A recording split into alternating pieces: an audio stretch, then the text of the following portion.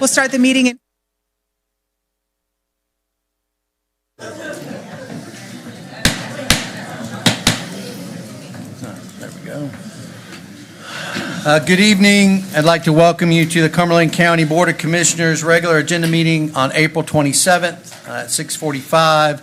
I want to welcome everyone here and call this meeting to order. We have, just as a note, we have, as you can look around and see, we have a lot of people here tonight. We do have overflows seating in room 119, and we're going to work through, as we work through the recognitions, and allow time for each group to rotate in and out of the room. So don't worry, we've got a lot of recognitions to do, which is a great thing, and so we'll take the time to do that. I'm sure if some of you, if you can see it, we have somebody joining us for our meeting.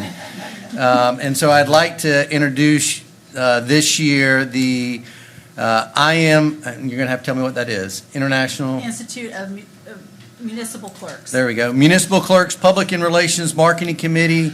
We've got a very special member. So if you're here last year during Clerk Week, which is Clerks Week, we had a special visitor last year. So this year we have one too. Quill is energetic, outgoing hedgehog who can't wait to visit Cumberland County. Quill loves photos, so if you want to get your photo with Quill, you can do that. Loves social media, especially Facebook and Instagram. Enjoys sitting with meetings, connecting with clerks and residents, and even, just loves international travel. So we want to welcome Quill here tonight. It's something we try to do every year. So at this time, we'll go ahead and move forward. I'd like to ask Vice Chairman Jones to bring us the invocation and the Pledge of Allegiance. For all those that can, please stand at this time. Heavenly Father, we just thank you. We thank you for the opportunity to serve for our community. We ask that things be done in decency and order.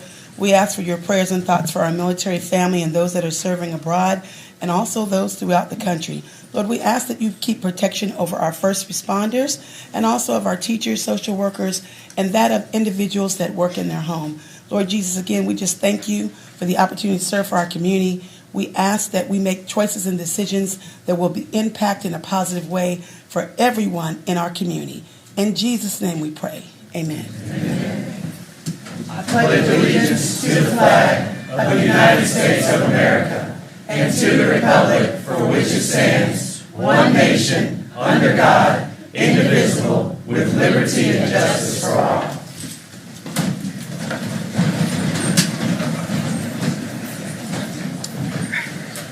And before we proceed tonight with tonight's recognitions, Board, I'd like to address a quick point of order.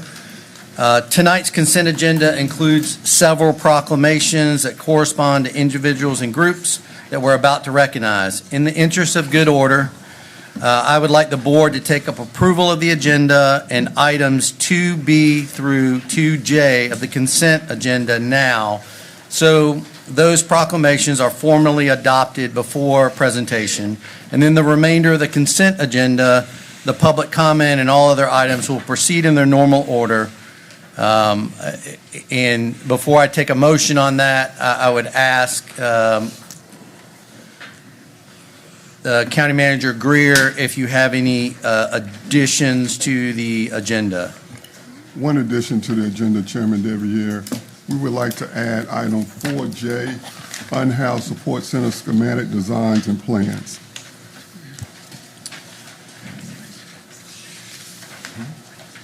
Commissioners, anything else you'd want to add to the agenda? Point of order, Mr. Chairman. We will have an opportunity to pull other items off consent. Yes, sir. We're not approving the consent. We're just moving the consent, and then we'll go to the consent for approval, the remaining items. Thank you, Yes, Mr. Chairman. It is going to add to 4. So 4J. Okay. Thank you. Yes. So items of business 4J. Thank you, Mr. Greer. Thank you, Mr. Chairman.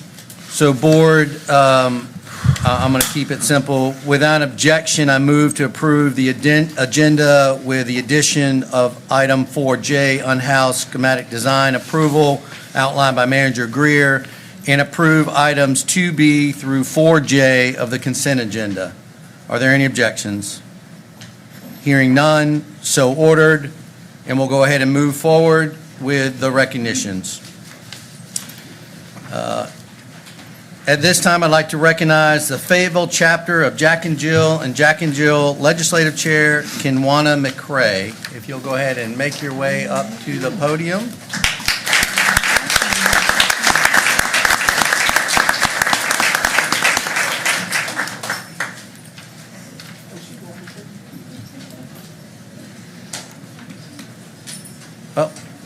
Oh, other side. If y'all want to come up. And while they're coming up, let me go ahead and talk a little bit about the Jack and Jill chapter. Jack and Jill is a mother's organization committed to developing the next generation of African American leaders while supporting the success of all children. The teens in our chapter take an active role in leading events, building leadership skills, organizing fundraisers, serving the community, participating in experiences that deepen their understanding of government and civic engagement. And at this time, let me introduce, actually, I'm going to have the chapter president, Mr. Bryant, is here, and I'm going to, Miss Bryant, I'm sorry, and let you introduce the other members, and then we've got a couple things to present to you. Awesome. Well, good evening, everyone. Good evening. Thank you for having us. I am the chapter president of the Fayetteville chapter of Jack and Jill of America. We're truthfully here for our children. So with that being said, I will let them do the introductions. Good evening. Good evening. My name is Dwight Waters. I'm the teen chapter president of the Fayetteville chapter. Yeah, pull it up. Pull it up. He doesn't have to bend over. There you go. There you go. I'm the teen chapter president of the Fayetteville chapter. As teens, we lead our own events, work on our leadership skills, have fundraisers, community service events, and even do activities that impact the government in our community. And we'd like to thank you for the recognition. A little bit. You want to introduce the rest of your, or do they each introduce themselves? Yes. All right, you want to rotate? Hello, my name is Amaya McCray. I am 17 and I attend Southview High School.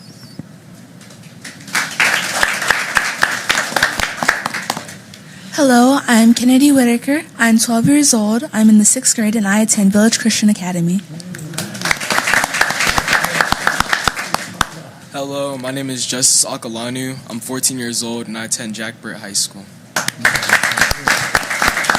Hello, my name is Joshua Jones, and I'm 15. I attend Berean Baptist Academy. Say that one more time. We can't hear you. My name is Joshua Jones. I'm 15, and I attend Berean Baptist Academy. All right, and you got one more.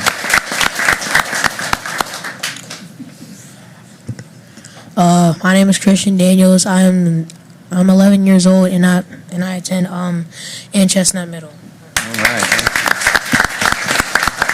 And Ms. Bryant, I'd like to ask Commissioner Adams to join y'all down at the podium. We've got a couple gifts for you down there that the clerk will show you where they are, and then we're going to snap a picture. Ms. Bryant, if you have anything else, or Ms. McCray, the Honorable McCray, if you'd like to have any words. I don't have anything. I would just like to thank you all for having us tonight, and any way that we can help the community, to you all or anybody in this room, we are happy to work with anyone. And again, just thank you for having us tonight. All right.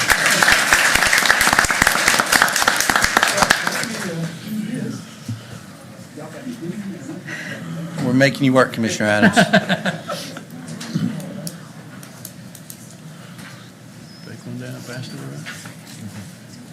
And then, Ms. Bryant, as they get it, if they go ahead and come on up here, we're going to take a quick photo. And we're going to come up here, Commissioner Adams, to make it easier so everybody can fit. And then you can stand up there with them.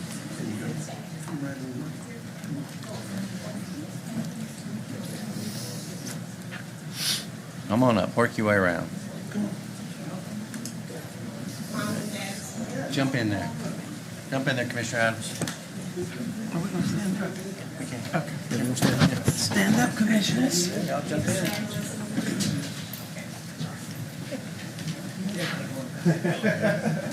Are we in close enough? Stay right there. They don't need to see you. Are me and Commissioner Tyson close enough?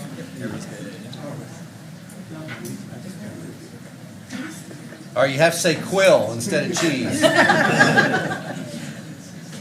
everybody, and 1, 2, 3, 12. Okay, we do one more. And 3, 2, 1.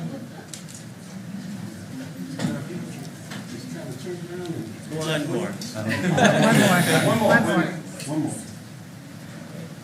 1, 2, and 3. Can I sit down now? How you doing? Thank you. That's all you do.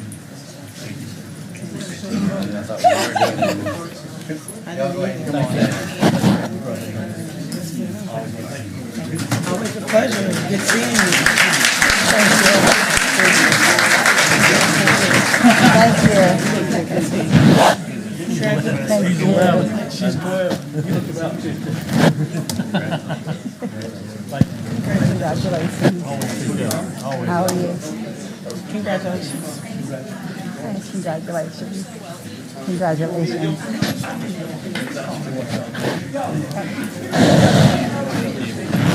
Thank you. Appreciate it. Always a pleasure. Good seeing you. Thank you. Thank you, appreciate it. Thank you, appreciate it. All right, board, we'll go ahead and move forward with our next recognition. We have Kenley Milligan, the founder of Kenley's Reading Club. I'd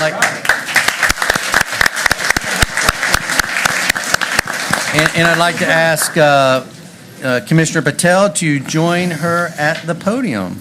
Kenley is a 6th grade student at Grays Creek Middle School, founded Kenley's Reading Club to help children across North Carolina discover a love of reading. So, Kenley, we'd love to hear a little bit about what you do. Good evening. My name is Kenley Milligan. I'm America's Ideal Miss North Carolina Preteen, a 6th grader at Grace Creek Middle School, and I'm the founder of Kenley's Reading Club. I'm so excited to be here today as we celebrate that means so much to me, reading, and the recognition of May 7th as Young Readers Day. I started Kenley's Reading Club for a simple reason. Every child deserves the chance to fall in love with reading. But the truth is, not every child does. Not because they don't want to, but because they don't always have access to books, encouragement, or the right book in their hands. Right now, only 32% of 4th graders are proficient in reading. And just 1 in 4 kids read for fun every day. That's not just a statistic, it's a call to action. Through Kenley's Reading Club, I've had the chance to read in classrooms, meet students from different schools, and help collect and donate thousands of books to children in our community. And one thing always stands out to me. Some kids have shelves full of books they never open because they haven't found the right book yet. And some kids would love a book, but they don't have one at all. That's the gap we have to close because access matters, exposure matters, and encouragement matters. Books didn't just teach me how to read. They showed me bravery, kindness, and how to stand up for others. Every child deserves that. Because when a child struggles to read, it can affect their ability to connect with others, their classroom experience, and how they see themselves. It can make them feel frustrated. It can make them feel left behind. And sometimes it can even make it harder for them to express themselves or build relationships. But when a child finds a book they love, everything can change. Because when kids read, they don't just become better students. They become more confident. They begin to understand that their voice matters. They become stronger leaders, and they begin to believe in themselves. That's why reading matters. And that's why this day matters. Young Readers Day is more than just a date on the calendar. It's a reminder for all of us to keep showing up, to keep giving back, and to make sure every child has the opportunity to discover the power of a book. Because books should be a promise, not a privilege. I just want to say thank you. Thank you for recognizing Young Readers Day and your commitment to literacy. I would personally like to thank Chairman Debbie Yare and the Cumberland County Board of Commissioners for believing in this mission and taking the time to recognize something that means so much to me, so much to many children, and to the future of our community.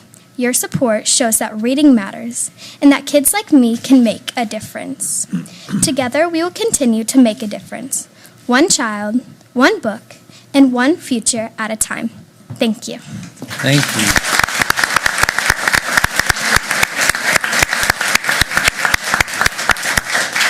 I got something for you. This is We rely on our clerk for all that. There you go. This is for you, for your Thank many. you. Congratulations. Thank you. Everything you've already achieved. You really have made Cumberland County proud today. I wish you the best of luck. And congratulations. Thank you. No smile.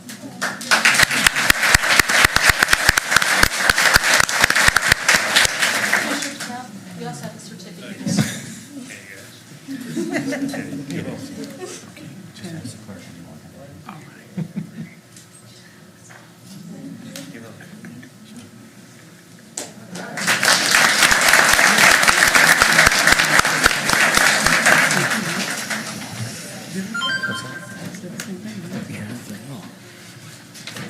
Next, we'll go ahead and move to our recognition of the Governor's Volunteer Service Awards. I'd like to ask the Vice Chairwoman to make her way down to the podium. The United Way of Cumberland County served as Cumberland County's coordinating organization for the 2026 Governor's Volunteer Service Award this year. The awards committee has selected 5 outstanding Cumberland County volunteers to receive this honor, which includes a certificate signed by our own Governor Josh Stein and a commemorative volunteer pin. I'd like to ask Crystal McNair from the United Way to come forward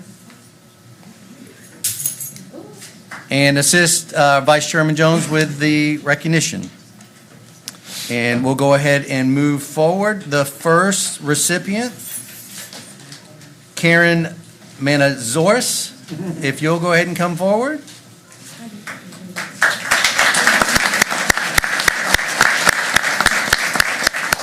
You are nominated for your service on the Board of Directors and your leadership as the Chair of the Community Impact Council. You've been instrumental in advancing health education and services in our region. You're deeply committed to community service. You serve on the United Way Cumberland County Board of Directors, United Way of Cumberland County Board of Directors, and chairs the Community Impact Council. Congratulations on this award, and I'll let them present it to you now. And I'm going to read high, but before I produce this to you, I'd like to read what it states. All of them will be the same. This is the Governor's Award for Volunteer Service, and this is to certify that Karen Mataros is hereby awarded the highest distinction of appreciation for distinguished volunteer services to the people in the state of North Carolina. And this is to be granted and extended in all honors, and that of to be provided by the office entitled, therefore is with certificate of recognition, and this is signed by Josh Stein, the Governor of North Carolina. So we really appreciate your service, and this is a high honor. All of them will read the same. So again, on behalf of Chairman Debbie Eyre and the rest of the board and myself as the Vice Chairwoman, thank you so much for your service. As we know, this is an honor. Thank you so much.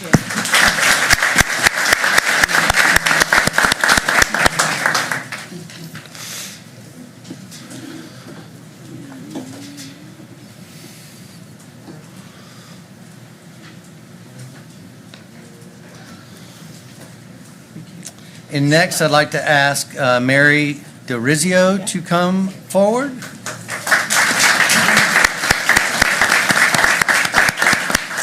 So you were nominated for your recognition and volunteer service as part of the Cumberland County Literacy Council. Your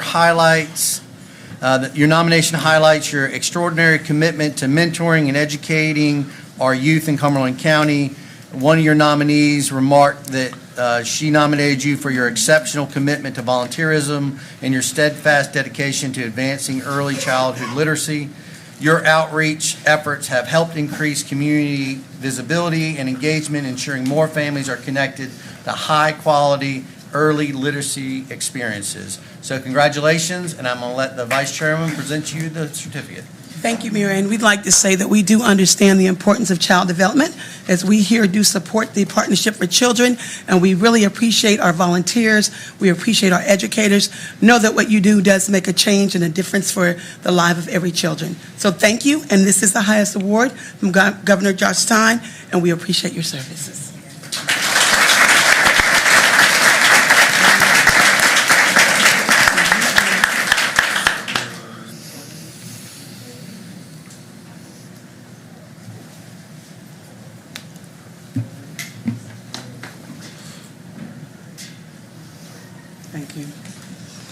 And next, I'd like to, next, I'd like to call up Pamela Fisher to be recognized.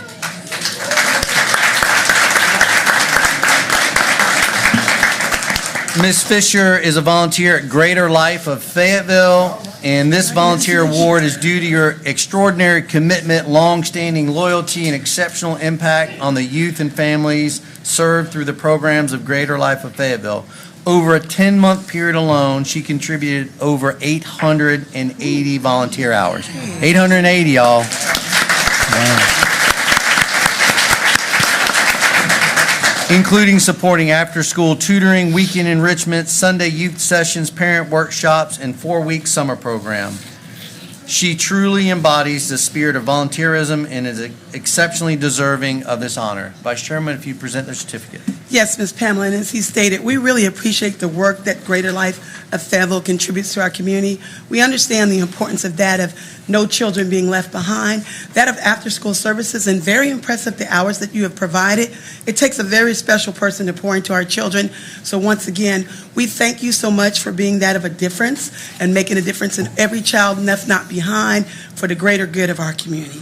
Thank you so much, and we hope that you enjoy this honor.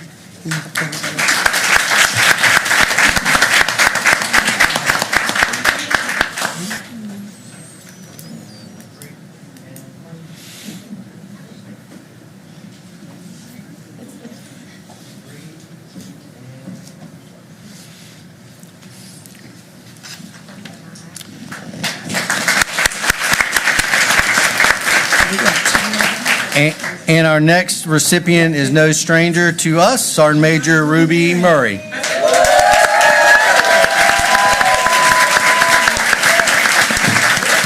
Right, Ruby.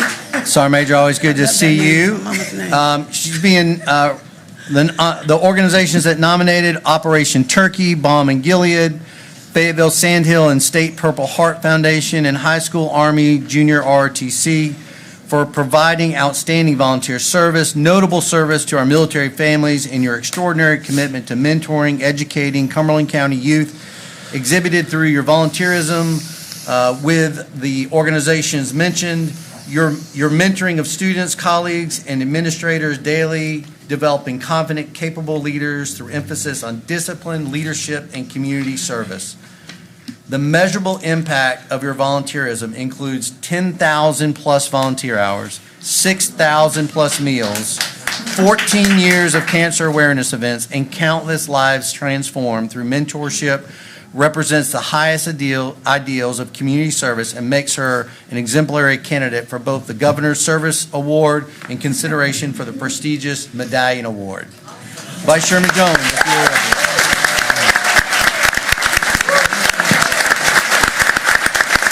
Well, let me say, Ruby, you've definitely been busy, and as we know, this is the largest Army military installation in the United States, Fort Bragg. We really appreciate the services that you have provided to military families, to our soldiers as well, and even to those that are retired. And more importantly, we understand the importance of significance, no one left behind, those disenfranchised. When the holidays come, we thank you for being a part of everything that Chairman Devrier stated when it comes to that of providing dinners for Thanksgiving, and just so much more that you do. Mentorship, no doubt, cannot go unrecognized, as we know that our children are our next generation. We thank you for your dedication, your commitment in so many areas for our community, and again, well done, good and faithful servant. Thank you.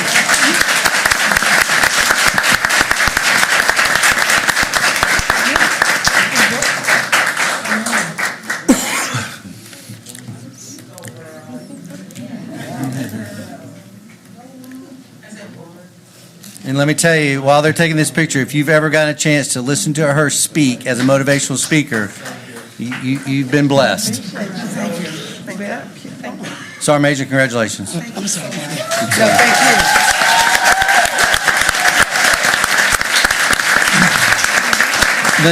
you. The next recipient is Victoria Case. If you'll come forward. All right, Victoria. So organizations where the nominee volunteers or the recipient volunteers, USO of North Carolina, the Armed Services YMCA of Fort Bragg, Blue Star Families, and the Greater of the Greater Fayetteville chapter. You were nominated in your recognition of providing outstanding volunteer service and your notable service to military families or veterans, exhibiting through your volunteerism with the organizations mentioned. Even, one thing that was noted, even when your service member is deployed, even when your family member is deployed, you take time to volunteer and support your community. You're a perfect example of a military spouse who gives back to our community and becomes part of our community. So thank you. Vice Chairman. Thank you, Chairman Devier. It is my distinct honor, Victoria, as we know the importance of our military families and Blue Stars. For some of you that may not know, anytime someone is injured or dies from that of serving their country, they provide the support to the family members. And so this is definitely an honor being my military brat myself. So we know the significance of people in need when you go and put your life on the line, and some soldiers come back and some don't. So we just thank you for being a part of the Blue Star family. We thank you for giving back to our military community, and we just want to thank you for being that special person that you are. Thank you, Victoria.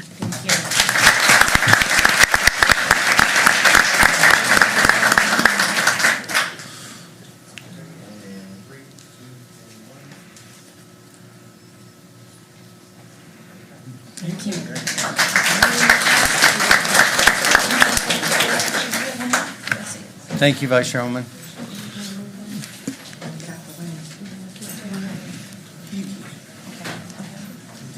Thank you.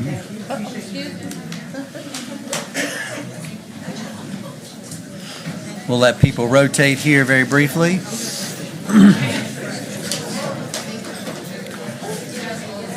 Chairman, you're losing the crowd.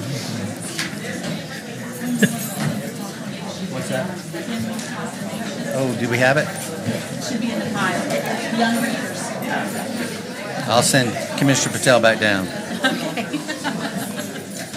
We have somebody? They weren't in order. I thought I stuck them in order. National Library Week.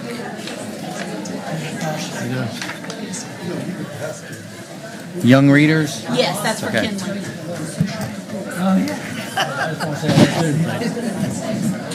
And board.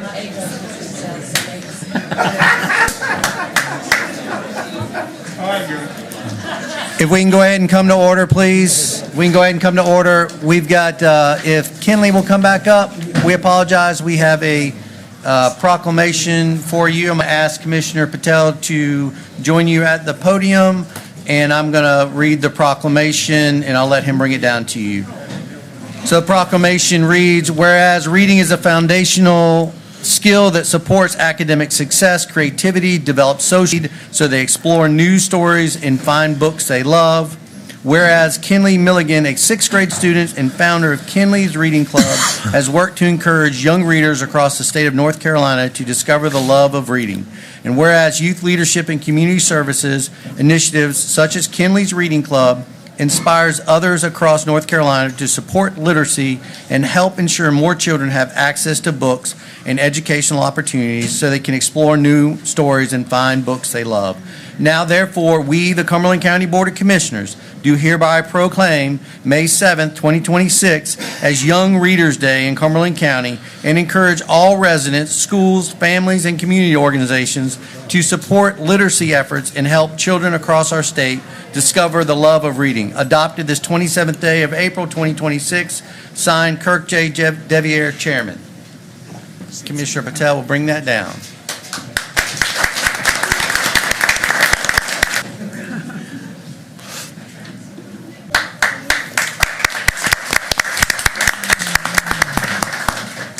And there are seats up front as you're coming in if you want to make your way. If you'll just help people and make sure everybody can find a seat as we continue to rotate people through. Thank you. At this time, Commissioners, we'll go ahead and move to our next item of recognition. The Fayetteville Liberty basketball team. I'd like to invite their staff and team of the Fayetteville Liberty to come up to the podium.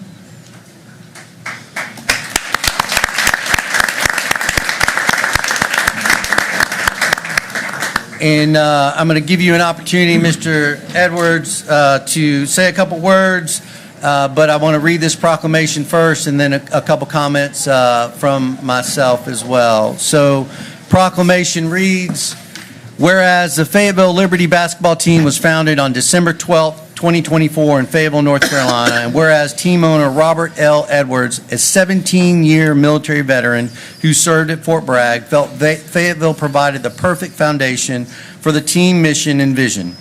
And whereas Fayetteville Liberty is dedicated to be a competitive force on the court as well as being driven off the court, the team mission is to serve as a bridge that unites the city, county, athletes, and the community by being a cornerstone for the opportunity, opening doors scholastically and professionally while fostering a spirit of togetherness. Whereas the team name represents the greatest American value, freedom, and the sacrifices to protect it. Just as the armed services protect, defend, and uphold the Constitution, the Fayetteville Liberty basketball team and staff are committed to standing alongside the troops, supporting their families, and building a stronger community.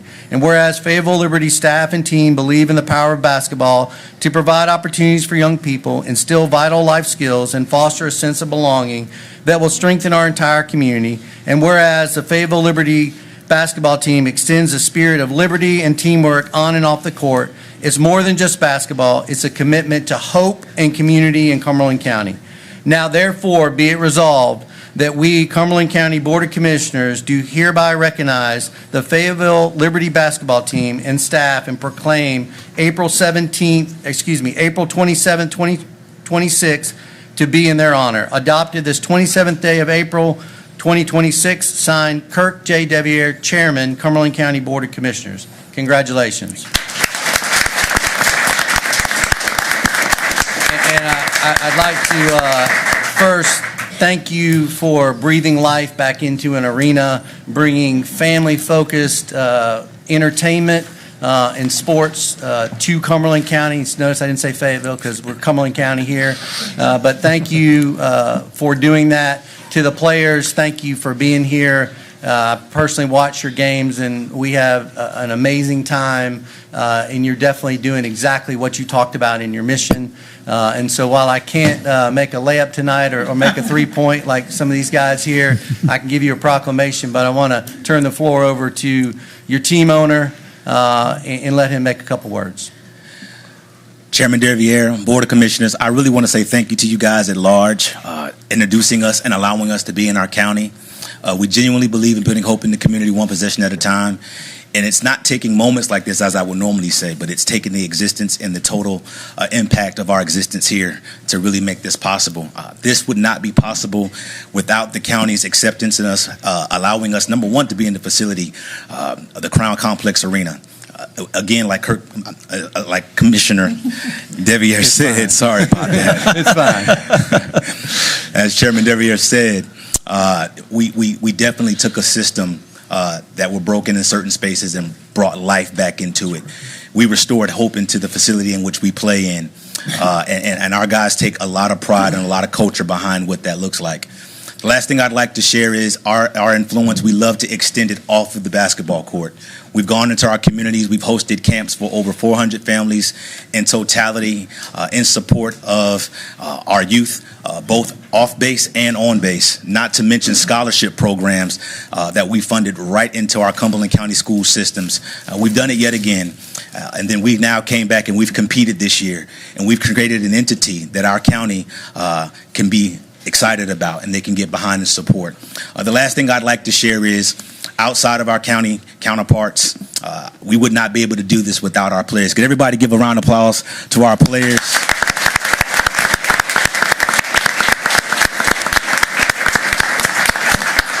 These individuals, they compete with culture, with pride, with heart, and the one thing you can't take away from anybody is effort. So I challenge our county at large to get behind our team, wrap your arms around the team, come and support your team. We are here not only to compete, but we are here to create a family-based environment for you all to enjoy and celebrate with us. Thank you, sir. Please introduce these players, because I will get in trouble with my son if Titus is not introduced. Please go ahead, brother. My name is Jalen Vince. How y'all doing? I don't know if y'all can hear me on the mic or not, but my name is Nebi Tesfa. How y'all doing? My name is DJ McDonald. He's point guard, right? And I'm Titus Gary the third.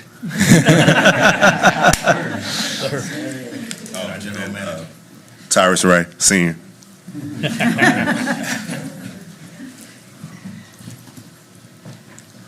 me present this proclamation to you. And as I'm walking up, the county manager said he could take any of y'all. Yeah, I can. I'm telling you. If you can take us, we'd love to add you to the roster, sir. Come on. You guys can turn around real quick. We're going to get a picture here. Might need a board vote for that.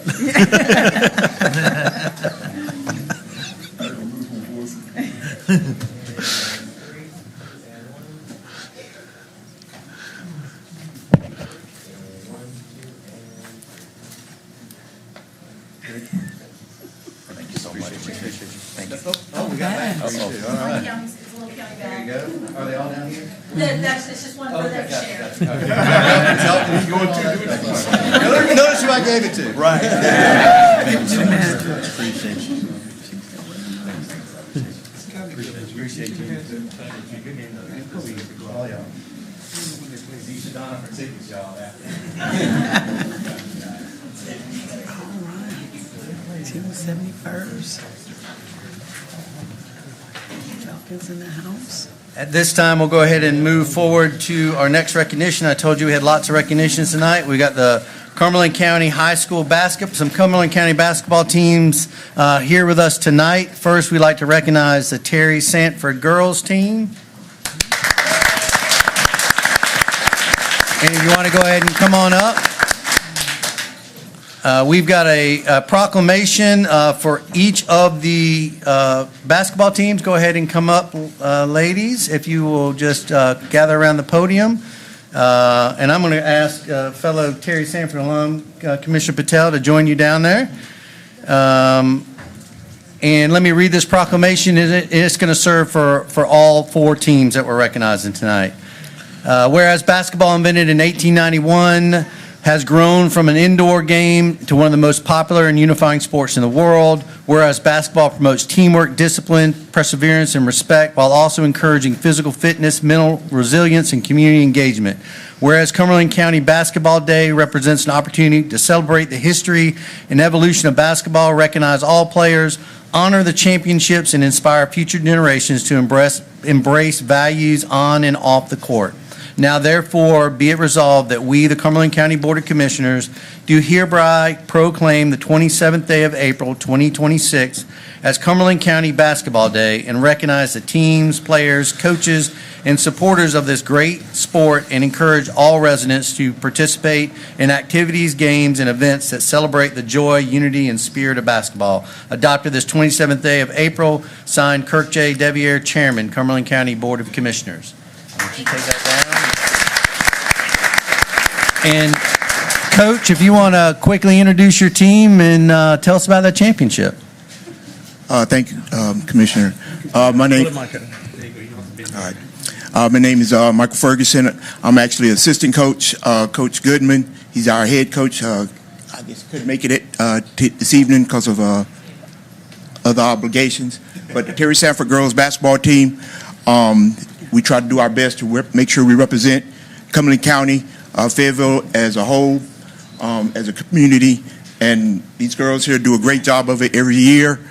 And we look forward to doing it again next year. Congratulations. Go ahead and introduce yourselves. Introduce yourselves. Yeah, I'm not going to read. My name is Charisma Carswell. What position you play? Point guard. There you go. That's where I was too. That's where I was. All right, Commissioner Adams. We don't want to hear about your basketball days. 22 and 3. All right, go ahead. Go ahead. My name is Jada Blake, and I'm a combo guard, and I'm about to be a senior. There you go. My name is Alani Wilkerson, and I play forward. I'm a junior. There you go. My name is Sierra Faircloth, and I'm a freshman, and I play point guard.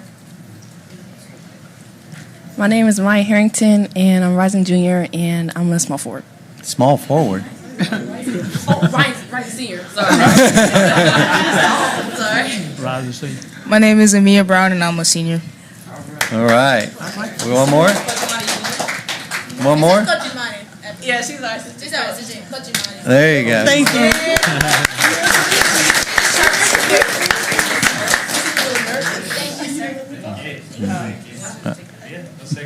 Let's take a picture. Turn around. There you go.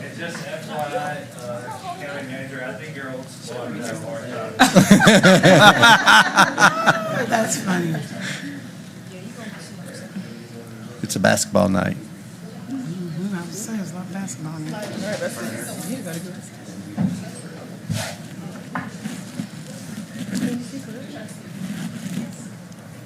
First got two boys and girls.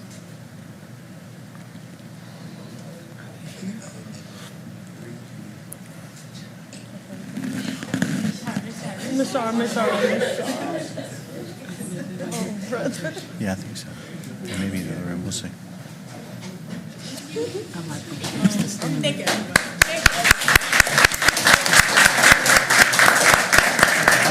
I probably pulled the wrong one, didn't I? All right. So the next group of basketball with the same proclamation, we've got the 71st girls basketball team. We have representatives from that here. Come on up. 71st girls basketball team. Okay, we'll give them a moment to get here from the overflow room. Go Falcons. The 71st. You went to 71st. You went to 71st. You went to 71st. Like that's why we got 2 championships. All right, here we go. Okay, no problem. So if the 71st girls basketball team wants to go ahead and come forward, no problem.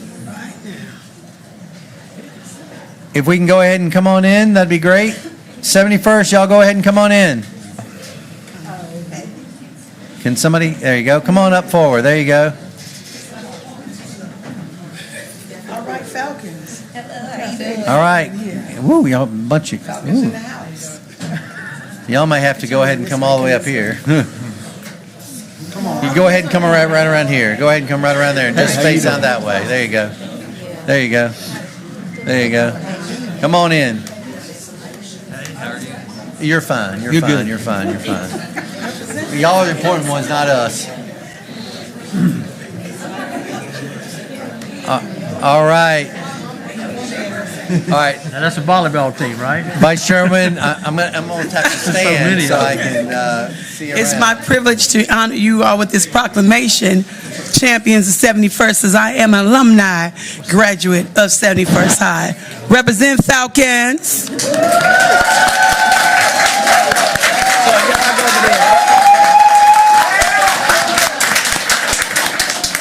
See red? See red? See red?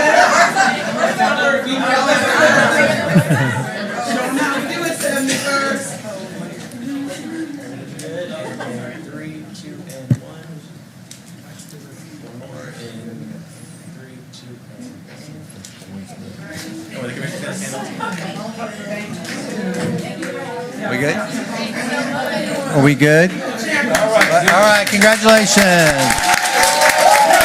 Coach.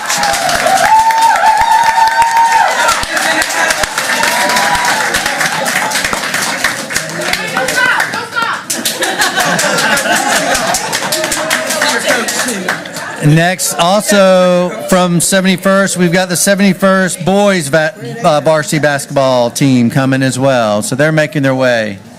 Maybe? It's called School Spirit. We'll see if we have the 71st boys here. I gotta go get them. Leave it to the girls team to show up the boys team. All right, we're gonna we'll bounce over them and come back to. All right, well, let's see if they're coming. Nobody's coming. Or ask them if they're here, because she's going to get some. No. What? Okay, we're going to accept on your behalf. Will you go ahead and come on up to the Vice Chairwoman? All right, Vice Chairman, all yours. Okay, well, we thank you so much for the boys' team as well. So on behalf of the Cumberland County Board of Commissioners, thank you for the work you all do at 71st in those championships. Thank you. You're welcome. Keep them coming.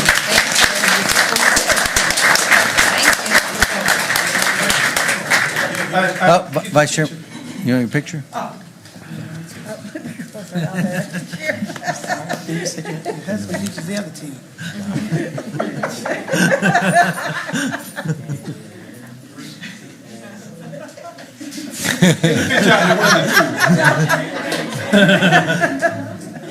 There you go. All right, congratulations.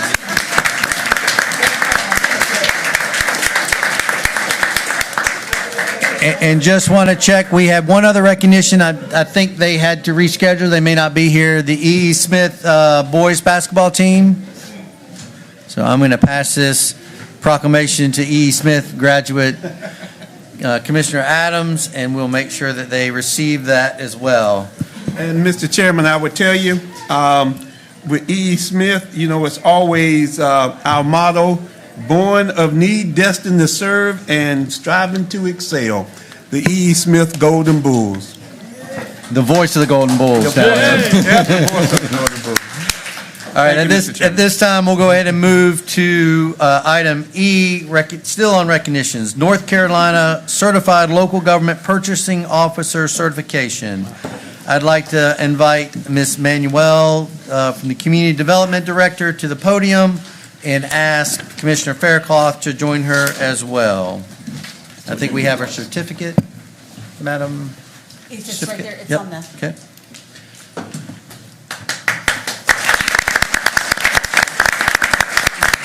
She is being recognized and commended for achieving the North Carolina Certified Local Government Purchasing Officer certification. In her role, she oversees the entire department, including budgeting and financing, ensuring sound financial management and accountability. She successfully passed the required examination in July 2025 and was formally awarded in March of 26.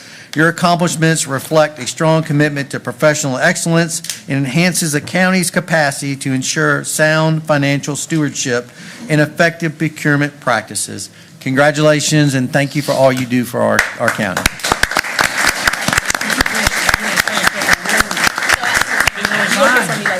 Okay. You know it's a big deal when we put a frame on it now. Everybody doesn't get a frame, right? Congratulations. Thank you, sir.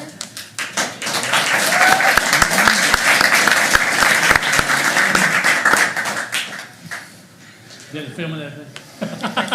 That might be a good. No film. Any comments? Good job. Thank you. Appreciate it. Beautiful flag, too. Would you like to make any remarks? No, sir. Okay. I'll talk to you later. Thank you so much for all you do. That flag says it all. We'll go ahead and move to the next item. Public Information Office NC3C Excellence in Community Awards. I'd like to ask the Public Information staff to the podium. So the trick is who's going to take the pictures, but we'll figure that out. So each year, the North Carolina City and County Communicators NC3C Excellence in Communications Award recognizes outstanding local government communications across the state.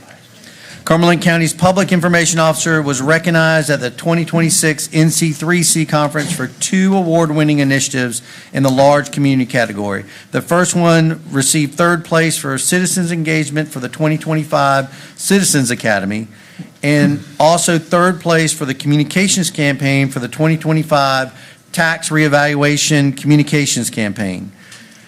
These recognitions reflect the continued commitment of the Public Information Office to deliver clear, consistent, and impactful communications that support the board's strategic priorities and enhance service to their residents. I'd like to ask Commissioner Patel to join the PIO staff and present them their award.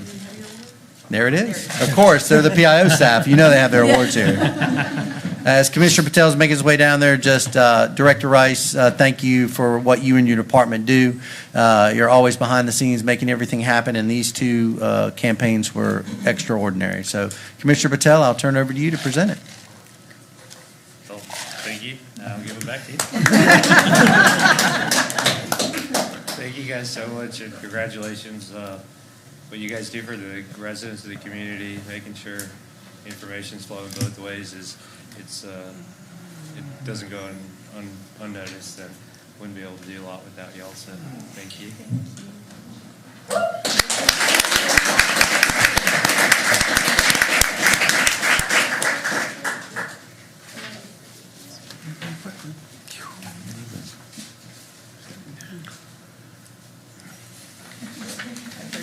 We can take a selfie. Yeah, you're great. She's like, okay, let me go. Okay, 1, 2,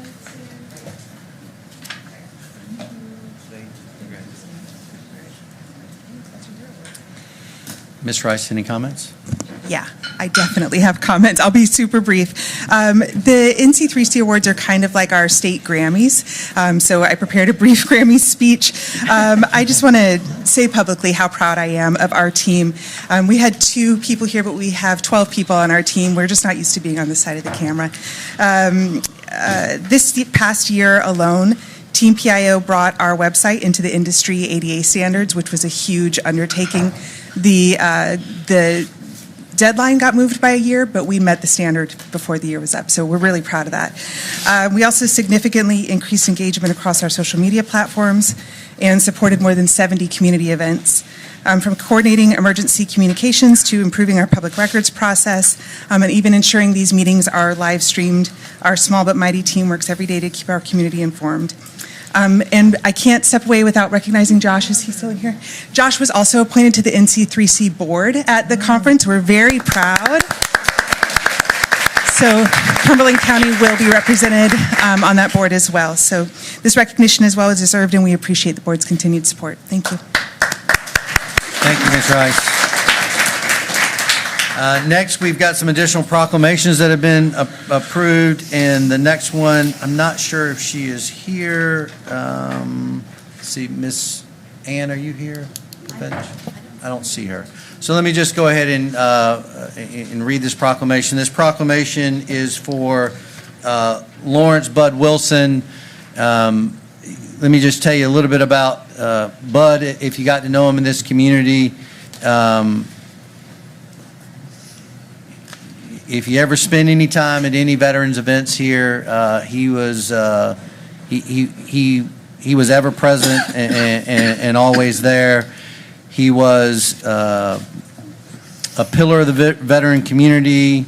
He was involved in multiple organizations. He leaves a lasting legacy through his sons, 4 grandchildren, 9 great-grandchildren, and other family members. He was one of our Medal of Honor winners here in this community, and a first sergeant, and he was routinely at a lot of events across this community. So if you've got a chance to spend a little bit of time with him, and I know our clerk did as well, so did I and some of the other commissioners, it was time well spent with the stories and just the camaraderie. So we want to present this proclamation, and we'll make sure his family gets it. His funeral and burial with honors is later this week, and I plan to attend that, so I'll make sure this is presented to his family at that event. But be it resolved that the Cumberland County Board of Commissioners proclaim Thursday, April 30th to be in honor of Lawrence Bud Wilson. In his memory, may we never forget those who served, those who were captured, and those who have yet to come home. Signed this 27th day of April, signed Kirk J. Devier, Chairman, Cumberland County Board of Commissioners, and we'll make sure that's presented to his family. Next, we'd like to recognize the National Library Week, and want to see if we have members there. Of course, our library director is here, and I would like to ask Commissioner Adams, as our library liaison, to join them at the podium. I was going to let you read that. Thank you. Okay, yep, you can. I don't. So let me read the proclamation for National Library Week. Whereas libraries are not just about the materials they provide, but are also about how they serve their communities. Libraries serve as vibrant community hubs, connecting people with knowledge, technology, resources, while fostering civic engagement, critical thinking, and cultural enrichment. Whereas libraries and librarians look beyond their traditional roles and provide transformative opportunities for education, employment, entrepreneurship, empowerment, and engagement, as well as new services that connect closely with community needs. And whereas National Library Workers Day on April 21st recognizes the unique contribution that library workers make to help people find the information they need for learning, working, as well as recreational purposes. And now, therefore, we, the Cumberland County Board of Commissioners, hereby proclaim April 19th through 25th, 2026 as National Library Week in Cumberland County.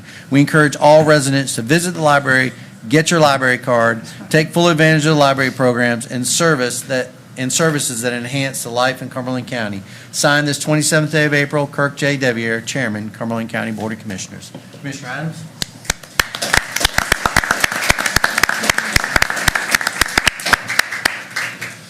Now, everybody knows I am the big component of the library. I spend most of my waking days over there, but sometimes hiding from people, but having a good time. But I will tell everyone, starting June 1st, 40th anniversary of the downtown headquarters library. We've got a phenomenal, y'all are being invited, you commissioners, so I expect to see y'all there. And so I want to present this to you. Thank you for all you all do and the tremendous work that goes on at the library. Thank you so very much.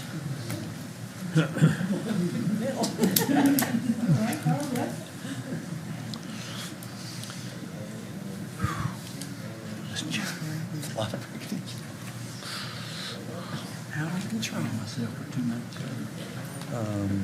You're about to be next. I'm about to be next. Thank you so very much. Give me a bump over here?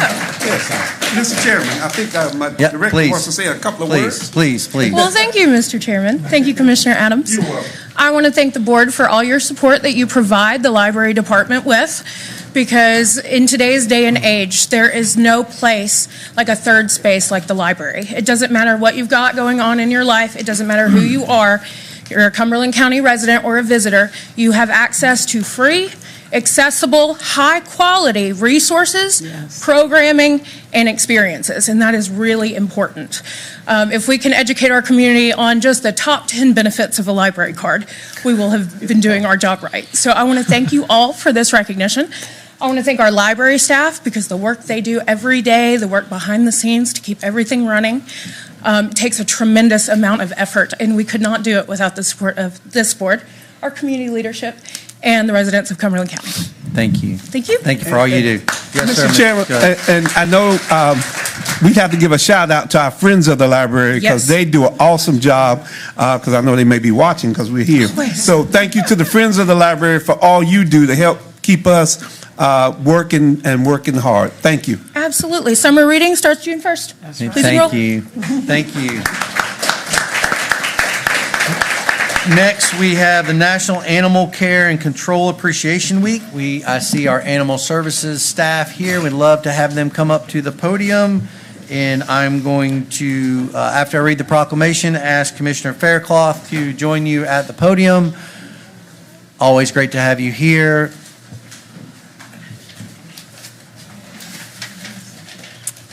And the proclamation reads, whereas the National Animal Care and Control Association has designated the week of April each year as National Animal Care and Control Appreciation Week.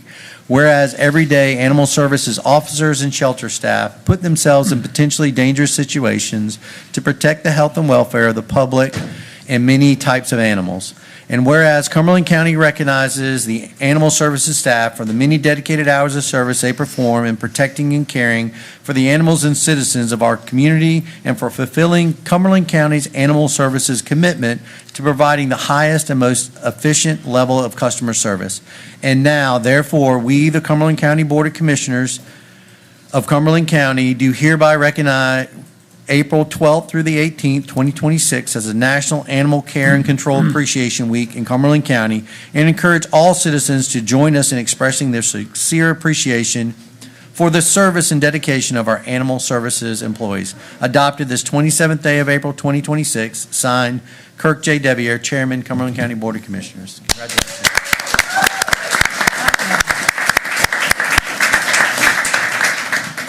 And after he presents that, we'd love to hear a couple comments if you have them.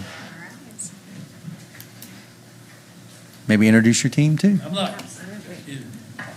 I'm not going to read this again, but I just want to say to each and every one of these folks, I have visited the shelter. I'm not sure all of y'all were employed while I was there, but it takes a special individual to go to work every day and see and endure what they have to do. If it was me, my backyard would be full of animals. I couldn't do it. You know, it's not for everybody. You have to be a special person. I believe you're called by God. That's what I believe. So this is quite well deserved, and please put it up on the wall so everybody can see it. And I will at this time get our picture took. I wish I could get behind the podium instead of in front of it, but.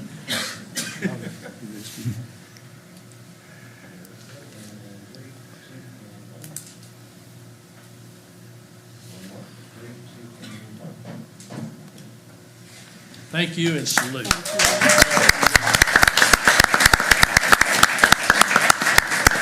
Podium is yours. Thank you, Chairman. Thank you, Commissioners. Thank you, County Management. I just wanted to take a moment to introduce my team. I have Chris Long, Lieutenant Chris Long here. She's over our Field Services Division. I have Brandy here, Brandy Hill. She's part of our admin team. I have Kristen Otero. Kristen is our shelter manager. I have Aiden Marsh, sorry. Aiden is here with our customer service team. And I have Dr. Marie Burris. She is one of our new vets. So I also wanted to take this opportunity to recognize two of our board members. So we have our chairperson, Charlotte Davis, here with us. We also have Lee Ward here with us. Stand up, stand up.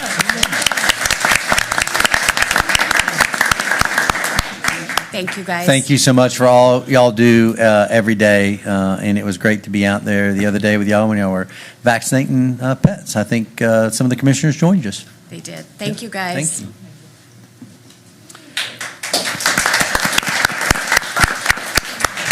At this time, I would we'll move on to the next recognition, and that's for one of our great companies here in our community from Goodyear. And I want to see if there's a member from the Goodyear staff. Of course, they're right there in their shirts. And I want to ask Commissioner Tyson to join you at the podium once I read the proclamation and make some comments. And we appreciate y'all being here tonight to accept this, and we appreciate the impact that you have on our county every day and the job creation and the economic impact that you make.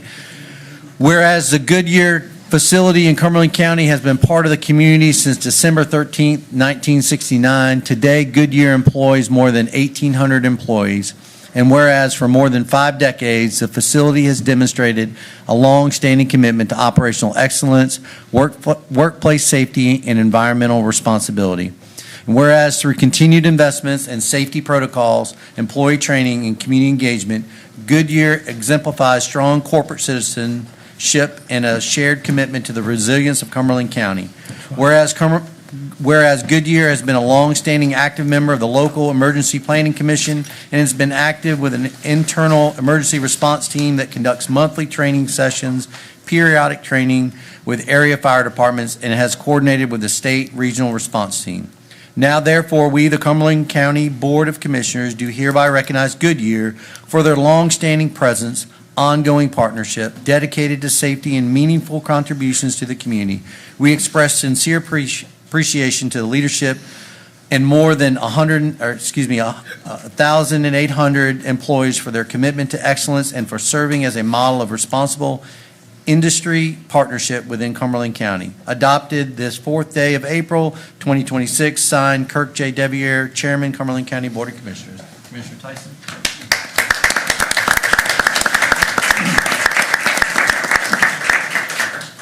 Thank you, Mr. Chairman. Mr. Chairman, it's an honor to serve as the liaison to the LEPC from this board.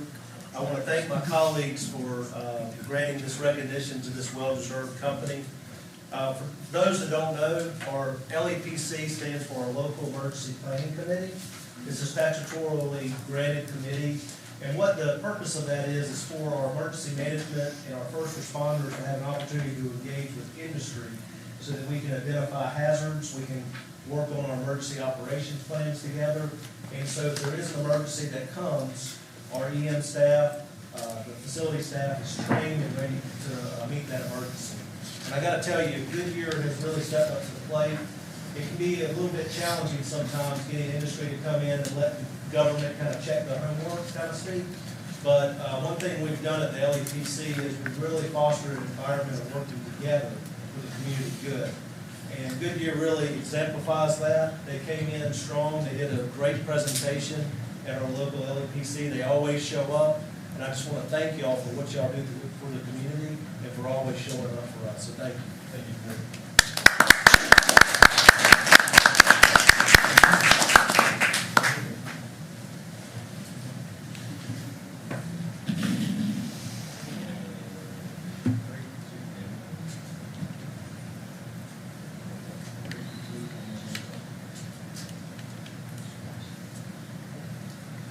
Mr. Chairman, if I could take one more point of personal privilege, I did ask the clerk, since we now have these wonderful county coins that the commissioners can give individually, I do have a county coin for each and every one of y'all, showing your commitment to Cumberland County and everything that y'all do, so thank you very much.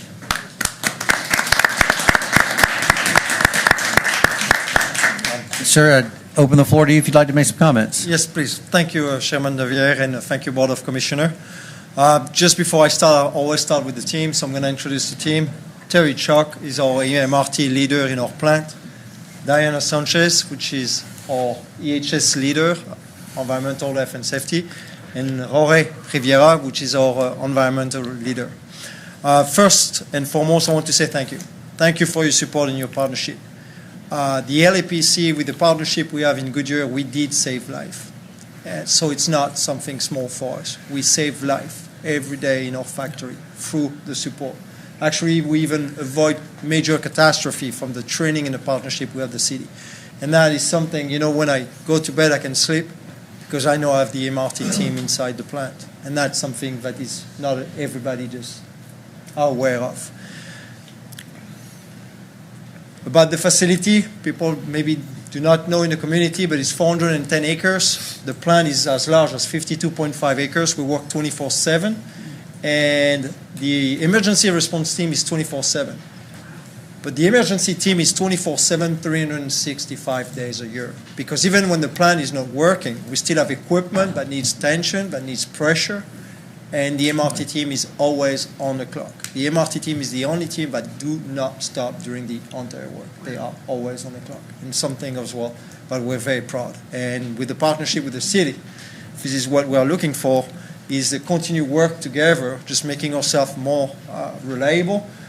Regularity compliance, you mentioned, yes. Commissioner Dyson? Yes. This is good. This is how we learn. This is how we secure better our process. And there's nothing more important than you knowing our factory, because when the time will come, and we hope it will never come, but when the time will come, you're ready. You know our factory, we know you, you know us, and we can make a very effective emergency response to whatever could happen to our plant. So again, more than 55 years partnership, but a big thank you for what you do every day. We really appreciate it, and we are looking forward to continued partnership. Thank you. I need you to introduce yourself so people know who you are. Oh, yes, I always forgot. But Julian Frizard, I'm the plant manager of the facility in Fayetteville. Thank you. And I want to thank you for taking your time. I know you're extremely busy, but for coming down here and taking the time to receive this proclamation and receive and speak with us and the public. And we appreciate the impact you make and all that you do every day. So thank you. Thank you. You have a good evening. Thank you.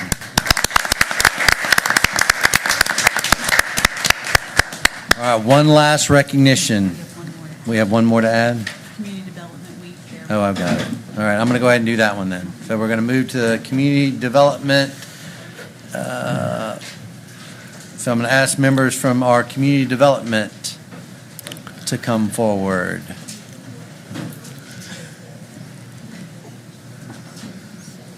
have anyone here? Oh, there they are.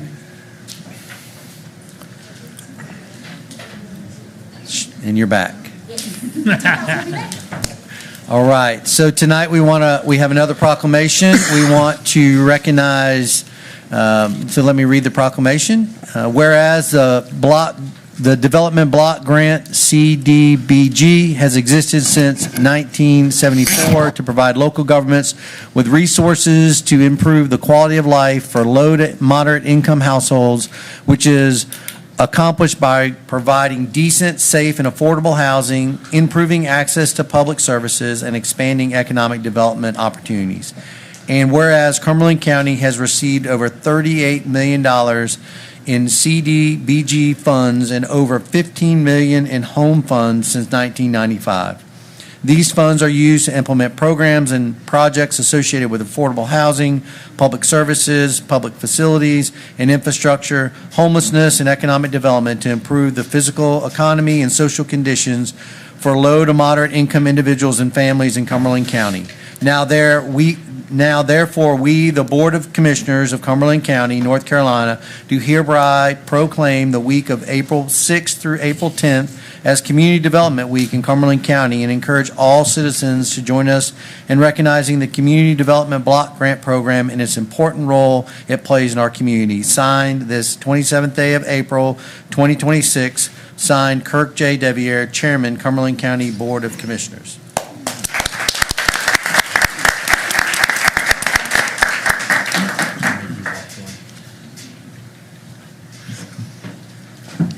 And we'll make you say a couple words after you get the photo. After I get the photo? Yes, That's sir. it. Okay.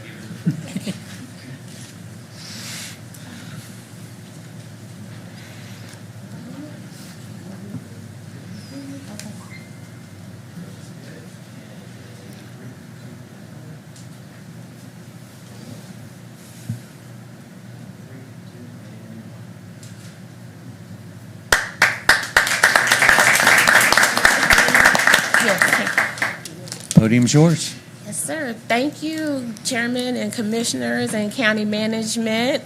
We are Community Development, and tonight I brought because I don't say team and staff, I brought some of my CD Party people with me, and so I will introduce you to them. Right over here we have Mr. Desi Blanks. He is one of our rehab specialists.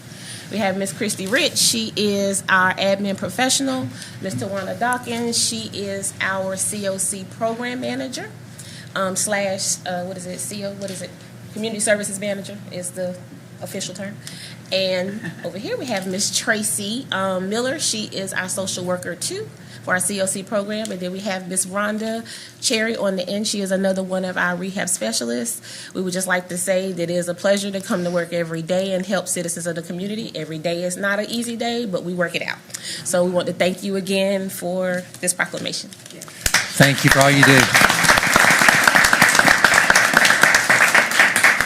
In the last recognition of tonight, we have in honor of Clerks Week. So our Cumberland County Board Clerks, I want to present a proclamation on that behalf. So the proclamation reads, whereas, I'm going to ask actually clerks to come forward. Y'all know that I shouldn't even have to ask y'all. Y'all know, y'all helped me script this. So the proclamation reads, whereas it is imperative to the democratic process that a well-informed citizenry participates in the operation of their local government, and whereas the office of the clerk to the board provides a communication link between the citizens, the local government body, administrative departments, and local government partners. And whereas clerks are involved at the state level as well as in potential legislative and other matters of interest. And whereas, although clerks work for the Board of County Commissioners, they truly provide public service. Now, therefore, be it resolved, the Cumberland County Board of Commissioners does hereby recognize the week of May 3rd through May 9th as Professional Clerks to the Board of County Commissioners Week and extends appreciation to Andrea Tebby, Clerk of our Board, and Iva Clark, our Deputy Clerk to our Board, and to all the county clerks for their vital services they perform and their in their dedication to the county they represent. Adopted this 27th day of April, signed Kirk J. Deviere, Chairman, Cumberland County Board of Commissioners. Thank you so much. I'm going to ask Vice Chairman to bring it down. And as the Vice Chairman is bringing that down, I think I can speak on behalf of the entire board and just thank you for all that you do, not only for us, but more importantly for the public.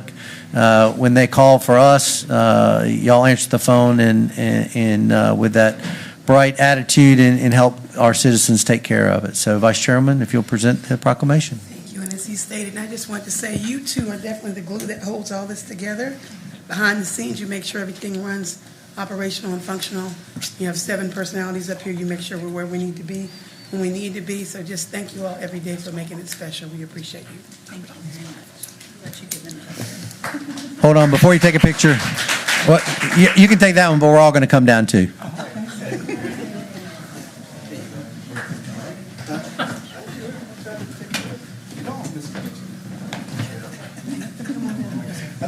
You want to sit in the well? Oh, you don't give them my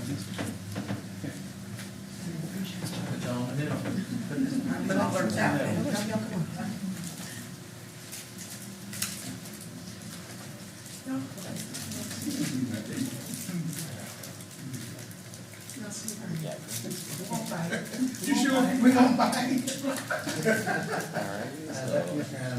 Cell phone first. I knew it. 3, 2, and 1. We expect to get the text 3, 2, and 1. Okay. Okay, now that. Ready? And 3, 2, and 1. One more. And 6, 7, 8. Quill. Quill, yeah. Thank you.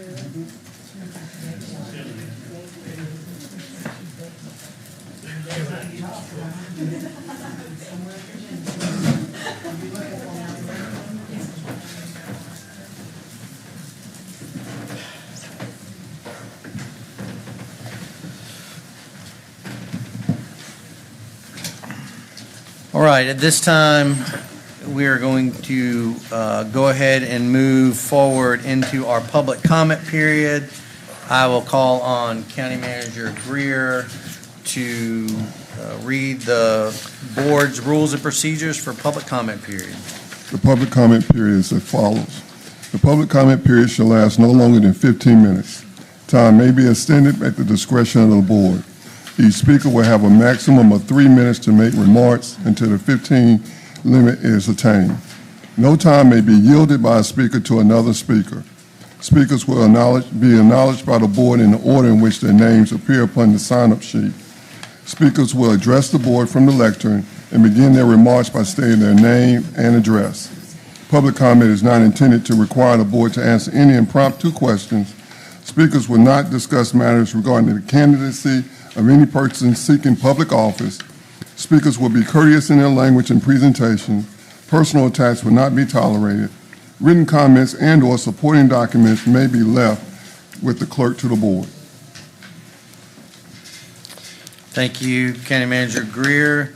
At this time, we will go ahead and open the public comment period, and I will ask the clerk to call our first speaker. William Roberts. I'd like to pass on. If you'll just pass to the clerk, sir, she'll make sure we get it. Thank you.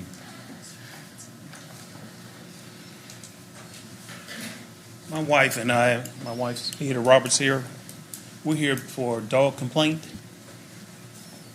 We're expressing our concerns regarding the ongoing barking and also multiple dogs in the early morning hours and the late evening hours.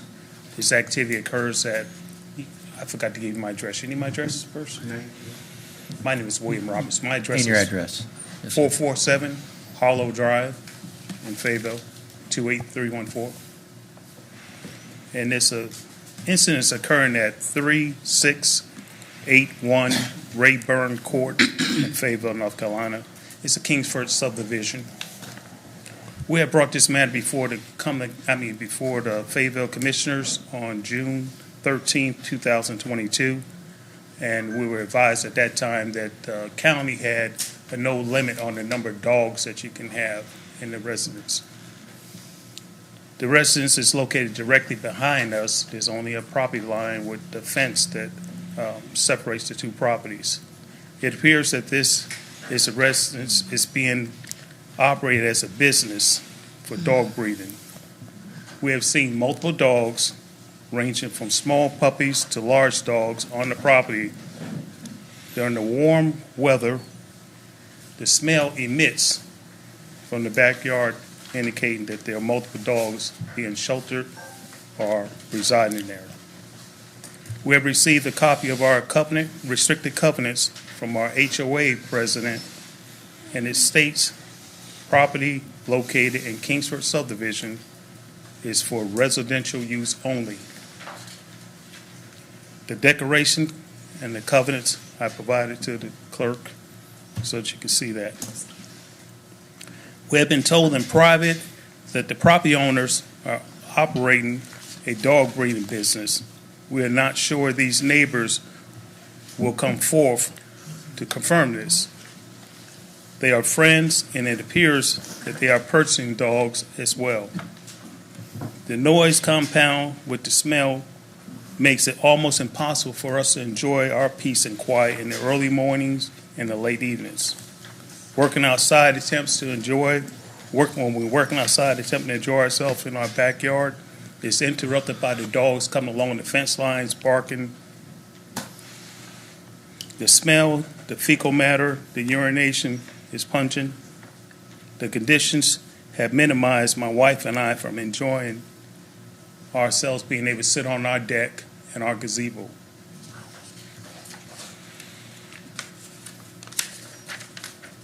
Our kitchen and our theater room are on the rear of our property.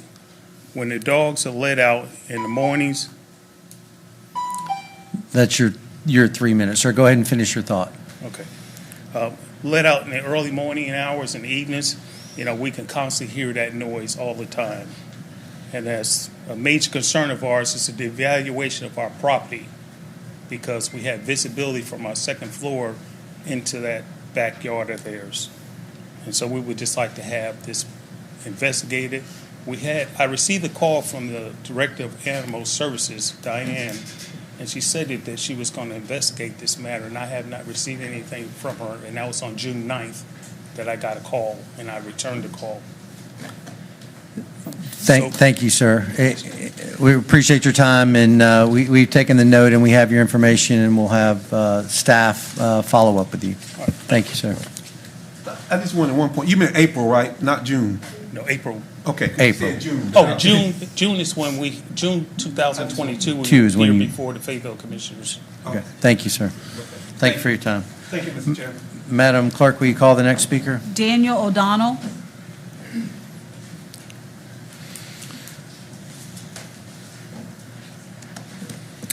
Good evening. Good evening. Good evening. Thank you for allowing me to speak tonight. I'm here because last summer, Daniel O'Donnell, I live at 32620 Slate Circle, which is in Wagram. I lived in Cumberland County for the incident that I'm about to describe.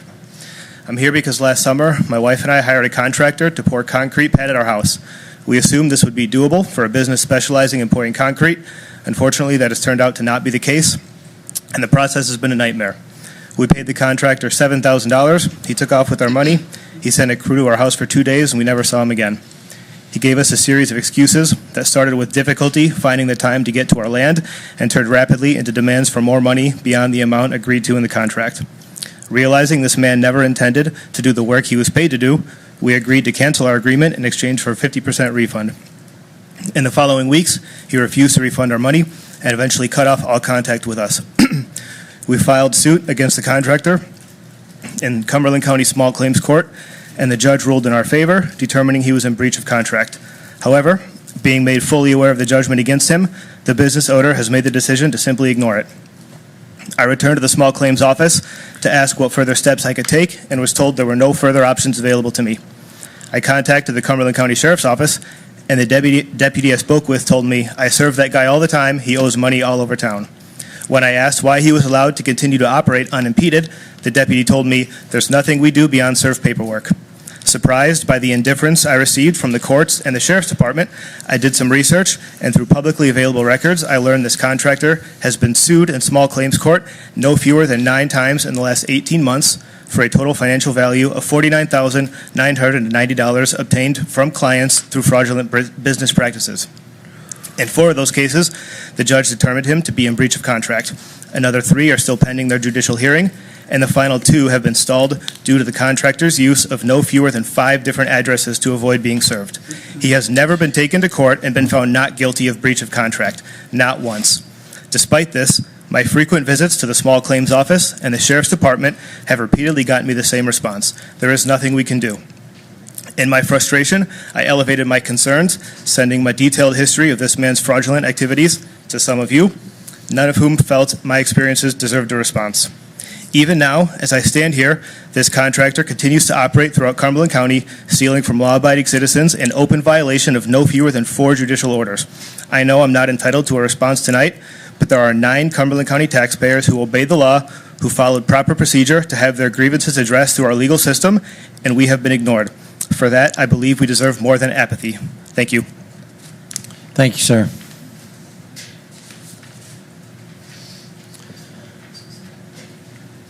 Madam Clerk, if you'll call the next speaker. Tawanda Giles. Tawanda Giles. Madam Clerk, if you call the next speaker. Francis Brunson. And ma'am, if you turned in your address, you don't need to state your address because this is, you can just give us your name if you've already given the clerk your written address. Good afternoon. Good afternoon. My name is Frances Brunson, and I'm an employee at Cumberland County Department of Social Services. Today I wanted to speak on the consolidation.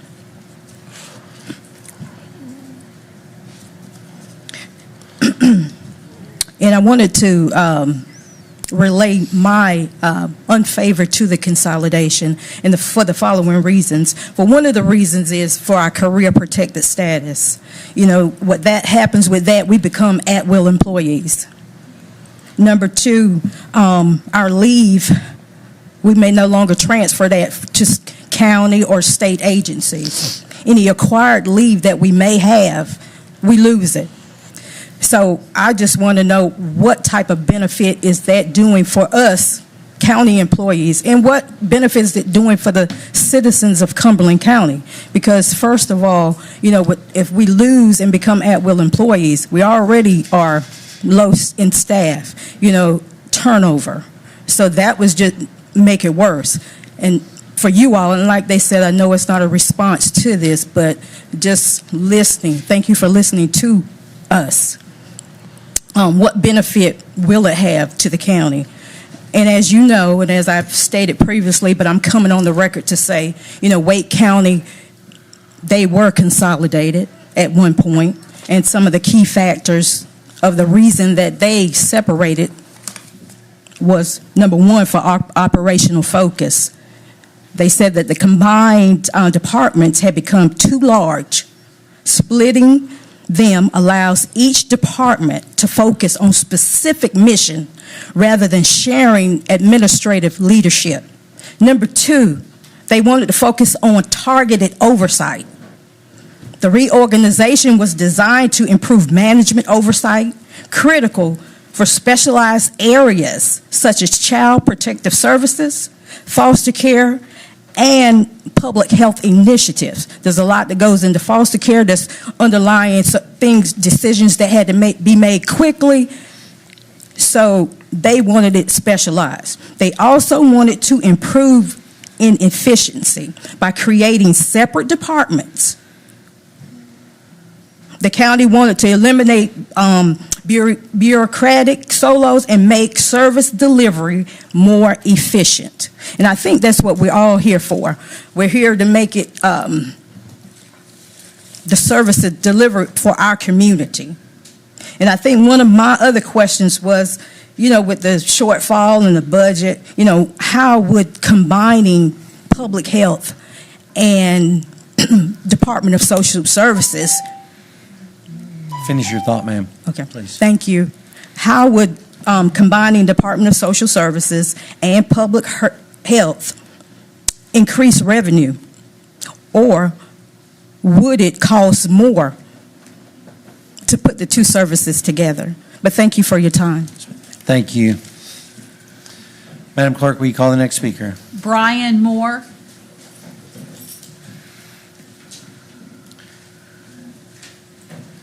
And again, Mr. Moore, if you've listed your address, no need to give us your address, just your name. Gotcha. Brian Moore. I have some. You can pass me to the clerk, please. Thank you, sir.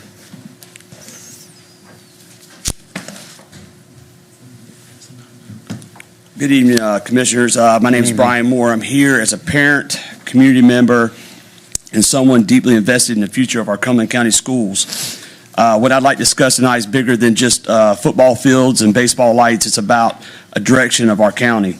We're losing students to private schools and surrounding counties because of facilities that do not reflect the pride, safety, and the opportunity that our county deserves. Strong athletics build strong schools, increase engagement, and keep families invested in staying right here and not leaving. So what I passed around to you is pictures of turfing our high school football fields. We have several schools here that are landlocked and they don't have practice facilities. They're having to use these fields for multiple sports, and the maintenance is just getting to where it's costing, a booster club over $50,000 a year to help, keep the grass going, keep the water on it, paint. And I think it's time that Cumberland County looks at this project. I know it was brought several years ago, but the money it would save down the road as far as maintenance and paint, that stuff could go back into other athletics to keep things going. Safety, current fields include holes, uneven surfaces, compacted dirt, ant beds. These conditions increase the risk of ankle injuries, falls, and non-contact injuries.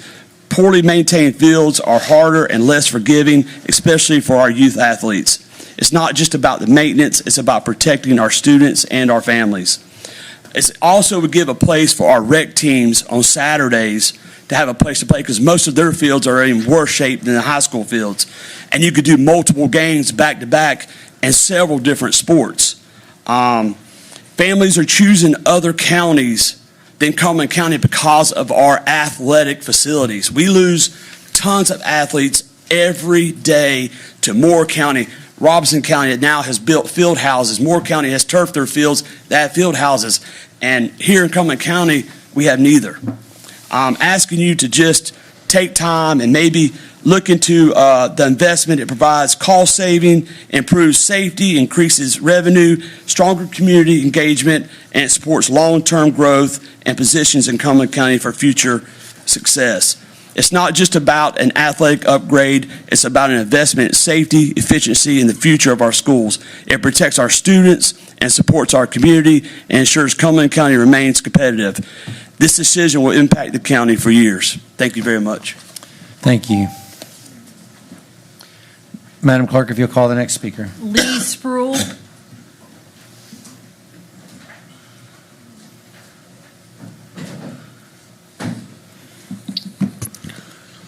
Good evening, Commissioners. Good evening. Good evening. My name's Lee Spruill, and as a former principal, I want to thank you guys for all that you've done as being a board that has supported education in the most proactive way possible that I can remember, probably since the mid-'90s, and what you've done to help fund. So first and foremost, I want to say thank you for that, because it was way overdue and it is noticed. And while the primary goal of our schools is to educate the development of our future human capital, the reality is that athletics and the arts in our facilities often serve as the late Bill Carver, our former county AD, would say is the front porch. They create the first impression. They are the entry point that helps us attract and retain students, families, top talent, and even industry into our community. I'm here tonight to talk about something that impacts our schools, our economy, and the future of Cumberland County. Right now, we are losing students. Families are making choices. Charter schools, private schools, even neighboring counties. And every student we lose matters, because in North Carolina, school funding is driven by average daily membership, or ADM. And ADM is the number of students attending our public schools each day, and it determines how much state funding we receive. On average, North Carolina provides roughly $7,000 to $8,000 per student in state funding. That means if we can increase our enrollment by 10,000 students, we're looking at an additional $70 to $80 million annually flowing into our school system. That's recurring funding that strengthens academics, staffing, and student opportunities. So how do we bring students back? One of the most effective and often overlooked strategies is investing in superior athletic and activity facilities, including turf fields and ADA-compliant modern complexes. This isn't just about sports. It's about creating environments that families want to be a part of, places where students want to learn, compete, and belong. These facilities directly support band and arts programs as well. With high-quality fields, venues, we can attract and host regional and national band competitions. That brings tourism, hotels, restaurants, and local spending, but allows our bands to help generate their own income. Just as important, it reduces the risk of cancellations due to poor field conditions, which can significantly impact budgets and limit opportunities for our students. When those events are lost, experiences and exposure and funding is lost as well for our kids. Beyond that, turf and upgraded facilities allow us to host regional soccer tournaments, lacrosse events, and other events that also bring visitors to the region. We can make, without having these cancellations, and when that drops significantly, Cumberland County can become a more reliable and attractive destination for events year-round. High-quality facilities attract and retain students, support athletics, band, ROTC, and community events, and can drive tourism. It's not an expense, it's an investment. More students equals higher ADM, more state funding, stronger schools, and a stronger economy. Thank you for letting me speak to you tonight. Thank you, sir. Madam Clerk, will you call the next speaker? Richard Upchurch.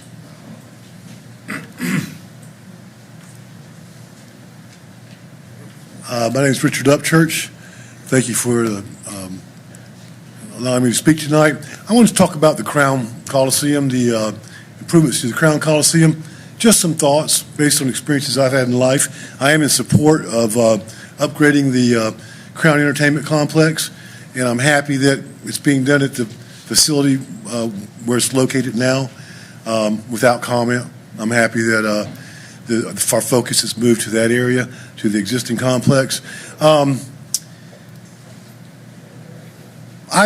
received a great education in Cumberland County. The reading, writing, and arithmetic I learned in this county served me well in life. I also received a music education in this county, and I played in band. I learned to play several band instruments, and I noticed Malcolm McFadden is here tonight, and I had the privilege of working for the McFadden family for 25 years. And one thing that we did that people don't realize is we were a full-service music company, which meant I traveled between here and Charlotte and worked with music educators, band directors, orchestra directors, and school board members and school administrators, providing services to the schools to enter into a contractual agreement to be able to serve those schools.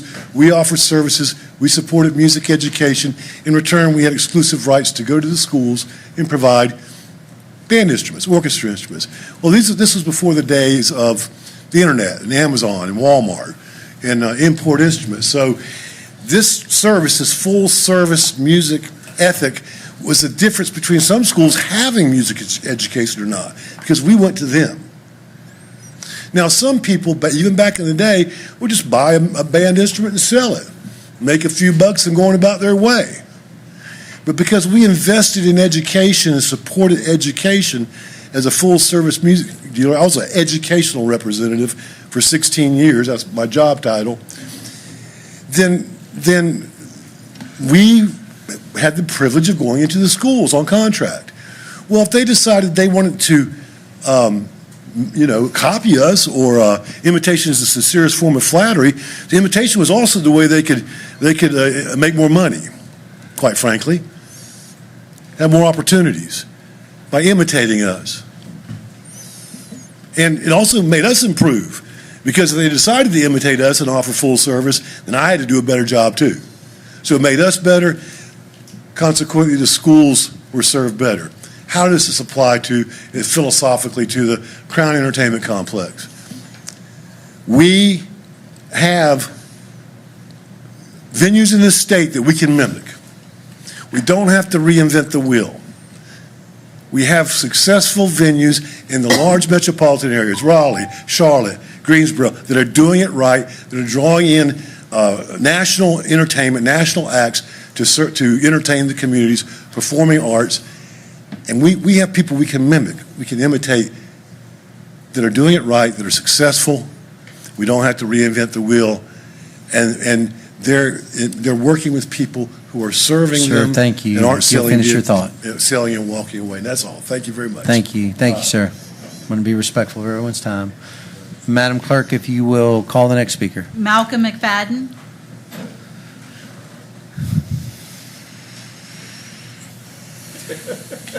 Commissioners, my name is Malcolm McFadden of 1007 Canopy Lane. I come to you today regarding the Crown Center capital projects. In my first life, my family did own and operate McFadden Music. We sold the business and had 12 locations, 225 employees. We weren't in the business of major installations like the Crown, but I know enough to be dangerous. And there's nothing worse when attending a concert than for the acoustics, the sound equipment, and the sound man to make the artist unintelligible. The mistake I see made over and over again in churches and commercial venues is to concentrate on the construction and the appearance, and to make acoustics and sound equipment an afterthought. The Crown Arena is particularly useless because the sound bounces around so indiscriminately that you cannot understand what is being said, sung, or played. I'm weary of our community awarding contracts to the low bidder because, as you are well aware, we have gotten just what we've paid for. Just ask the fire department or the recreation department. We have an auditorium that has great acoustics but is shameful to use. The seats are all worn out and to the point that some of the seats are folding chairs. The Crown itself has potential but needs to be engineered and equipped properly. I'm tired of going to the DPAC, the Mandy Center, or the Tanger Center in Greensboro to hear a concert. Let's be sure we do it right this time. Audio technology has evolved in leaps and bounds over the last 30 years. I have regularly provided music at gatherings of friends and family since college. I used to have to load up my Suburban with speakers and mixers and power amps and use a hand truck or roadies. 2 weekends ago, I did it with a turtle box and an iPhone over Bluetooth. Current acoustic design and sound engineering use cutting-edge technology. Let's be sure we are on the cutting edge this time. I was pleased to see the quality of the proposed sound system for the now-defunct Downtown Event Center. I can't urge you enough to do the remodel right when it comes to engineering our existing facilities, acoustics, and audio. Raleigh, Durham, and Greensboro have. Don't do this project on the cheap, do it right. My father, Scott McFadden, the entrepreneur behind McFadden Music, was a Depression-era child in addition to a tight Scotsman. In my youth, he had me straightening used and bent nails at our warehouse to reuse them to save money. He watched the pennies and the bottom line meticulously, but he also had a saying that he pounded in our heads. He'd say, you have to know when to fly first class, when to fly coach, when to drive, and when not to go. The people, acoustics, and equipment you remodel the Crown with are absolutely critical. Use top-flight talent, equipment, and comfortable, durable seating so our Crown Center is on par with Raleigh, Durham, and Greensboro. Don't repeat the mistake of settling and cutting corners. Look at the Segra Stadium, make our Crown on par with that, and with the venues in leading-edge neighborhoods that are attracting top-level talent. Thank you. Thank you, sir. Thank you for your comments. Madam Clerk, will you call the next speaker? Michael Waters.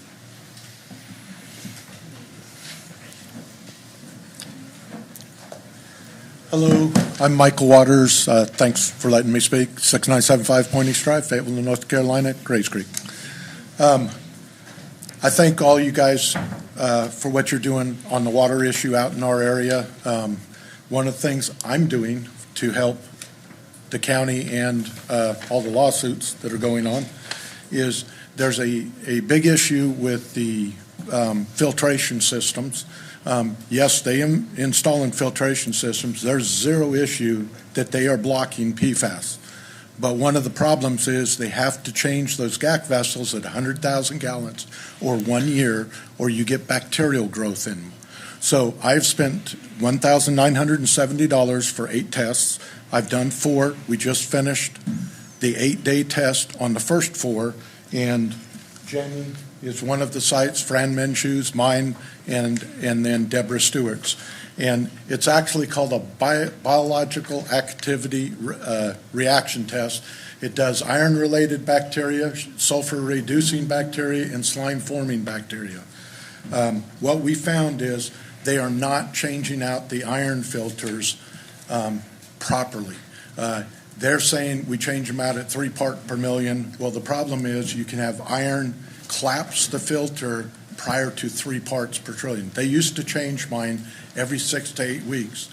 They are changing them every 2 months to 2 years, and that's causing fouling of the first GAC lead tank. So what I'm doing is I'm doing 3 tests on every single point, at the raw water point, after the first GAC tank, and after the finished GAC tank. And it's alarming. Jamie's well was actually destroyed by Connecticut when they installed the GAC system, and they will not fix her thing. She has 9 different bacteria growing in all 3 points of her well. Now, when you back up and get fouling inside the GAC thing, you will get pressure pushing back against your system. I couldn't figure out what was going on because I just had them change my iron filter, and I have a tankless water heater. I'm getting no low water flow on my dishwasher, my washing machine, and my washing machine stopped working, so I had to tear it apart, figure out what's going on. There was slime growth inside the washing machine. So the problem is they're not changing iron filters. They're not following the drinking water compliance plan, and where that comes in is you're supposed to have a mechanical meter in that GAC system.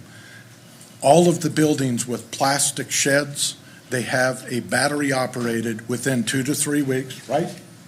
2 to 3 weeks, Jamie can tell us that stops working, and then it defaults to 9999. So there's some things I kicked to you, and I'll get all the information of what we actually saw on these 4 tests and the next 4. Thank you very much. Thank you, sir. Madam Clerk, will you call the next speaker? Chaleco Hurst.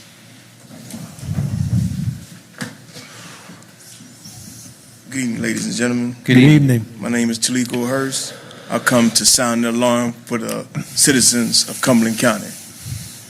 Whoever made the decision about that parking over there is costing these taxpayers in this county money. For the last few months, citizens have been getting their cars towed at exorbitant prices by these predatory towing companies within Cumberland County. What I'm asking those members of government, for Cumberland County officials, I want you to get the data of the funding that's been costing these taxpayers in this county ever since they tore that doggone parking lot up. These people are crying in the parking lot. I seen the 2 people out there in wheelchairs crying. And again today when I came up here, affordability in Cumberland County is going through the roof, and it's because of officials that was present that made that doggone decision that's costing these citizens. Somebody in government needs to get the accounting and chip in and stop this predatory thing that's going on with towing. It's 4 bills before the General Assembly in North Carolina right now addressing that issue. So it's not just a Cumberland County issue. The second thing I'd like to talk about is that I'd like to commend this young man over here, Attorney Adams. His wife presided over a hate crime here in Fayetteville, North Carolina, approximately 4 years ago, the Stephen Addison case. A vet, since this town is built and always speaking on vets, got murdered in front of Enterprise right there on Skybowl. All these veterans here, they showing up for parades and they showing up for a meal. They didn't show up for that doggone family when that man was murdered right here in Fayetteville. The other thing we need to talk about also is these citizens being charged in this court system with reckless eyeballing black men for just staring at European males or females. This goes all the way back to 1951. I stand before you as one of them black men who got that charge. Reckless eyeballing. Not for threatening, not for touching, just this. The other charge, 6 felony counts for laughing and pointing. So between the predatory towing that the General Assembly is trying to rein in and other issues of racial imbalance in this state they call North Carolina, I ask you, if possible, get the data on how much these citizens been paying for tickets that already go into court and review it and refund these citizens that money because they did not make the decision to tear their parking lot up. Thank you. Thank you, sir. Madam Clerk, will you call the next speaker? There are no more speakers. At this time, we'll go ahead and close the public comment period, and we'll move to our next order of business. We have already approved at the top of the meeting our agenda, and at this time, I'd like to, I've got a point of order that I want to bring forward on procedural. Before we proceed, I want to raise a procedural matter. Our rules of procedures for our meetings are silent on discussion time limits, and we have a substantial agenda tonight. We've already had a substantial meeting time tonight. So without objection, I'd like to move to establish for tonight's meeting 5 minutes per member for the first round of discussion on each item with an additional 2 minutes response in the second round. Hearing no objection, that's so ordered, and we'll go ahead and move forward to the consent agenda. Commissioners, I will remind you that we've already approved item B through J. At this time, I'd ask if there's any changes to the consent agenda. Commissioner Tyson, you're recognized. Thank you, Mr. Chairman. I'd like to pull item K, and I believe, Mr. Chairman, if I'm correct, that would become item 4K. You'd like to pull item K, and it will become item 4K. Okay. Commissioners, any other items on the remainder of the consent items? Hearing none, I'll entertain a motion. Vice Chairman Jones. I make a motion to approve the consent agenda with the amendments made as stated. Second. We've got a motion to approve the consent agenda, the remaining consent agenda with the removal of item K. It's been properly seconded. Any discussion or comments on the motion? Hearing none, I'll ask for your vote. All in favor, raise your right hand. Unanimous. And we'll go ahead and move forward now to the public hearings. County Manager Greer, I'd ask you to provide the rules and procedures for public hearings. The public hearing procedures are as follows. Arguments by the proponents and opponents should be limited to a maximum of 10 minutes per each side. If there's no group representative, each speaker shall be allotted a maximum of 3 minutes until the 10-minute time period is attained. Rebuttals will only be permitted at the discretion of the chairman with a maximum of 1 3-minute presentation by each side. At this time, we'll go ahead and move to the first public hearing, Community Development Draft Annual Action Plan for Program Year 2026. County Manager Greer, I'd ask you to introduce the item and the presenter. Yes, Rashawn Emanuel, Community Development Director, will present this item and answer any questions you have. Every year, we're required to do the Community Development Annual Action Plan.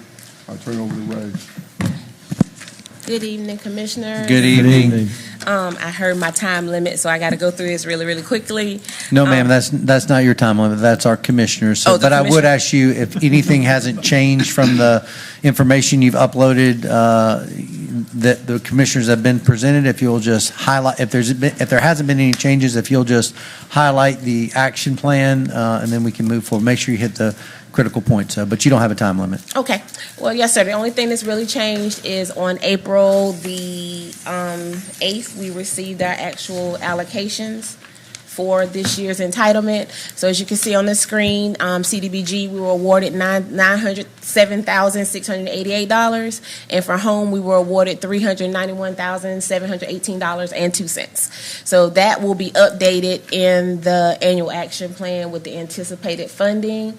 And with that, I just wanted to kind of let you know we have had 7 of our 8 public forums at our local municipalities. We have one more that's going to come after this meeting because of scheduling, so we're going to take care of that. And just only the other breakdown I wanted to bring forward was our percentages and community funding. Our community development funding, to kind of let you know how that goes. We do know we're still in budget season, so we wanted to make sure you understood how our funding goes. So with HUD entitlements, that is 18.7% of our budget. Our COC funding is 5.85% of our budget. Program income represents 17.71% of our budget. General funds, $750,588. That's 10% of our budget. And I'm sorry I did that number out loud. I'm just used to rattling numbers off. Forgive me for that. Home match funds is 14.5%. Local funds represents 2.4% of our budget. Our ARPA funding that the board has approved for us is 11.5%, and our home ARPRS budget is 19.98%, and that is for the Robbins Meadow that has been allocated for the Robbins Meadow match for that build out there. Phoenix Place. Other than that, I'm asking the board tonight to please open the public hearing for the 2026-2027 annual action plan. But before you do that, I would like to commend Chief of Staff Vaught. He made it really, really easy because in our our consolidated plan for 5 years, he did most of the work for me. So all I had to go back through and do is pull it out and put it in the plan. So thank you, Chief of Staff Vaught. And sirs, if you will please open the public hearing, and we will bring this back in May to finalize and get your permission to upload the final report. Commissioners, any questions before we move to the public hearing? Seeing none at this time, we'll go ahead and open the public hearing. Madam Clerk, if you'll call the first speaker. We do not have any speakers. At this time, we'll close the public hearing. Commissioners, any questions or comments on this? Hearing none, I just want to state that the Board of Commissioners held the public hearing on April 27, 2026 to receive public comment on the program year 2026 annual action plan for the Community Development Block Grant and Home Investment Partnership Program in accordance with HUD citizen participation requirements. Community Development will return to the board in May 2026 for final approval of the annual action plan. County Manager Greer, is there any other action you need on this item? No other additional action. All right, thank you so much. Thank you for your work. We'll go ahead and move to item B, miscellaneous Crown capital projects. County Manager Greer, you're recognized to present the item. Yes, Commissioners, as we go forward with the issuance of debt for the Crown Center capital projects, there's some requirements that we have to have a public hearing. Robin Kuntz, Chief Financial Officer, will present this item and answer any questions you may have. Robin?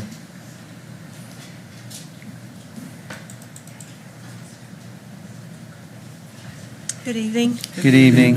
So as County Manager Greer stated, pursuant to general statutes, we are holding a public hearing tonight, April 27, 2006, with respect to the proposed execution delivery by the county of an installment financing contract in amount currently not expected to exceed $5.5 million of financing for the acquisition and installation of certain equipment and fixtures and related improvements at the Crown Expo and Crown Coliseum. Notice of the hearing was published in our local paper on the 15th of this month, so any interested parties are invited to present comments at this meeting this evening. Commissioners, before we open the public hearing, are there any questions? Commissioner Adams, you're recognized. I've got a question, and it goes to, because it talks about the $5,500,000. It was published in the paper, but how would, in terms of coming up to speak for or against it, not knowing what it is, because it just says installation of certain equipment and fixed and related improvements at the Crown Center, is that a proper notice to be able to give to have a public hearing when you don't know what you're talking about? That is the direction that was given by our bond counsel. So I know it was a proper notice, but if you'd like for me to explain any more of the projects that are included in it, I'd be glad to. I know that we have in other meetings at different phases of the project, but if I can do that again tonight if you would like for me to. It's a little late. I mean, this is the public hearing today, so the public wouldn't have been able to know that. You can tell me all day long, but the public hearing was for the public, and it should have been included in that for them to be able to have a conversation of whether they wanted to or not. May not be anybody speaking because they don't know what that is. Thank you, Mr. Chairman. Thank you, Commissioner Adams. Any other questions before we move to the public hearing? Seeing none, at this time, we'll go ahead and open the public hearing. Madam Clerk, are there any speakers? There are no speakers. This time, we'll go ahead and close the public hearing. Commissioners, are there any other questions or comments before, or are there any other questions or comments? Seeing none, understand, County Manager Greer, there's no further action needed by this body at this time. Not at this time, Chairman. All right, thank you so much. And we'll go ahead and move to our next item of business, case ZON 26-0007. County Manager Greer, you're recognized to present and introduce the item and presenter. Yes, this zoning case, David Moon, Deputy Director of Planning and Inspection, will present these items and answer any questions you may have. David? Thank you, Chair, Board and Commissioners. Case 26-0007 is located on the west central side of the county, south of Cumberland Road, along the east side of Everett Street. The owner is Crescent Real Estate Investments, and the agent is Tahir Kazmel. The request is to rezone the property from M2 heavy industrial and R10 residential to R6 residential with the intent to develop residential homes on approximately 1.8 acres, comprised of 3 parcels, each with about 0.5 to 0.6 acres. The surrounding existing uses are single-family home, manufactured homes, apartments, some commercial, and a church to the east side.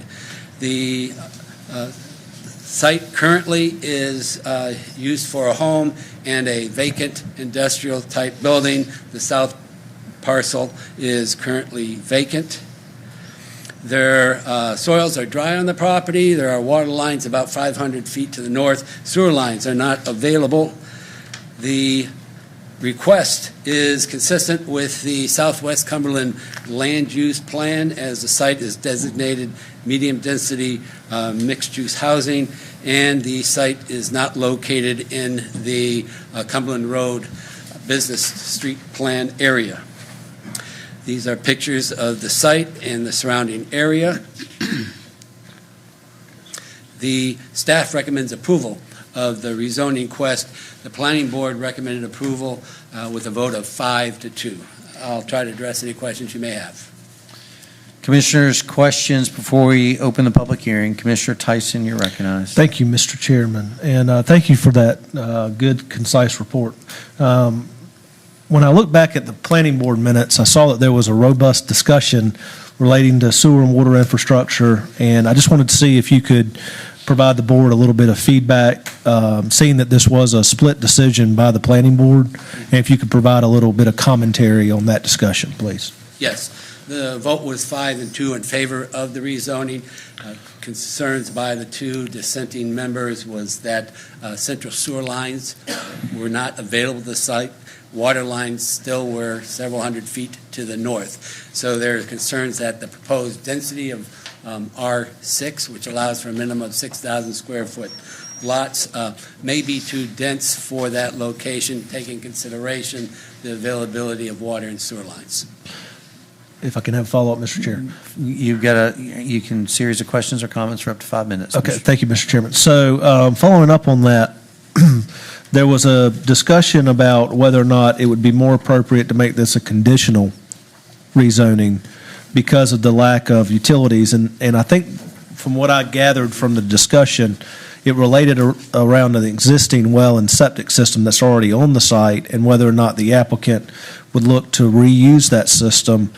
And my concern, kind of just looking at the discussion, relates around not having an environmental health recommendation surrounding a rezoning to this classification.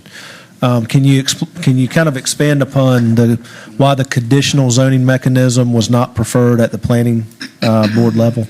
I can't speak for the members that voted for it, but regarding what permits may or may not have been obtained from environmental health for this property, I believe the property owner is present and could testify to that question. All right, thank you, Mr. Chairman. I yield back my time. Commissioners, any other questions or comments before we open the public hearing? Hearing none, at this time, we'll go ahead and open the public hearing. Madam Clerk, ask you to call the first speaker. Tahir Kazmel.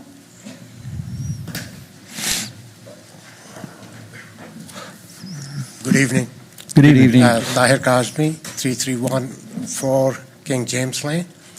I really don't have any presentation, but I can address that particular question that Commissioner Tyson had. Actually, a new well was dug and a new septic tank was put in for one of the properties.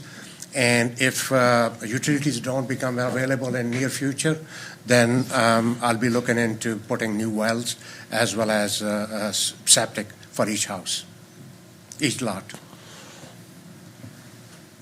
Sir, anything else you have to add? No, You have 2 minutes. I'm balance. really here. I don't have any presentation. Okay. I'm here to answer any questions you may have. Okay, we'll let you know if we have any questions. This is your hearing time, sir. Great. Okay, thank you. Madam Clerk, if you'll call the next speaker. There are no other speakers. This time, we'll close the public hearing, and I will open it back up to the commissioners for questions. Commissioner Tyson, you're recognized. Thank you, Round Mr. two. Chairman. So I guess it's back to Mr. Moon. So we heard from the applicant that it would be his intention to use either the well or the septic until such time that suitable utilities. And so I guess my question is, with the request to go to the current zoning, I thought with that density, there was automatically a water and sewer requirement with that. Am I mistaken on that? It depends on the soil conditions and the lot size area and the number of units that the property owner chooses to develop.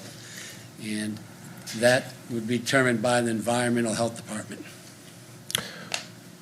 So if I can have a follow-up to that, Mr. Chair. So that would be outside of this process, or is this something the board would need to take into consideration as it looks to approve It this? would be outside of this process at the time of a site plan application for multifamily development or to subdivide the property for group home development.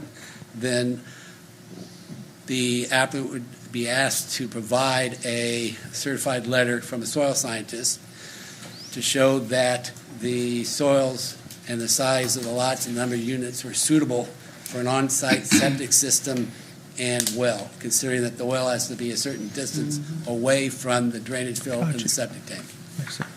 So, Mr. Chair, if I can, our determination tonight is just whether or not this is consistent with the current land use plan and not to address the soil suitability That is for correct. water or sewer.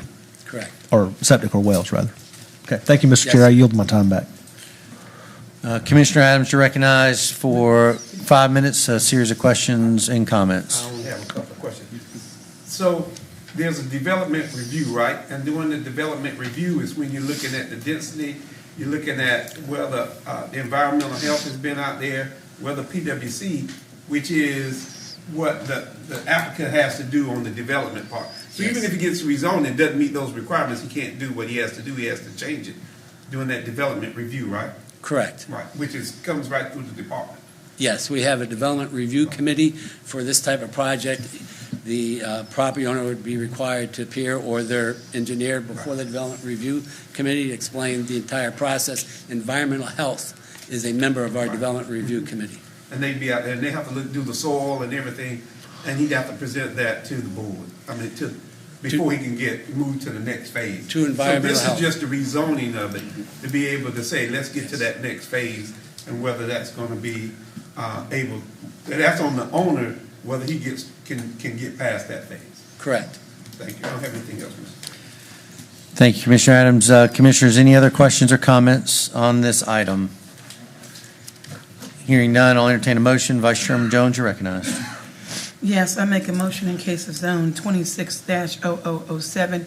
I move to approve the rezoning request from 210 Residential District and M2 Heavy Industrial District to R6 Residential District. The board finds that this request is consistent with the Southwest Cumberland Land Use Plan, which calls for medium-density mixed housing at this location. The request is reasonable and in the public interest, as it is compatible and in harmony with the surrounding land and activities and zoning. Second the motion.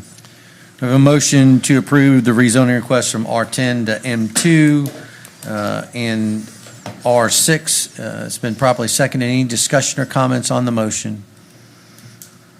Seeing none, I'll ask for your vote. All in favor, raise your right hand. Unanimous. Thank you, Board. And we'll go ahead and move to the next item, case ZON 260008. County Manager Greer, you recognize. I'll turn this one back over to David Moon. I'm hoping that IT can get the PowerPoint on the screen. We're ready to go. Case 26008 is located in the west central area of the county on the north side of Clinton Road, approximately a mile west of Mac Williams Middle School and Cape Fear High School. The owner is Michael Spell, and he is requesting to rezone his property from RR Rural Residential to C2P Planned Services and Retail. He intends to have a retail office space business on the property, which comprises approximately 1.3 acres. Surrounding the property are single-family homes, manufactured homes, and an electrical contract business to the east. The property is wooded and undeveloped. The soils are wet on this site. There is water abutting the property. There's sewer approximately 600 feet to the east.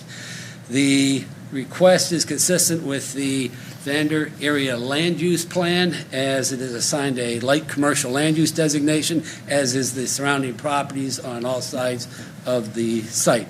The budding property to the east was approved by the Board of County Commission for rezoning to C2 commercial in 2025. Here are pictures of the site and the surrounding area. And the staff recommends approval of the request. There is a unanimous recommendation from the planning board also to approve. I'll address any questions that you may have. Commissioners, questions before we move to the public hearing? Mr. Chairman, I just see my little sign out there. Was it out there somewhere?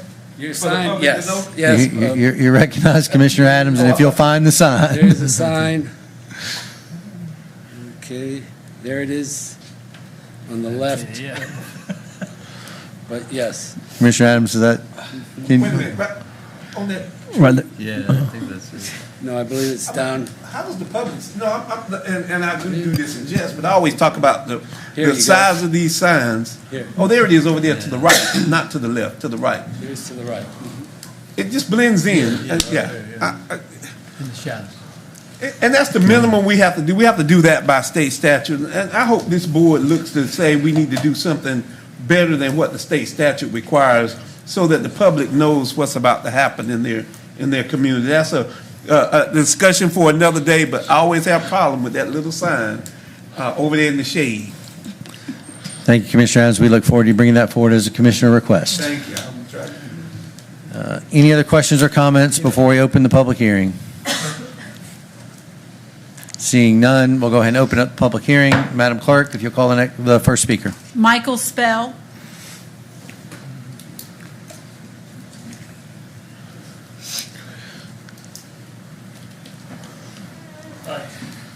I am Michael Spell. I have, unless you have any contests or any questions for me, he pretty much clarified everything that I had, and so if you need anything, that's it.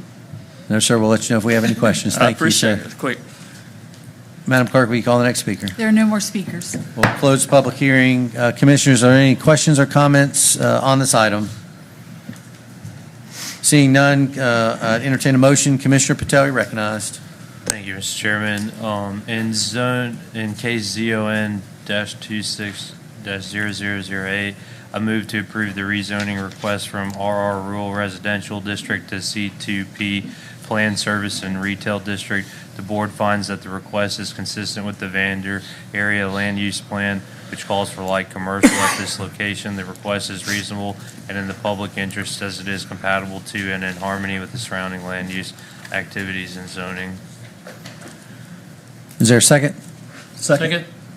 We've got a motion to approve the rezoning from RR to C2P. It's been properly seconded. Any discussion or comments on the motion?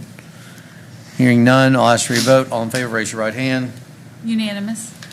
And we'll go ahead and move to the next item. And actually, I take a point of privilege before we move to that item. I just want to recognize Sheriff Morgan. Thank you for being here, sir. And also see former Commissioner Charles Evans with us as well. So at this time, we'll go ahead and move to item E, case ZON 260009. The property for case 26009 is located on the southwest area of the county along Mintzor Drive. The applicant is a Mary Jessica Mintzer Gillis, requesting to change zoning from CP Plan Commercial to RR Rural Residential. Her intent is to construct a residential home on approximately 2.5 acres. The area is surrounded by a horse farm, wooded lands, single-family homes, manufactured homes, and to the east is a trucking company. The surrounding zoning is predominantly RR, except to the east there is CP zoning on the property. The site currently is undeveloped. The soils are good and there is no water or sewer lines that are available. The request is not consistent with the Southwest Cumberland Land Use Plan. It's a request for residential and it's in a heavy commercial land use designation. However, it's surrounded on all three sides by the suburban density residential land use designation. Pictures of the site, including the sign there on the left. Here's the east view.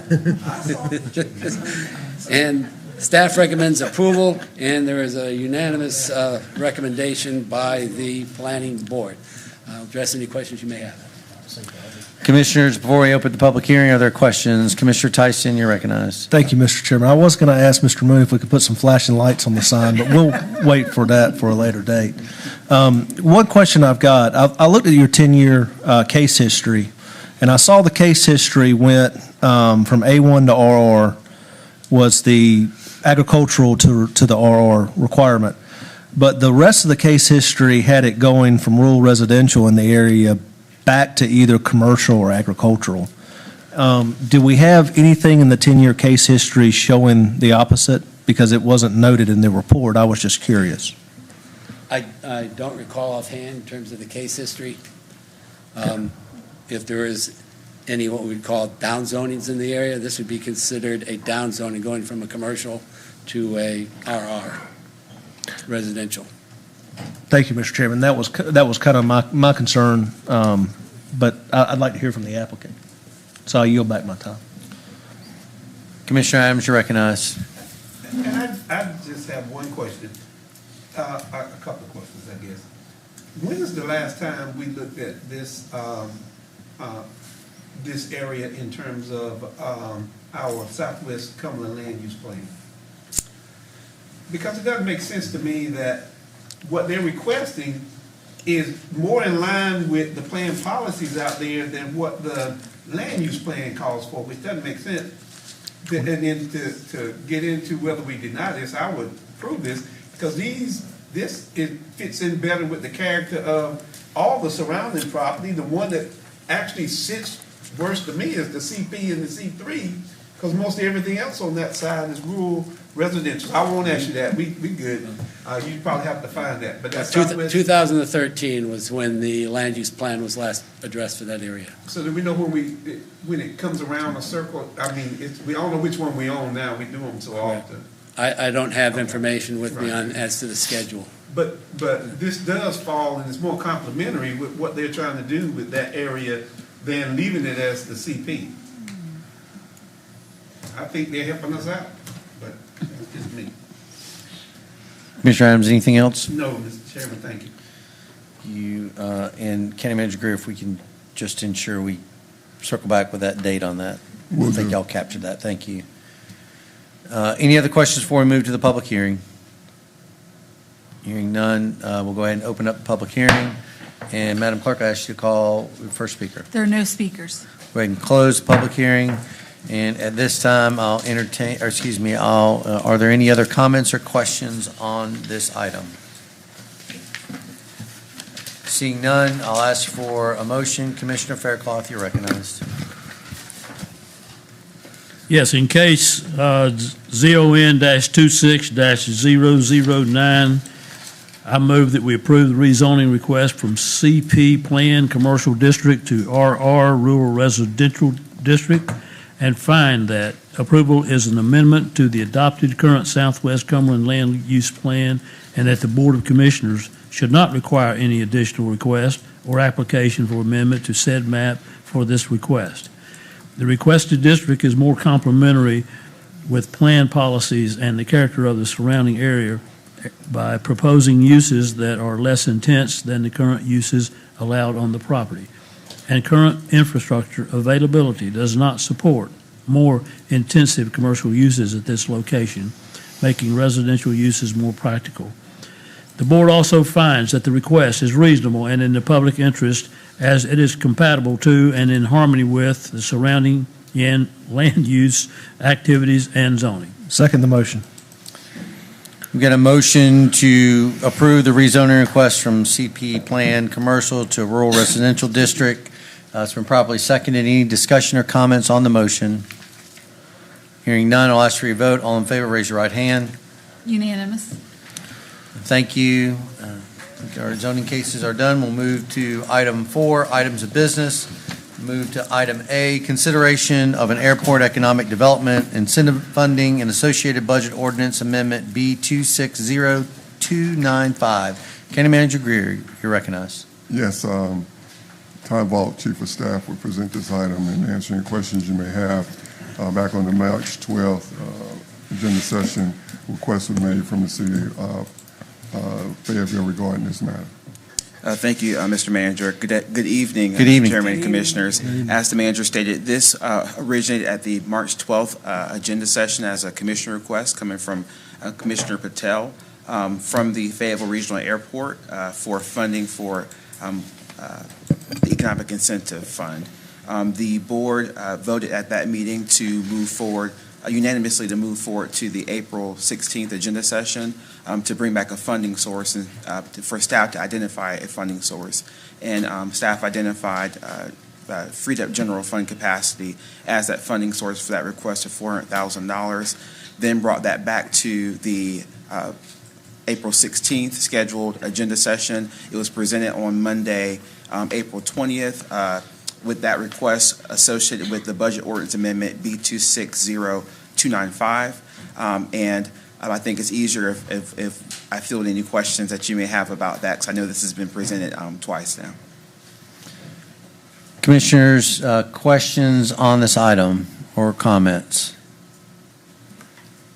Commissioner Adams, you're recognized. Yeah, I don't have any questions. I will say, I think when they did that in that March 12th, it was unanimous, but I wasn't present, so that's why I had to review this. And this is, then it came and the board voted to approve the request as an economic project and incentive, understanding that there'd be a public hearing before any funds or executed contract. So with that, I don't see the need for a budget amendment because there's no money that's going to be expended until we have a public hearing and do all of that. There's no reason to tie up $400,000. Second part I have is that I'm just looking at the economic environment that there is now. I see Spirits going bankrupt. They done been bankrupt within the last 6 months about twice. I don't see us going to take these funds, put them with the city and the TDA to give $1 million to try to get a carrier here to be able to talk about it's going to be an economic boom to this community. I don't see that bringing economic boom to this community. I think that $400,000 can be used in a much better way to deal with some of the issues that's going on in this particular county. Well, not even in the county, in the nation. Gas high, everything's going up, and and I know we're gonna say that even if we do this budget ordinance, we can come back later and take it off. But we've tied up $400,000, so just don't do it in the first place. We don't have to come back and take it back. It's there. It's freed up capacity. If their funds are there when it's time to use it, we can be able to do that. We're headed into budget season, might need that $400,000. I see the school system asking for more money. I look at the foster care, I look at all of this stuff, I look at WIC, I look at SNAP, and the top $400,000 really does not make a whole lot of sense to me to try to get a carrier to come here. Not knowing which carrier, nobody's been identified. Don't know what route we're talking about going. We're going to DC, we're going to Texas, we're going to Florida, where are we going? And the question is that going to bring any people back to this community who are going to spend any money? That's the tourism part, is to get people back here. And this just doesn't line up with any of that. Thank you, Mr. Chairman. Commissioner Patel, you're recognized. Thank you, Mr. Chairman. And I could appreciate the concept of opportunity cost. I think with this funding ask from and to partner with our municipalities, we would only be utilizing these funds when and if an airline did increase routes, did create more destinations, or flight frequency. So the money would not be expended until the ROI is already gained by the community. So I think this is a safe investment. It will take probably 2 to 3 years at this rate to utilize the money, and will create economic development benefits as well as quality of life, and continue to grow both Cumberland County as a regional hub and transportation hub. So I think this is a good use of funding. Thank you, Mr. Chairman.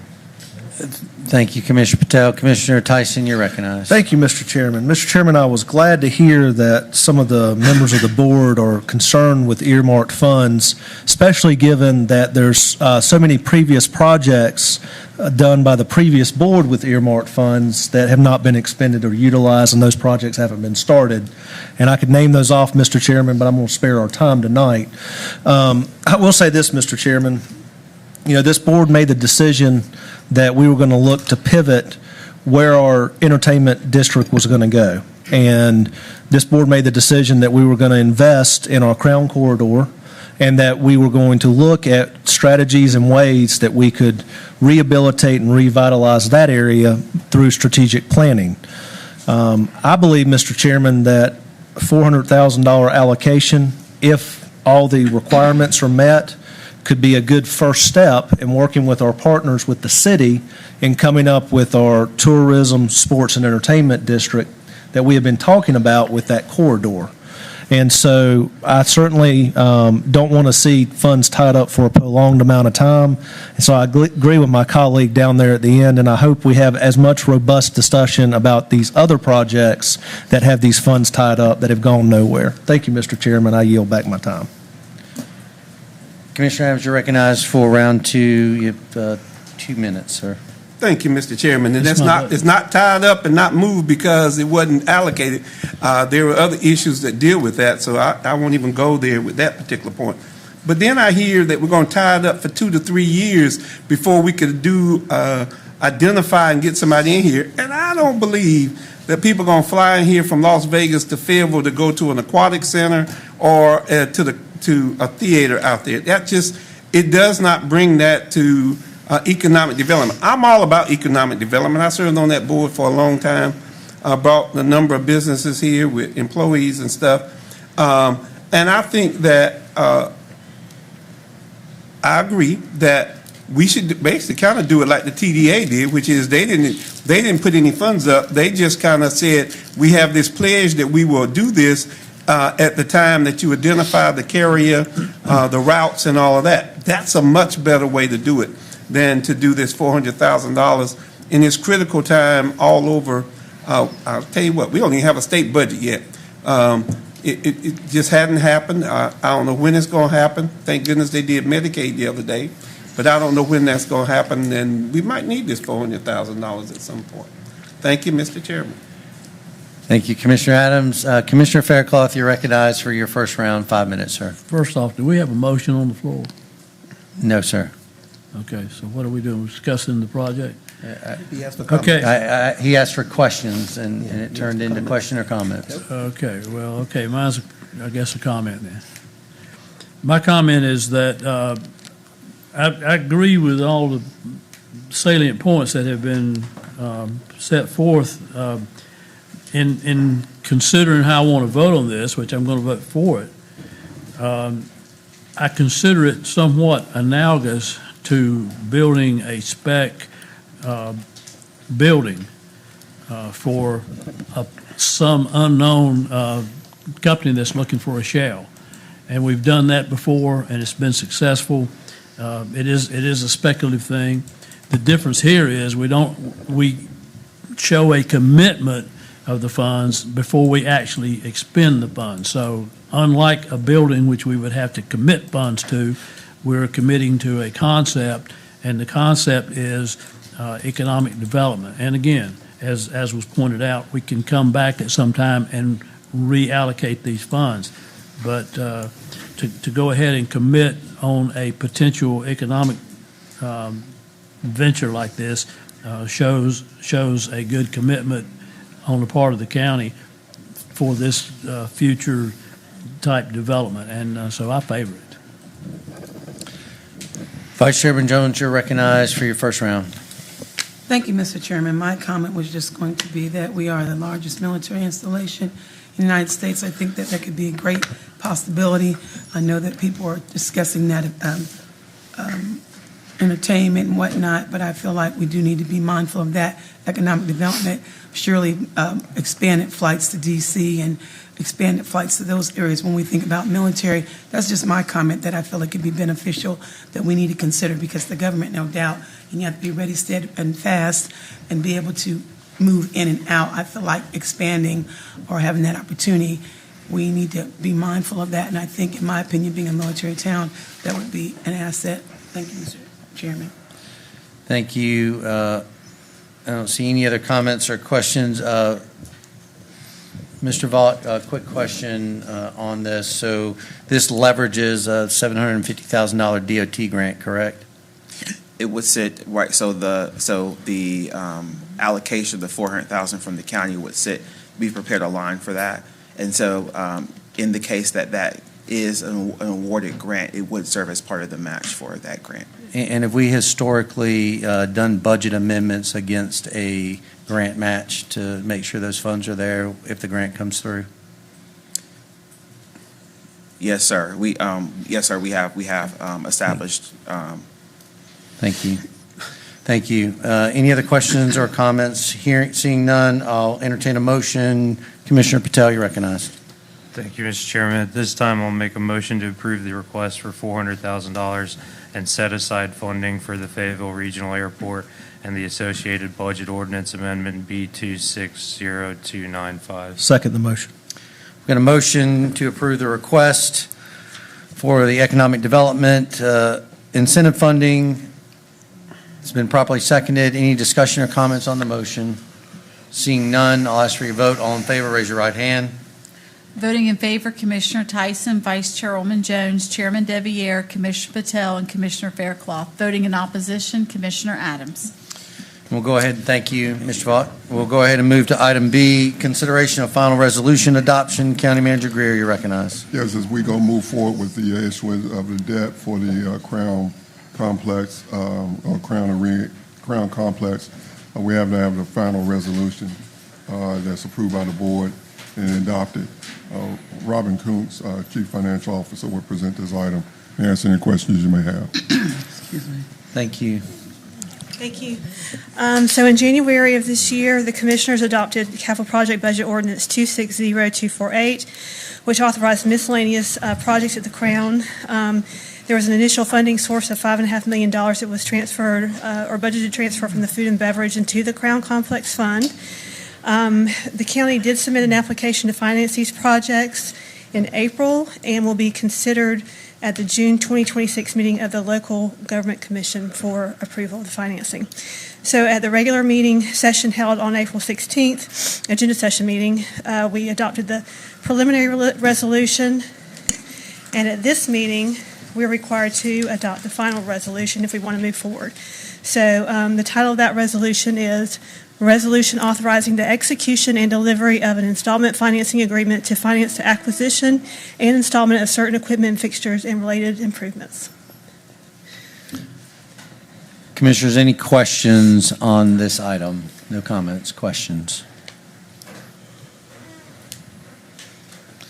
Seeing none, I'll entertain a motion. Vice Chairman Jones, you're recognized. Yes, I move to adopt the final resolutions for an installment financing contract for the purpose of financing $5.5 million in miscellaneous Crown Complex capital projects noted in the background of this item. Second the motion.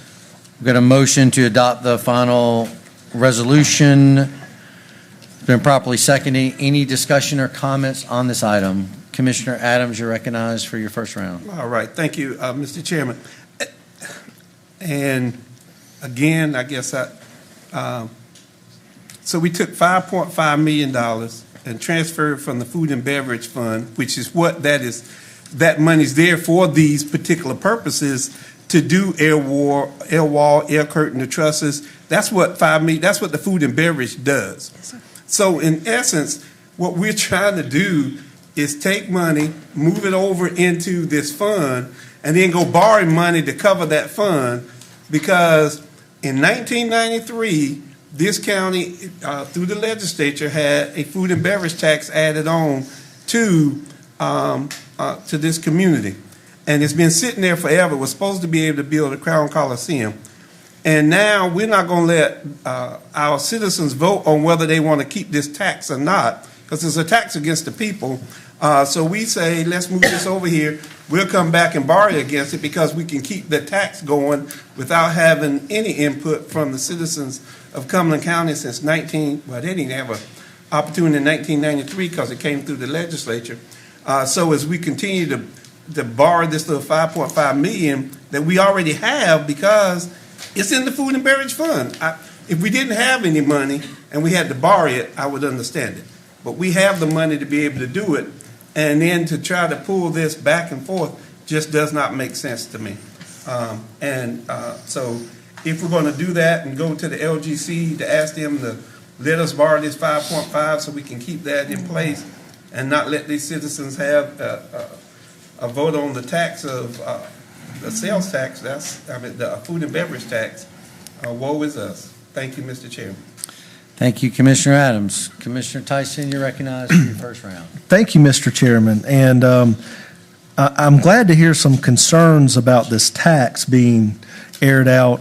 I just wonder where those concerns were when this tax was going to be used to fund the Crown Event Center, which was approved by the previous board, and where the community input concerns were with that project, Mr. Chairman, because I've seen the CSL study that was conducted where over 1,100 residents, 77% of the respondents favored repairing the facilities we had as opposed to building a new facility. So I'm a little perplexed, Mr. Chairman, why there's all of a sudden this concern about preserving this income stream when there wasn't that concern about that and receiving the feedback from the residents about using this to fund the event center downtown, Mr. Chairman. And I'll yield my time back. Thank you, Commissioner Tyson. Commissioner Adams, did you remove your light? Well, I'll put it back on. You're recognized for a second round, sir. And I would just the chair as that. The chair. Not that chair way over there. But that even as they were talking about the Crown Event Center downtown, everything was transparency. People were always, everything was done out in open. Very little stuff was done in closed session, and the people understood it. And we didn't have the money to be able to do that. That's why we were doing that. This, we've got $5.5 million. Pay it. Thank you, Mr. Chairman. Commissioners, any other questions or comments on this motion? Seeing none, Vice Chairman Jones, you're recognized. Thank you, Mr. Chairman. Was this the staff's recommendation, or can I get the input from Manager Greer, please, about this situation? Yes, it was staff recommendation. And you were advising this because your staff, can you just give a little elaboration? Was this the best route because of the two different concerns I'm hearing? Well, we can use the debt funding to, again, address these capital needs, but also as we move forward we're a little concerned, not really concerned, but we want to make sure that we keep the food and beverage tax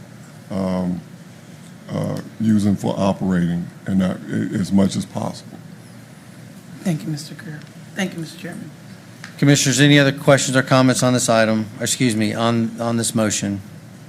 Hearing none, I'll ask for your vote in form of the motion to approve the final resolution adoption. All in favor, raise your right hand. Voting in favor, Commissioner Tyson, Vice Chairwoman Jones, Chairman Deviere, Commissioner Patel, Commissioner Faircloth. Voting in opposition, Commissioner Adams. Thank you. We'll go ahead and move to the next item, consideration of rejection of bid award for crown netting. County Manager Greer, you recognize.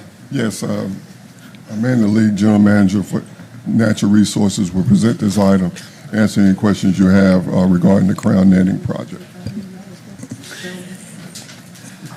Good evening. Good evening. Good evening. Good evening. So, formal bids were received on April 2nd, 2026 for the Crown Coliseum netting system. Only one bid was received and the bid was returned unopened.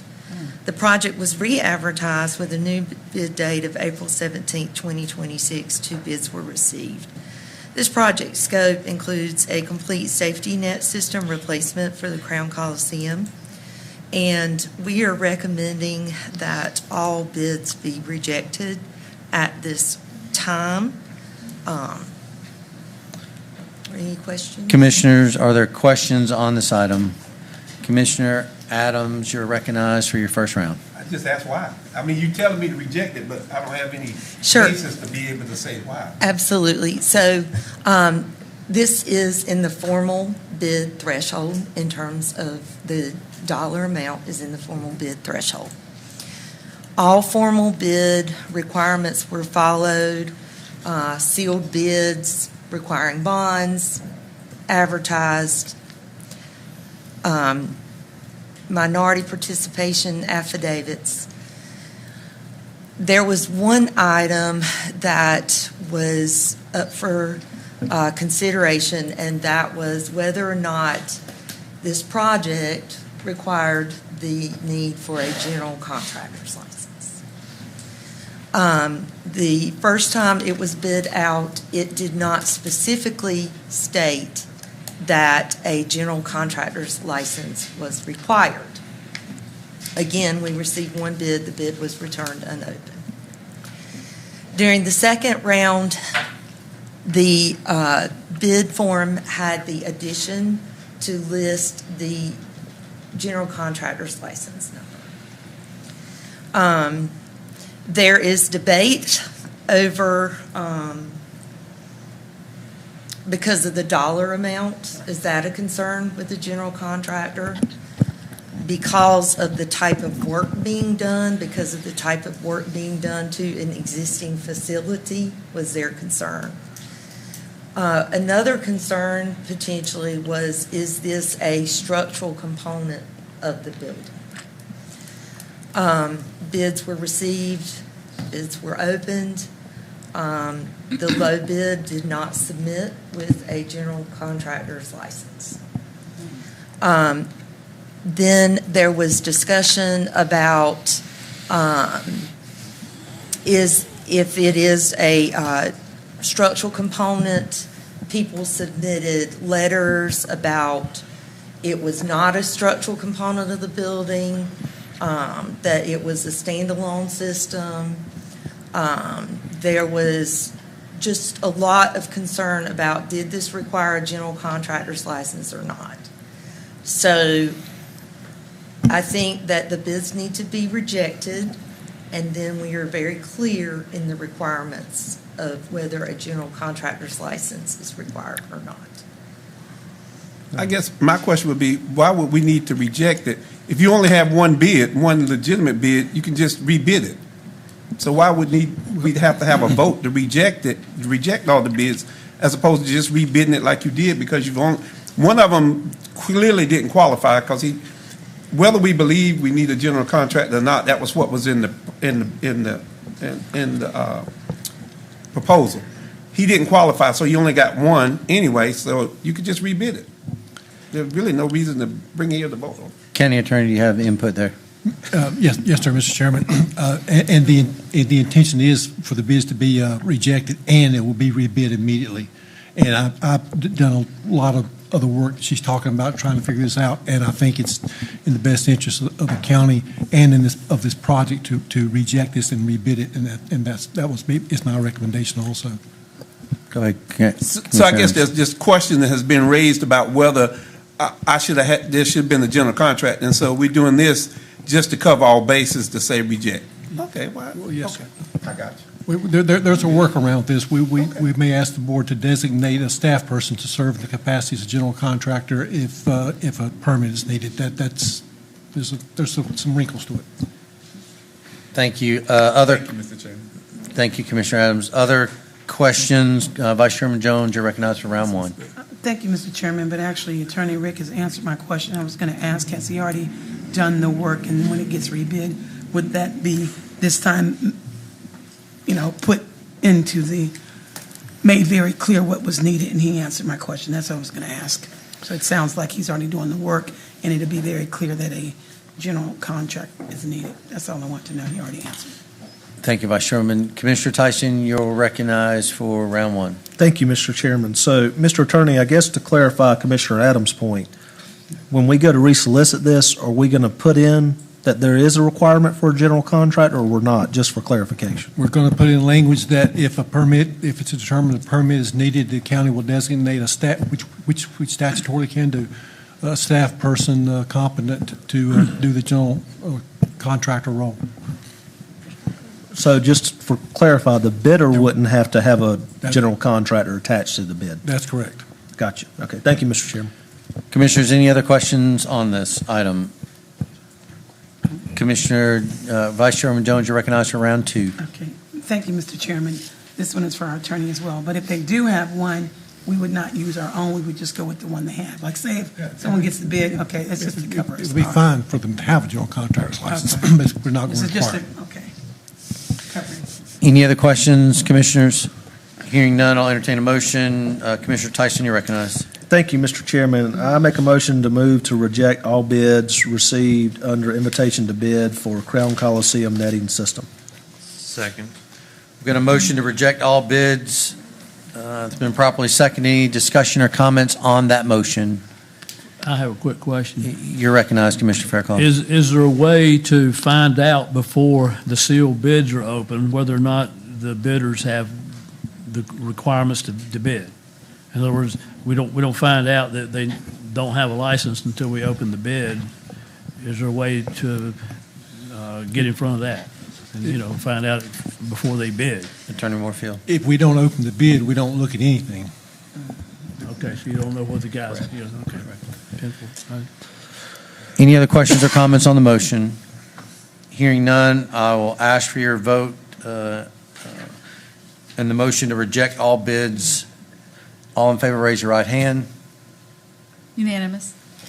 We'll go ahead and move to item D, consideration of bid award for Crown Coliseum sound system. County Manager Greer, you're recognized. Yes, as we move forward with the debt issuance, one of the projects or capital projects is the Crown sound system, Crown Coliseum sound system. Amanda Lee, General Manager of Natural Resources, will present this item and answer any questions you may have. Amanda? Thank you. So we issued an invitation for bids for a complete audio system upgrade for the Crown Coliseum. The invitation for bids was issued on March 20th, 2026. There was a mandatory pre-bid conference and site visit held on March 26, 2026. We accepted written questions. Bids were due and publicly opened on April 2nd, 2026. There is a summary of the bids received.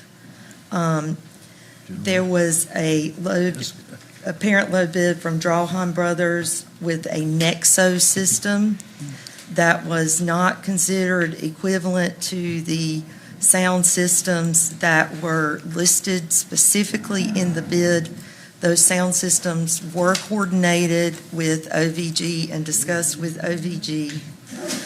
The second apparent low bidder was Metropolitan Interactive.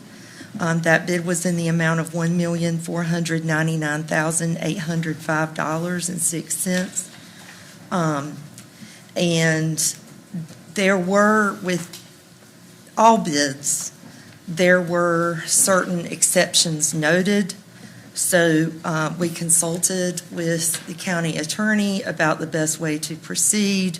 We sent out a request for clarification, and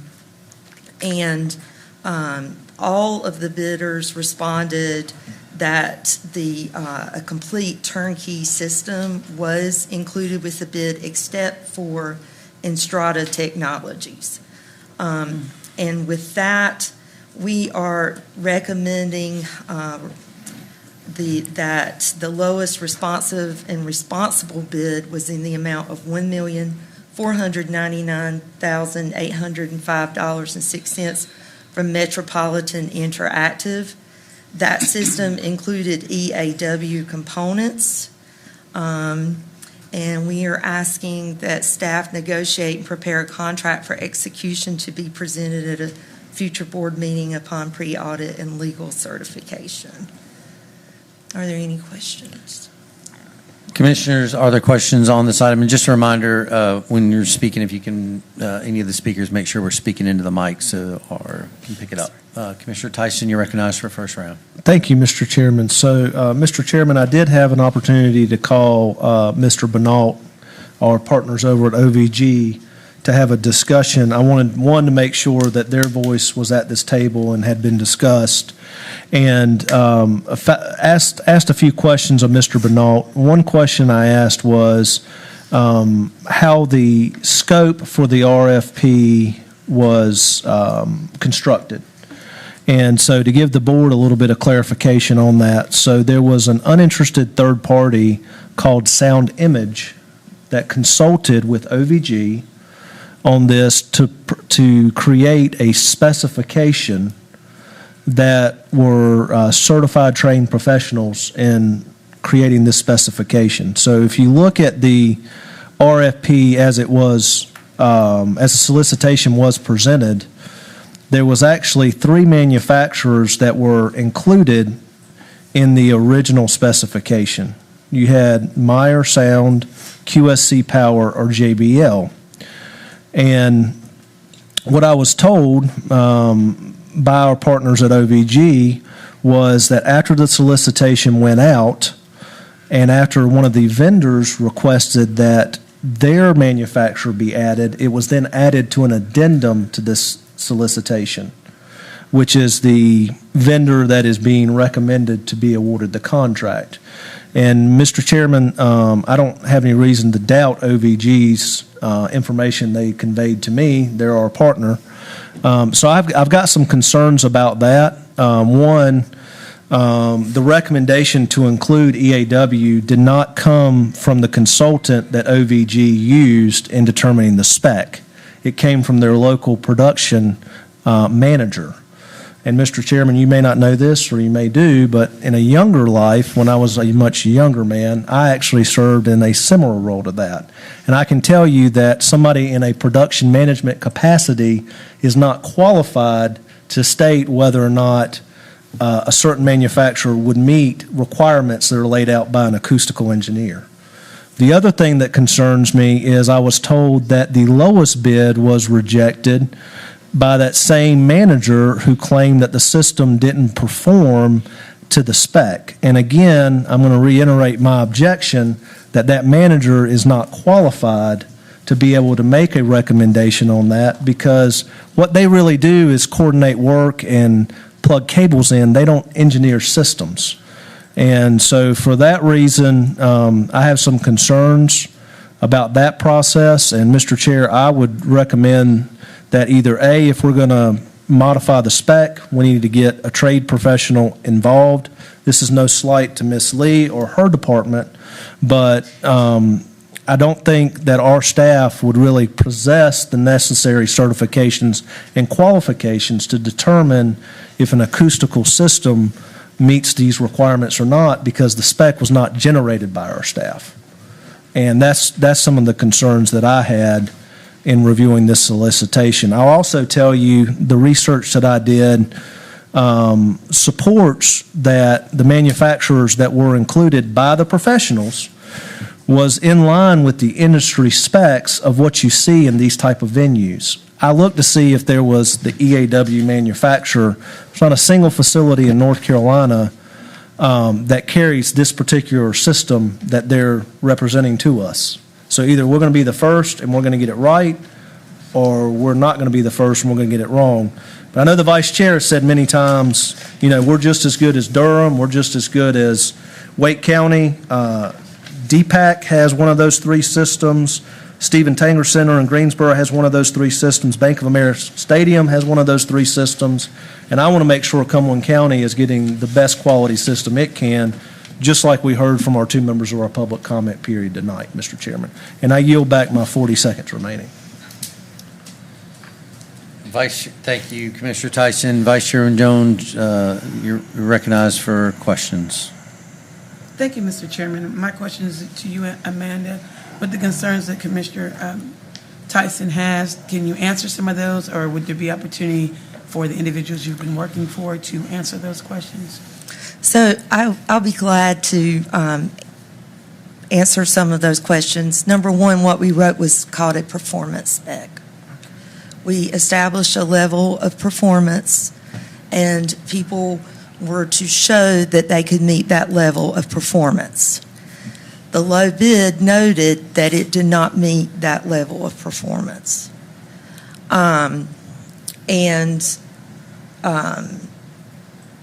There was an alternate in the low bid being recommended for the Myers system, which would be considered a preferred alternative.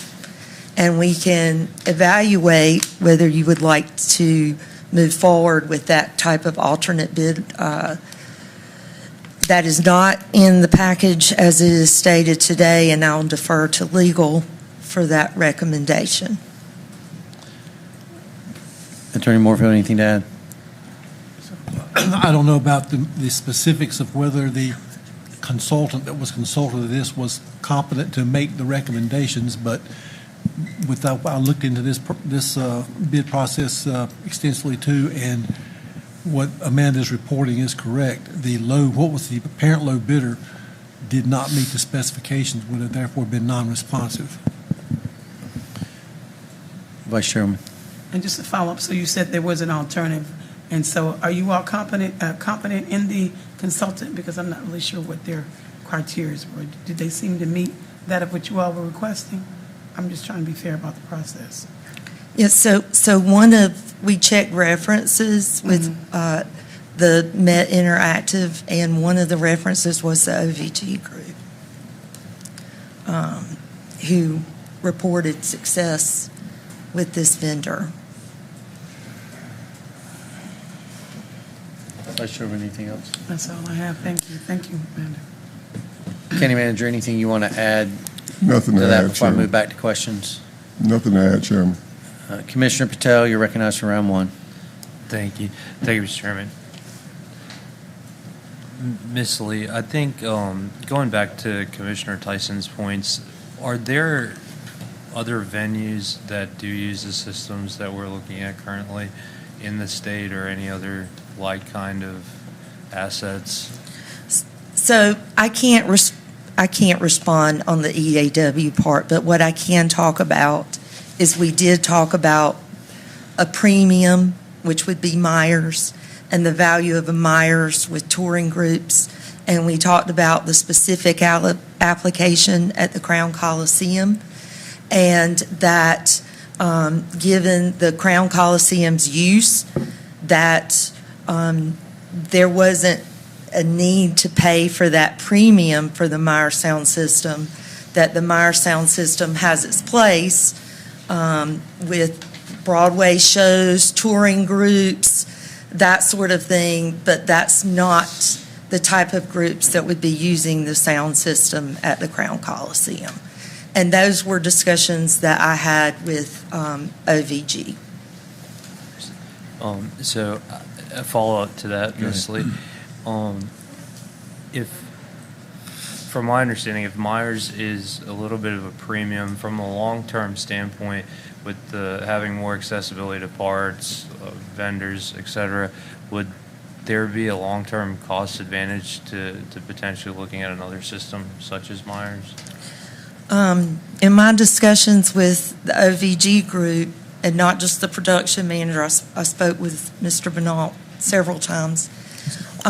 He did not see that added benefit with Myers. Now, if there is a desire to pursue Myers as a preferred alternative, that's something we can look at. And again, the low bidder did provide an alternate bid price for that Myers system that we could evaluate that alternate bid. Honestly, I did not come prepared today to recommend that alternate bid, and so I just want to make everyone aware that that information was provided in the bid package, and that I did speak with Mr. Bernal about the system and about which systems would be acceptable. And there was no objection to the EAW system. And that question was asked during the open session for questions in accordance with the RFQ. Thank you, Ms. Lee. Thank you, Mr. Chairman. That's all I have. Commissioner Tyson, you're recognized for round 2. Thank you, Mr. Chairman. I will just say this. The fact that the solicitation was put out specifying 3 manufacturers, there was a pre-bid conference, and then there was an addendum that included a 4th manufacturer, to me is a concern as well. If we're going to communicate our expectations to the community, I think we should do it when we send it out with our first solicitation, not look to modify our scope in the middle of a bid process. So that is a concern that I have. I'm not saying anybody did anything wrong or there was impropriety there, but the optics of it, in my opinion, are not good. And the fact that, yes, I know Mr. Bernal is the general manager of the facility, but again, he did candidly told me he didn't go back to his consultants to modify that scope. So, you know, they went out, they procured this third party that met the requirements to provide that scope. If we're going to modify that scope, I would say, Mr. Chairman, then we need to get some input back from them to modify it, or we need to put the scope out that they had the consultant prepare. And that would be my recommendation, Mr. Chairman. Thank you. I yield back my 37 seconds. Thank you, Commissioner Tyson. Vice Chairman Jones, you're recognized for round 2. Thank you, Mr. Chairman. Amanda, is there anywhere, or by the board's direction, if we all in agreement, is there any way at our next meeting where we could have the general manager and his consultant to come in? As we've heard from our community individuals earlier, the great concern of we definitely need a qualified, well-done system, because we do want to be able to compete and make sure people are comfortable with seatings and systems, just as Raleigh and Durham. So for him to be able to answer more in depth, or us to be comfortable with him having more knowledge, the consultant and as well as the general manager, perhaps we can see about them coming to our next meeting if possible. Seems like there's a lot of questions, and obviously from what we've even heard earlier from individuals that have a lot to do with even Mr. McFadden, the significance, importance of a sound system. I think, my opinion, I'd like to get input from the other commissioners that it definitely would be something to consider, to hear their opinion and make sure we make the right decision about something like this. Commissioner Greer, do you have input there? I'm sorry, County Manager Greer. It's almost 10 o'clock. One item of note, Board. I just want, Chairman, if we were to select someone else, we would go over the authorization that we have for the debt funding. and so by approximately $845,000. We're running up against the schedule because we had to rebid the air netting. And I'll just say you probably need to take that into consideration. We've already have to go to the LGC in June. I don't know if the LGC will have an appetite for us to come back with another change. Thank you. Anything else? So County Manager Greer, along those lines, so if the bid is put back out immediately, much like the netting on the same time frame, you would still meet the LGC requirements? I would have to defer to Amanda. I think we've also got, we're introducing the issue of a preferred alternative, and I'm looking at County Attorney Moorfield, that if we did go with the Meyer system because I think what I'm hearing is a preference for the Myers, and then there's the Myers Tiger system, and there's the Myers Panther system. We saw also those two options bid. So if we're going to go for a preferred vendor, then we'll need to follow statute for that. Attorney Moorfield. It would be legal to reject all the bids if the board does have a preferred brand and do it over, but we would, as the manager said, need to start this immediately, like tomorrow. Commissioner Adams, you're recognized for round one. And I would tell you, I don't know if you heard that from the whole board. You heard one end of it, but I'm not necessarily into that. I think the one thing we do is set policy. Staff does that. I don't go behind staff to figure it out.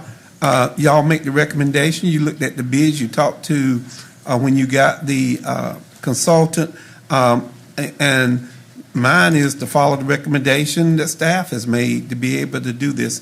We don't get into whether we're going to rebid or get close to that LGC issue if it gets there. So that's where I am. Thank you, Mr. Chairman. Commissioners, Commissioner Tyson, you have 30 seconds to balance of your time. Mr. Chairman, I'm prepared to make a motion if you're ready to have one.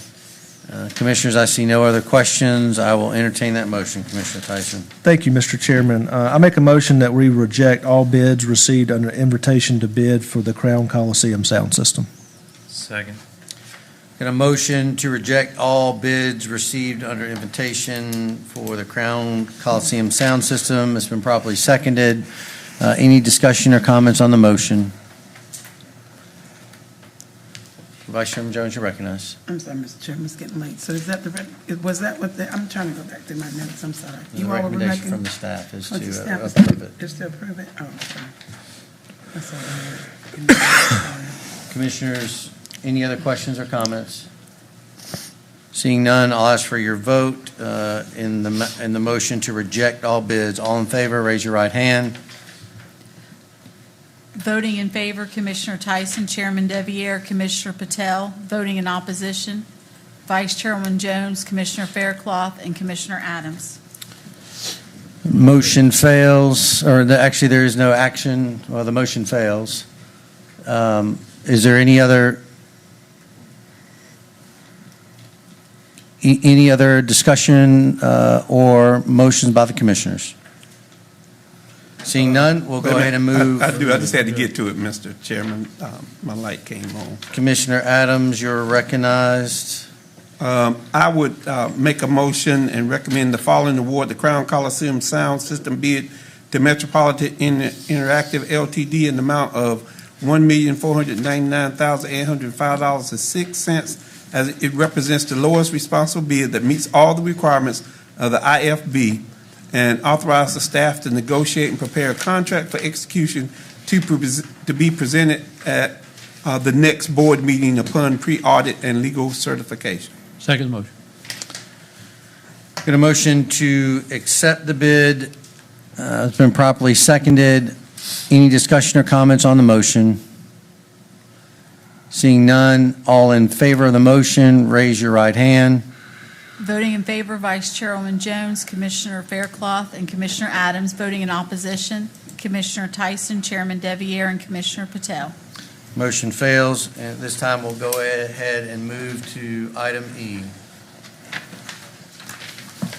Consideration of contracts for Crown Theater and Arena renovation.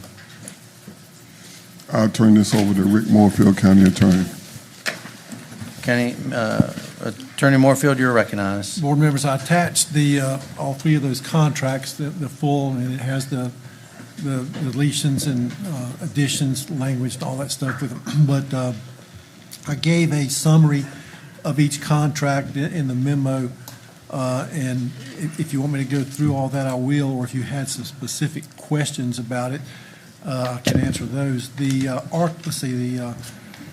architect's contract, there were some minor modifications to the language that we finally, I think, got that worked out Friday. They also changed the scope of their work. It's actually a much shorter version than what's in the scope of work presented in the main contract.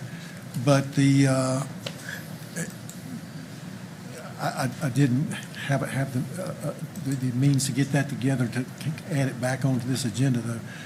But I'll just do it this way. Are there any questions particularly about the architect contract? Pull your mic up to you. Are there Attorney any Moorfield. questions particularly about the architect contract? Commissioners, we're going to take these contracts one at a time, so we'll start with the architectural contract. Are there any questions on architect contract? Are there any questions on that item? Okay, seeing none, Mr. Moorfield, if you move to the next item. And I would point out with the architect contract, the final version will have a different scope of work. I've reviewed it. It's fine. It actually sort of makes more sense. And then the other things I mentioned as minor modifications, they've agreed to fix those. The owner's rep contract is the other contract there. It's a fairly short contract, but it's pretty standard language for these type of contracts. Again, I've given a summary there and pointed out any the things that I thought you ought to folks catch your attention, and I'll be glad to answer questions if you have any, or go through the memo, whichever way you prefer. Commissioners, questions on the next agreement? Commissioner Adams, you're recognized. The question I have is contract section 7, which gives the owner's rep the right to terminate the contract. However, at the very last sentence is there is no provision for the county to terminate. So if they do bad work, you telling me I can't terminate this contract? I have to sue them or whatever? I mean, I don't understand why there's no provision that it clearly states there's no provision for the county to terminate. I wrote that in there. I know why. It's one of the points. Yeah. Well, I mean, that you can look at that two ways. To answer your question, if they do bad work, we can't terminate. No, I mean, we still have those remedies. What they have put in is a provision for them to terminate the contract if the county fails to pay them after 30 days from work or 5 days notice. And these were pretty serious issues with them. The county cannot suspend the project for more than 60 days unless they agree. And I don't think that's unreasonable in this particular situation with the way this is structured. And the parties must agree to, after a suspension, the parties must agree to adjust the schedule and compensation. That's pretty standard. And I just pointed out so that everyone see there is no provision for the county to terminate the contract. But if there had been a provision for the county contract to terminate the contract, there would have been something like they would throw in a termination fee or something like that. But we can always terminate a contract. Well, I mean, why would you put it in there that there's no provision, Mr. Chairman? Why would we put in there there's no provision for the county to terminate? There's no reason to have that line. We still have to go through all the remedies that we have. No, it's not a line in the contract. That's just my memo. I was just pointing out that there was no provision for the county to this is not the contract language. That's from my memo. But I mean, if I'm looking at the memo, it would seem to me that's what you purporting to put into the contract. Why would you tell me that unless you're going to put it into the contract? I just wanted to explain that there is a termination agreement for Erie, but not one for the county in the contract. So we need to put one in the contract. I don't think we do. I really don't think we do.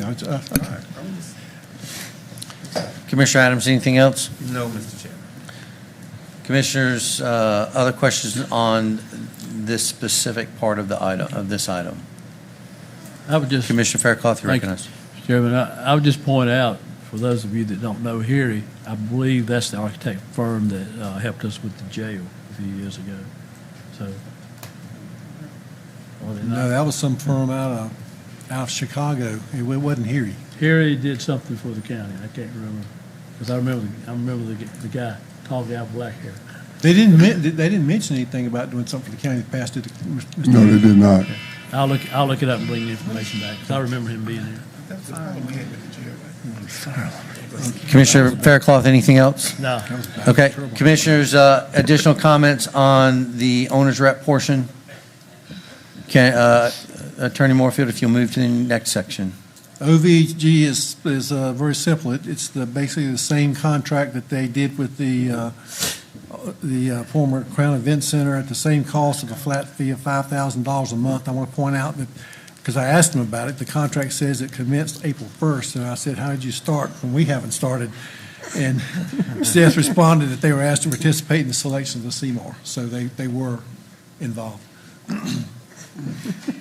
And the language at the bottom there that says the county attorney notes that was something that I had written and moved up in another section, and it didn't get taken out, so this was done late at night, last Wednesday night.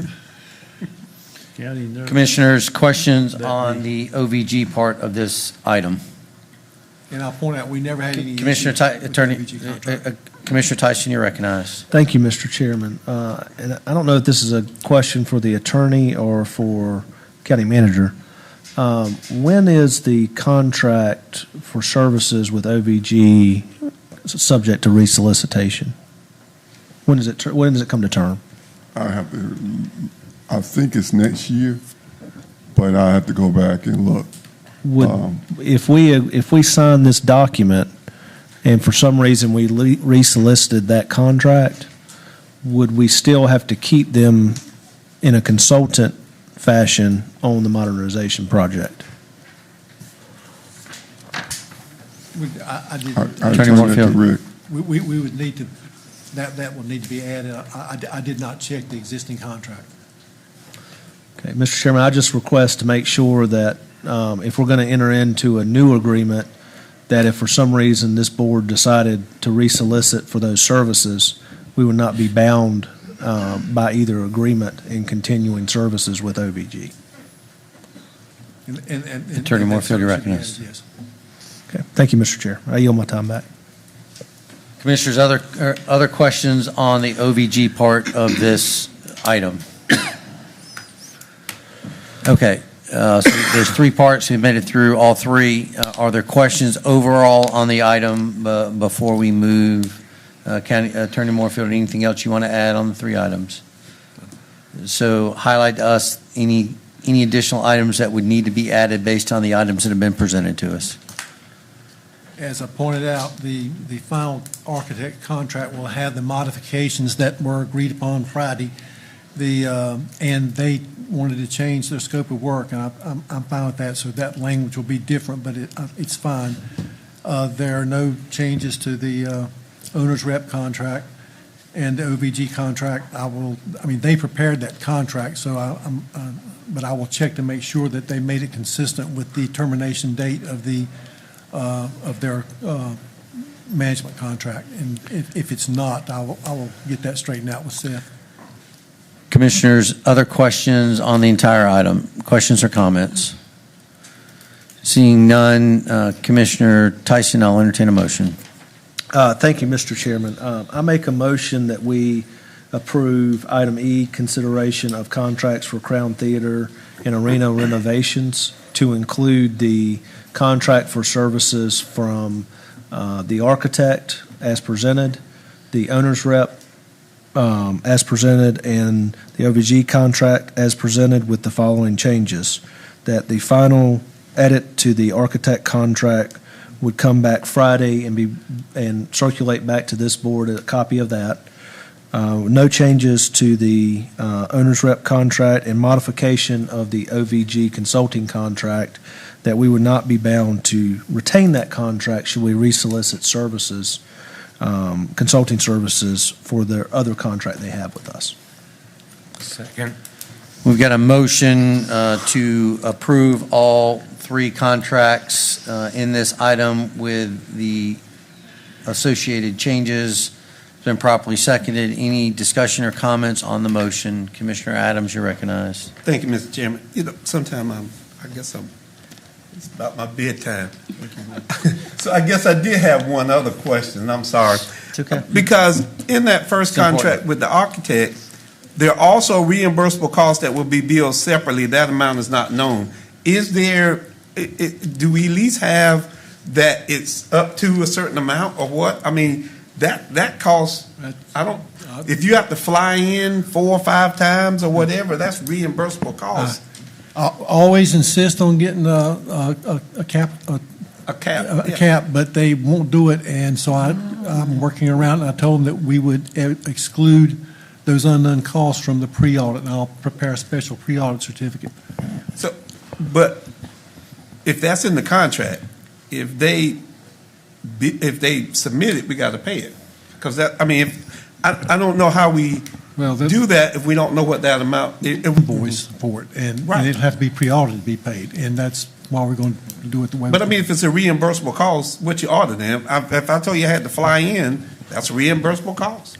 If I have to fly in 4 times for a week, that's a reimbursable, because I'm going home to see my wife at the end of the day. But that's the issue. I get carried away sometimes. I told y'all it's late. I got to go home. I mean, I agree. I tried. They just wouldn't do it. Then I don't take them. But the other thing that I have is that I guess with the architect, the 765 to 228, which comes almost to $1 million, is that in that owner's budget, which is not to exceed $100 million? That would be a question. And I think that that was it. So based upon, I'm not looking at the OVG because I don't know how many months that's going to be. So we're looking at almost $4 million just on the owner's rep and the architect at this point, and whatever that reimbursable would be that we don't know. Yeah, I mean, it would be included in the project budget the way they got it defined. And I point out, and it's in the memo, but this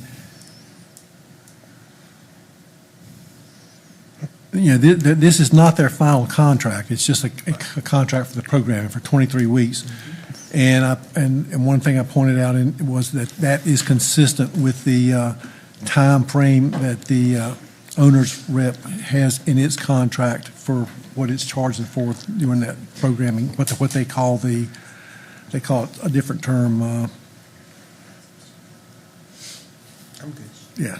Okay. But Thank you, Mr. Chairman. Commissioner Tyson, you're recognized. Thank you, Mr. Chairman. So, Mr. Attorney, is this contract that we're presented today wholly and distinctly different than the trade contracts we received on the Crown Event Center project? yeah, I mean But the AIA contract would be, I mean, that's a pretty standard form, correct? Yeah, it's a different version of the AIA contract because it's not for the whole project. There will be another contract once we get through this 23 weeks. Correct. Okay. Thank you, Mr. Chairman. Any other questions? And I gave some latitude there. Any other questions or comments on the motion, not on the item? Commissioner Tyson, did you have another comment? No, sir. Sorry, I didn't undo you. Any other questions or comments on the motion? Hearing none, does anybody need me to restate the motion? If not, hearing none, all in favor, raise your right hand. Voting in favor, Commissioner Tyson, Chairman Deviere, Commissioner Patel, Commissioner Faircloth. Voting in opposition, Vice Chairman Jones and Commissioner Adams. We'll go ahead and move to the next item, consideration of Crown Renovations Project Capital Budget Ordinance 260733 and declaration of official intent to reimburse expenditures. Yes, excuse me, Chairman. Robin Coombs, Chief Financial Officer, will present this item and answer any questions you may have. We have to have a reimbursement provision based on the fact that we're going to issue debt, and to get started, we want to make sure we include that. But Robin will provide more context. Robin. Okay, thank you. So in connection with the contracts that we've been discussing, we need to, we've drafted a capital project budget ordinance for the Crown Renovations project. The overall budget for this project is currently expected not to exceed $4,049,395. But as Attorney Morefield explained, this only includes current contracts for consideration of approval by the board. The project will increase, the budget will increase as the project scope and design is determined. So the initial revenue source for this is going to be a transfer from the Food and Beverage Fund, later to be reimbursed with proceeds from a borrowing upon approval by the Local Government Commission.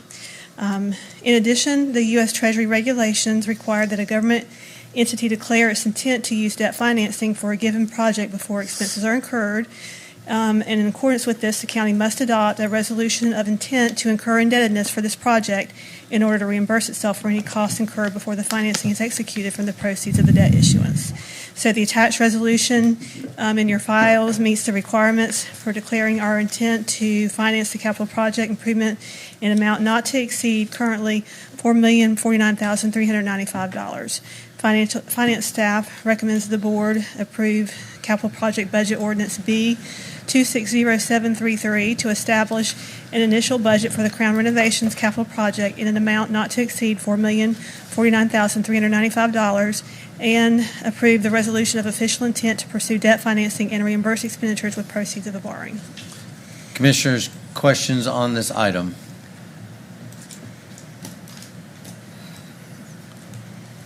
Hearing none, entertain a motion. Commissioner Faircloth, you recognize. Thank you, Mr. Chairman. I move that we approve the capital project budget ordinance number B260733 to establish a budget for the Crown Renovations capital project in amount not to exceed $4,049,395 and the resolution of official intent to pursue debt financing and reimburse expenditures with proceeds of a borrowing. Second. We've got a motion to approve the capital budget ordinance and declaration of official intent to reimburse expenditures. Been properly seconded. Any discussion or comments on the motion? Hearing none, I'll ask for your vote. All in favor, raise your right hand. Voting in favor, Commissioner Tyson, Vice Chairwoman Jones, Chairman Deviere, Commissioner Patel, Commissioner Faircloth. Voting in opposition, Commissioner Adams. Thank you. We'll go ahead and move to item G, consideration of resolution opposing modifications to County Property Tax Authority. County Manager Greer. Yes, Faith Phillips, Assistant County Manager, will present this item as a result of information received from the North Carolina Association of County Commissioners. Thank you, County Manager Greer. Assistant Manager Phillips, anything different that's been updated? Can you give us a 30-second overview on this, and then we'll look for questions if there's no additional information in the packet? Yes, sir, Chairman. So you have in your packet a resolution opposing modifications to County Property Tax Authority. This is one of the priority items in the board's adopted state legislative agenda. Property Tax Authority is a foundation of local fiscal stability. It is one of the only stable revenue sources for the county, which allows counties to fund essential services. Last week, the House Select Committee on Property Tax Reduction and Reform voted to recommend moving forward with legislation that would place a constitutional amendment requiring imposing limits on how local governments can generate revenue through property taxes. It would place this amendment on the ballot in November. The measure still has to go through the state House and Senate before it can appear before voters. And if adopted, the amendment would require the Assembly to establish a mandatory cap on local property tax authority.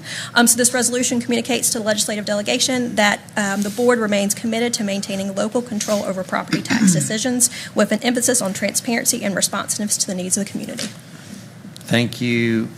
Questions or comments on this item? Commissioner Tyson, you recognize. Thank you, Mr. Chairman. And Mr. Chairman, I'm not in favor of this resolution. I don't believe in the spirit of it. I've talked to a lot of our constituents, Mr. Chairman, a lot of our seniors, a lot of our veterans on fixed incomes, and they have concerns. As we went through a reevaluation process, a lot of their property values increased drastically. The board took the bold step, and I applaud my colleagues for reducing our ad valorem rate. But, if the legislature is going to move this to a ballot initiative, I think the people's voices need to be heard.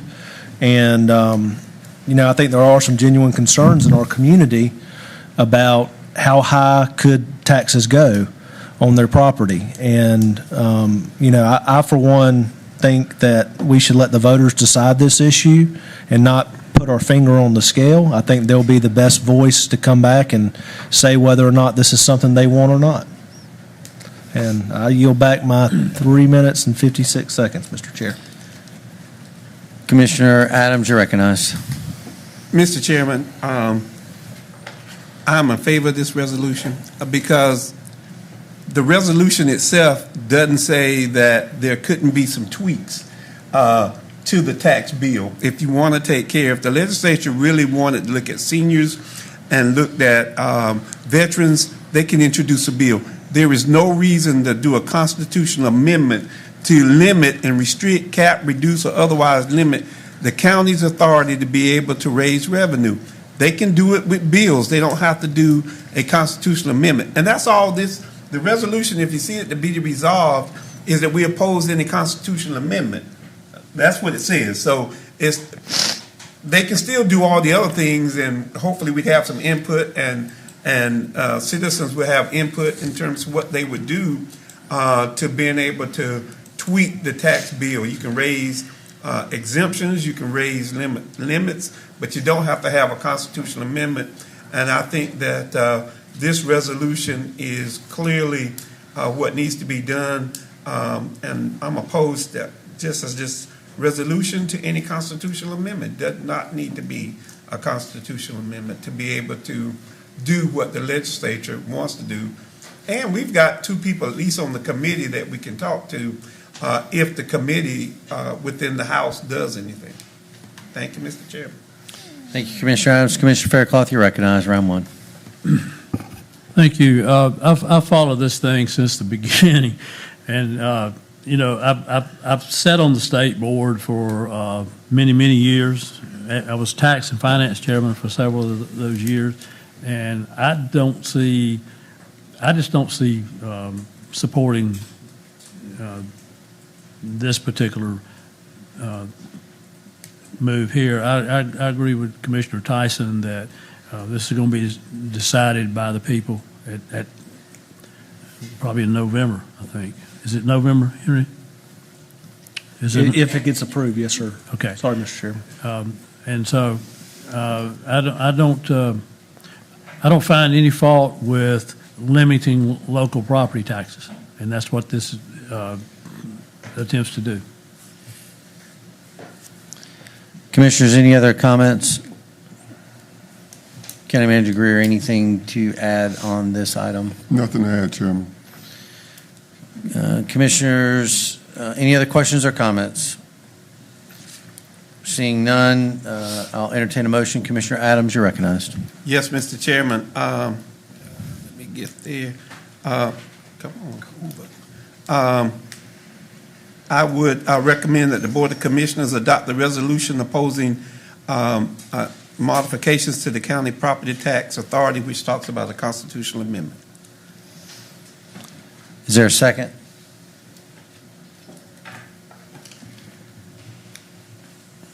Motion dies for, is there a second?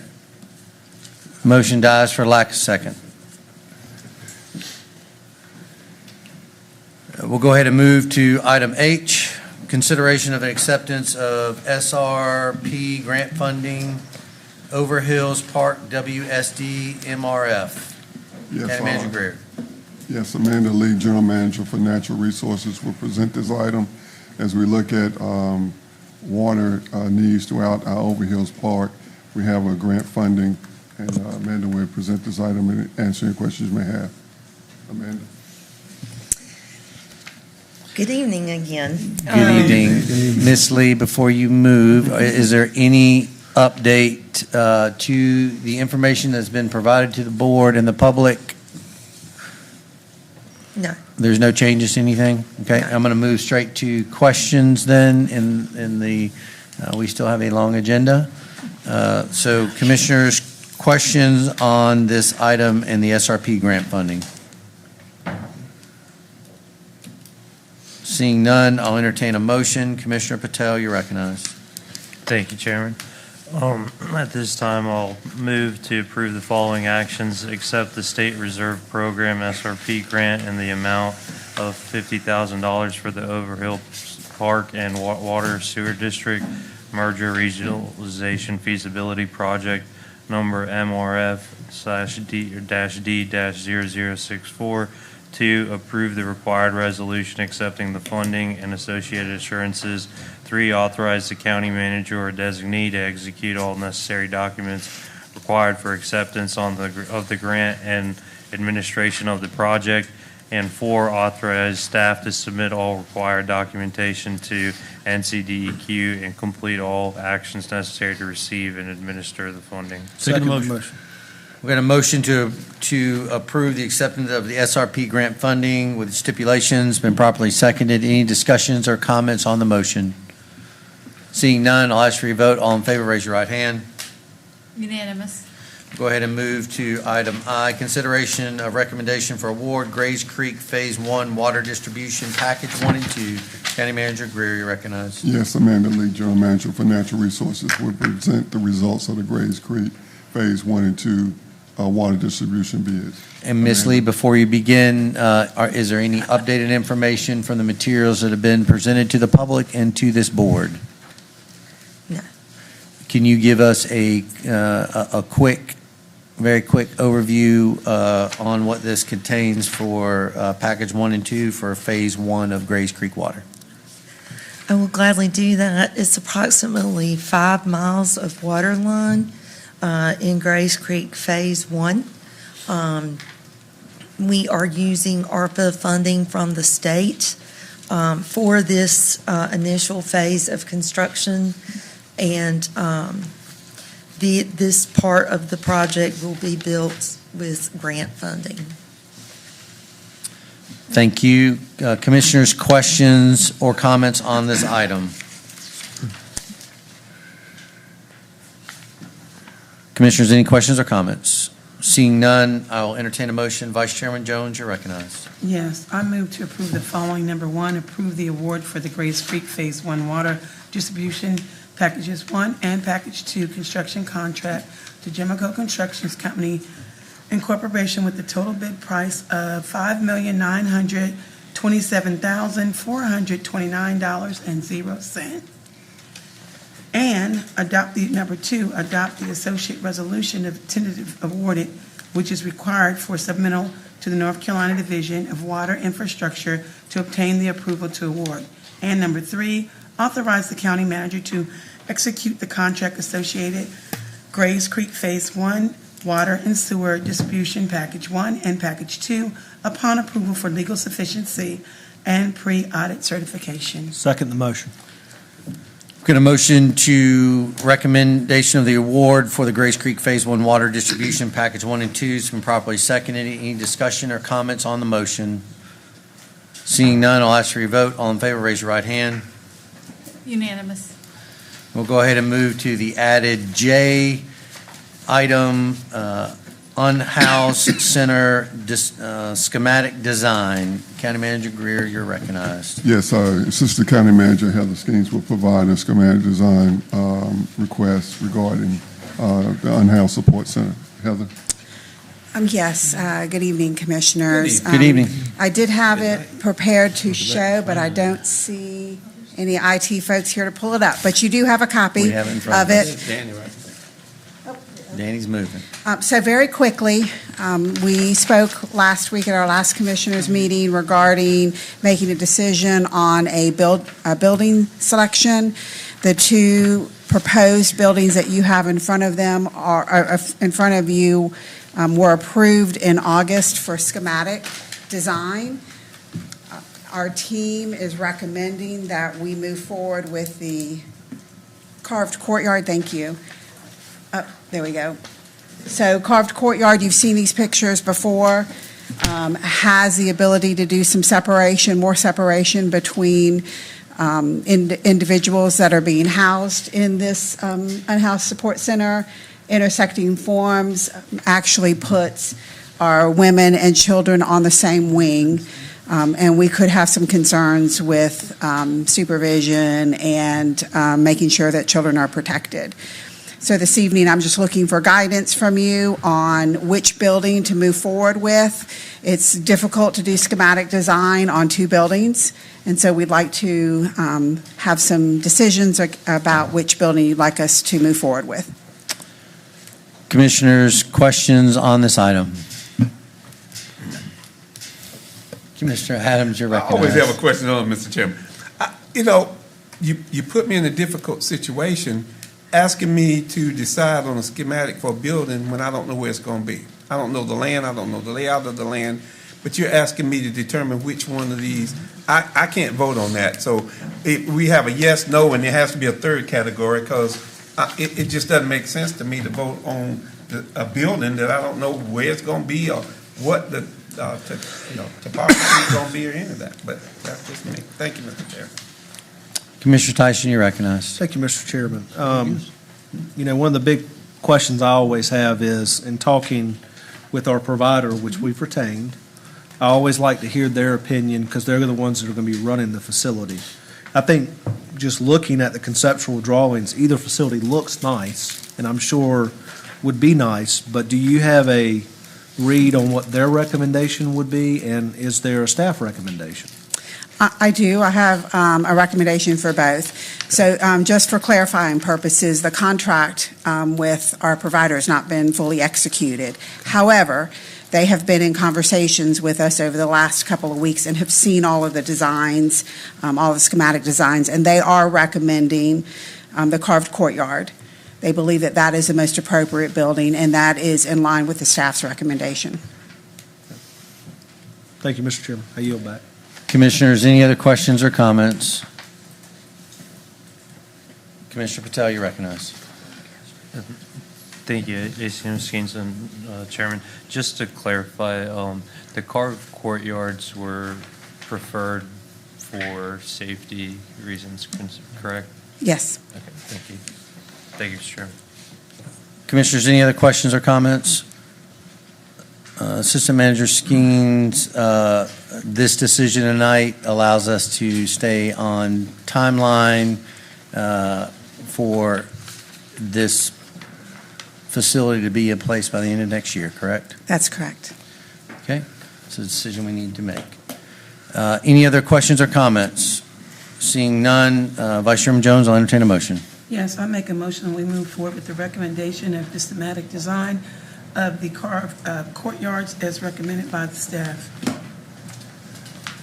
Second the motion. We've got a motion to approve the carved courtyards for schematic design. It's been properly seconded. Any discussion or comments on the motion? Seeing none, I'll ask for your vote. All in favor, raise your right hand. Voting in favor, Commissioner Tyson, Vice Chairwoman Jones, Chairman Deviere, and Commissioner Patel. Voting in opposition, Commissioner Faircloth and Commissioner Adams. We'll go ahead and move to the added item K, approval of an agreement with Kingdom Community Development Corporation under the Home Investment Partnership Program. County Manager Greer, you're recognized. Yes, Ms. Manuel, Community Development Director, will present this item and answer any questions you may have. Before you begin, Commissioner Tyson, you're recognized. Thank you, Mr. Chairman. Now, Mr. Chairman, I requested we pull this from the consent agenda, and the reason I did was we had heard this item presented back in our last Finance Committee meeting, and I had conferred with the Finance Committee Chair, and I had preferred that, and I believe the motion, the best of our understanding, and three members of the Finance Committee are here, was for this to come back to an agenda session to allow the board to have further discussion. And so I didn't understand why it was on a consent agenda item. We can certainly go through it tonight, or we could look to move it back to the consent agenda, which was the intent of the committee. You mean the agenda, not the consent? I mean, the agenda session. Commissioner Tyson, anything else you want to add? No, Mr. Chairman, I was just going to make the motion that we move it back to the agenda session, given the length of tonight's meeting. I'm going to allow Commissioner Adams, and I'll move back to you to make the motion. Thank you, Mr. Chair. Commissioner Adams, you're recognized. And I wasn't in the finance committee, but I don't understand just last week, we did a $800,000 home funds to build out on 8103 Rayford Road with the Duggins, West Cumberland Phase 2. These Kingdom has done about 14 houses over there. They're about to do the 3 to 5 more with 3 additional where they're going to leverage the funds using those same home funds. So I don't see why we need to move it back to agenda session. If there's some concerns, we can ask those tonight and let it be heard. I think we need to move on. This is housing for people who need housing. So just as a point of clarification, can we clarify this item from the Finance Committee? The direction was to move it to the agenda session and not a consent item? When we listened to the minutes, it said the consent agenda. It didn't say agenda session. We pulled the recording and listened to it. Okay, Board, I think we can have the conversation tonight, or we can move it to the agenda session in May and have the conversation there if we want to have it tonight. I think there's, as I understand it, there's a few questions around this that the entire board wanted to weigh in on, or members of the board wanted to weigh in on before it came back to a consent agenda. So we can do it tonight, or we can move it to May, which I'm indifferent based on time. We still have several items to cover and 3 closed session items.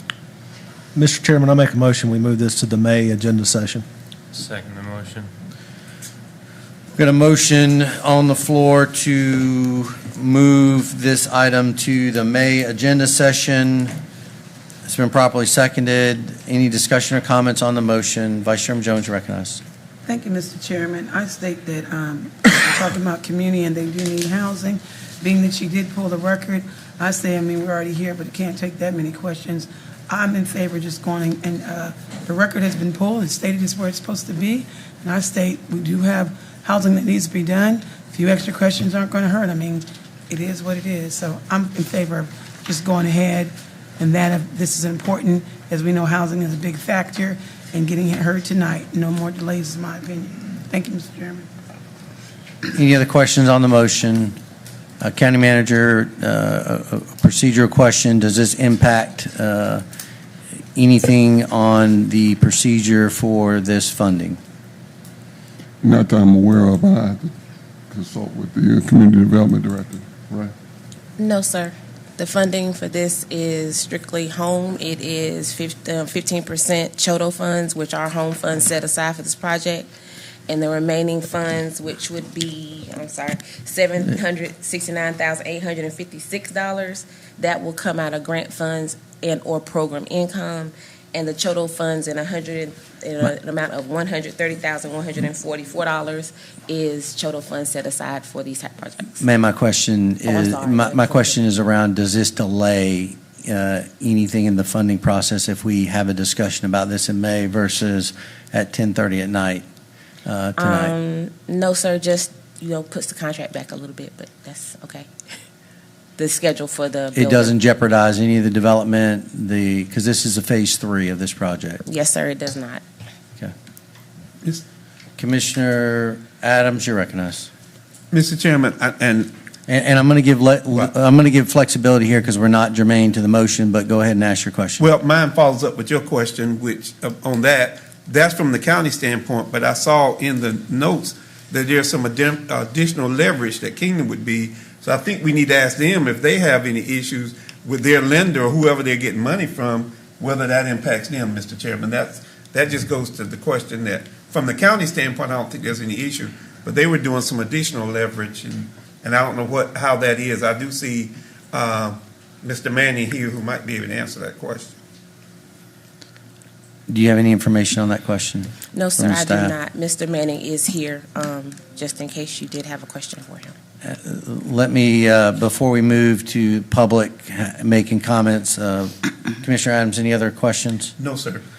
Vice Chairman Jones, you recognize. Thank you, Mr. Chairman. I just want to reiterate, I know that for us, it might not seem like a big deal for me, but anytime I'm going to restate that we need housing, as big as the shortage of housing we have, I'm not in favor of delaying things. I could see if they were a new company, they're very established, not saying that anyone said they weren't. They're a very well-established company, number one. They've been doing business with the county, number two. And I am in agreement with Commissioner Adams. We certainly have before made decisions with less commissioners are here.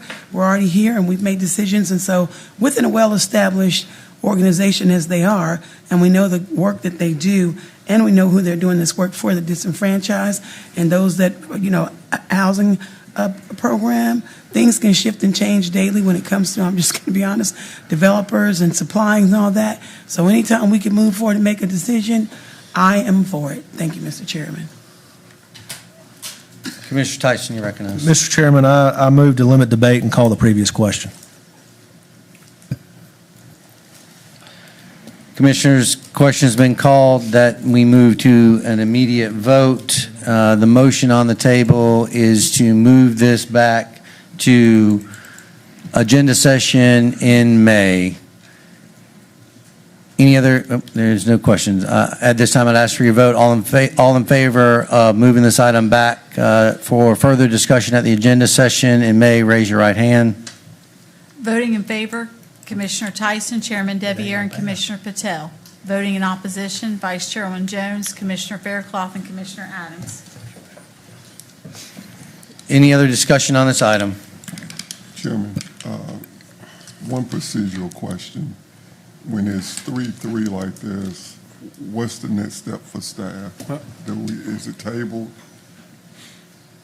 You have the ability, Manager Greer, you have the ability to place this on an agenda, so I would assume that at the next available opportunity to put this in front of the board, that you would put it in front of the board. That would be, if you're asking for, procedurally, the next question is, this can fall on any next meeting. You control, you have the ability to place things on the agenda. Okay. Commissioner Adams, you recognize. Mr. Chairman, I have a motion to put on the floor with regard to this matter. That one just died, but I have a motion. And I would move that. Commissioner Adams, I haven't recognized you. All right.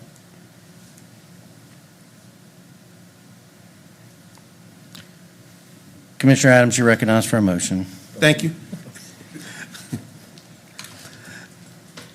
I would recommend that the Board of Commissioners approve contract number 2026533 with Kingdom CDC in the amount of $900,000 for Phase 3 of the Elizabeth Street Affordable Housing Project, subject to completion of legal and pre-audit reviews, and authorize the chairman to execute the agreement upon final approval.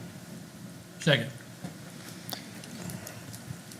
We've got a motion on the table to approve the agreement with Kingdom Community Development Corporation under the Home Investment Program, Partnerships Program. Been properly seconded.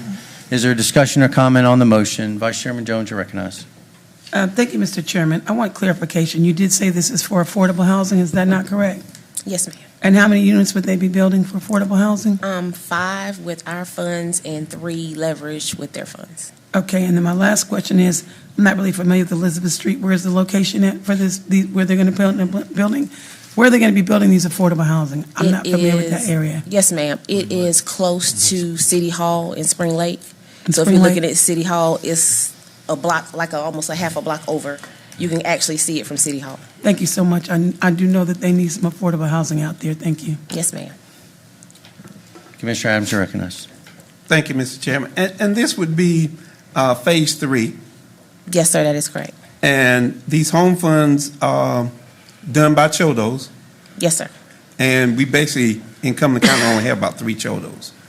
2 to do large projects, Kingdom, which does kind of the small projects. Yes, we have 1 for community development, and that would be Kingdom. I'm not sure about the other 2. Okay, because we have the one, the ones who did the ones for the city, which were community development with Chodos for both of those. Oh, yes, sir. Done by people, done by the committee. And we just pledged $800,000 last week to help the city of Fayetteville do West Cumberland Phase 2 project. If we're going to do that for the city, I just don't see that we don't do that for the citizens of this county and out in Spring Lake who need housing, and we know they need housing. If it wasn't Cumberland Community Kingdom, if they had a track record of not doing it right, I wouldn't be here on their behalf. I think they do it right. They've done it. They sold those other homes. Those people actually own those homes now, which means they're on the tax rolls for Cumberland County. And now we're looking to build probably between 3 to 5, maybe 8 houses out there using these home funds, which is what they're used for, out of the community development. And I think that this is, if there's any kind of questions, I'd like to hear the questions, but I think that Kingdom has done an awesome job the entire time. And we've done, we did the whole project down off Wilmington Road. We helped with Grove Street over here, the project off on Grove Street. We're doing West Cumberland Phase 2. Kingdom has done Phase 1 and Phase 2 out here, and they're just asking to do Phase 3. I don't see any reason why we wouldn't move this project along. Thank you, Mr. Chairman. Commissioner Patel, you recognized. Thank you, Mr. Chairman. I do have one question. So I know we discussed it during the committee. The homes are constructed, and forgive me if I missed the number, but it was around $250,000 market value, correct? Yes, sir. $230,000 market value for the smaller homes, $240,000 market value for the larger square footage. And do you need me to get that to you again, sir? No, and so I have that. And I recall Commissioner Faircloth had asked the question, what would be the tax value of the home on the books? No, sir, I'm not sure about the tax value. I would have to get back to you on that. It would be the fair market value of the date of it was turned over. So, and I guess this is my final question here. So I know we're helping folks get into housing and making it more affordable. If these homes are going pretty much over almost close to 100% more on the books from a tax standpoint, and when we look at the tax, because these homes are going to be owned by the individuals living in them, so when they pay the tax, property tax at the end of the year, what are they paying on? Are they paying on what they acquired the homes for, or the market value? And then kind of going a little bit further, is there any assistance that they receive on home insurance or anything of that nature? Because, I mean, it's all reflected off of market value of the home, correct? Sir, I would think that the taxes would be encumbered in the mortgage, the property taxes on the home. It would be the market value. So they would pay twice as much as what they bought for the, thank you, Mr. Chairman. Commissioner Patel, anything else? No, that's it, thank you. Vice Chairman Jones, you're recognized, and we are past round 2, but go ahead, Vice Chairman. Thank you, Mr. Chairman. I appreciate that we spent $800,000 to help the city be able to help individuals with affordable housing. But we must, I do agree, take care of our own. Spring Lake is a very poverty area. I know that they would look forward to having their houses built due to the fact that the county, if we can spend $800,000 to respectfully help our counterparts. I've been in the Spring Lake area as at large as we all have been, and I do know the work that they do. This is not like Phase 1 or 2. This is Phase 3. And be mindful, too. I know when we say $250,000, let's be mindful. I think that there's a stigma that people feel like, oh, you can't apply. I understand how their process and program works. And let me also be very mindful, because we do appreciate those that serve in the Army. Many times, if you're low ranking, you do qualify for that. I don't think you're going to be losing your job anytime soon. And so our veterans have utilized some of their homes, and I think that that's important for me to state that, especially I know some individuals as well that are single parents that are that have appreciated their Phase 1 and 2, and they have a very stable job in the military. So those are just things that keep in mind, that people want to acquire housing through different things. And again, that's not a knock on the city. We really appreciate giving them $800,000, as I hope that we can also look out for our own county affordable housing as well. Thank you, Mr. Chairman. Commissioners, other questions? Okay, so we've opened the door now for discussion, which was the point to have the discussion at the agenda session. So the question that we had that could not be answered by you, I'd like to ask I would like to ask the petitioner to come up and answer those questions. Mr. Manning? Mr. Manning. We're here now, so we're just going to do this. Carl Manning, Director of Kingdom Community Development, 328 Kimmelwick, Fayetteville, North Carolina. Please speak in the mic, sir. You don't need to give us your address or anything. Just if you'll just address the questions that staff couldn't answer, please, sir. Okay. What were the? He had the question. Did you have the question? Yes, sir. So I had the question on for the homes that when they're built and they go on the tax books, so the property tax that the homeowners would pay would be the full value of the home, correct? Not the Yes, acquired market rate. price. And then from the property insurance, homeowners insurance, that would also be on the market value of the home, That is correct. Do you know, do you know on average what the increase would be on those items if it's 30, 50, 100%, for example? I do not. Whatever the tax value is what the county tax assessments, what they assess it for the area, that's what the tax value is. The insurance is what the insurance company apply for each individual home. Okay. I do not have those kind of answers for you. There's no subsidy on taxes, nor is there any subsidy on insurance for the individuals in those homes. Thank you. I appreciate it, Mr. Manning. Commissioner Adams, you're recognized for questions for Mr. Manning. Yes. So we've done phase 1, phase 2. Correct. They've been sold. Correct. They don't get sold right away. Well, sometimes. Can I just express something here since you asked that question?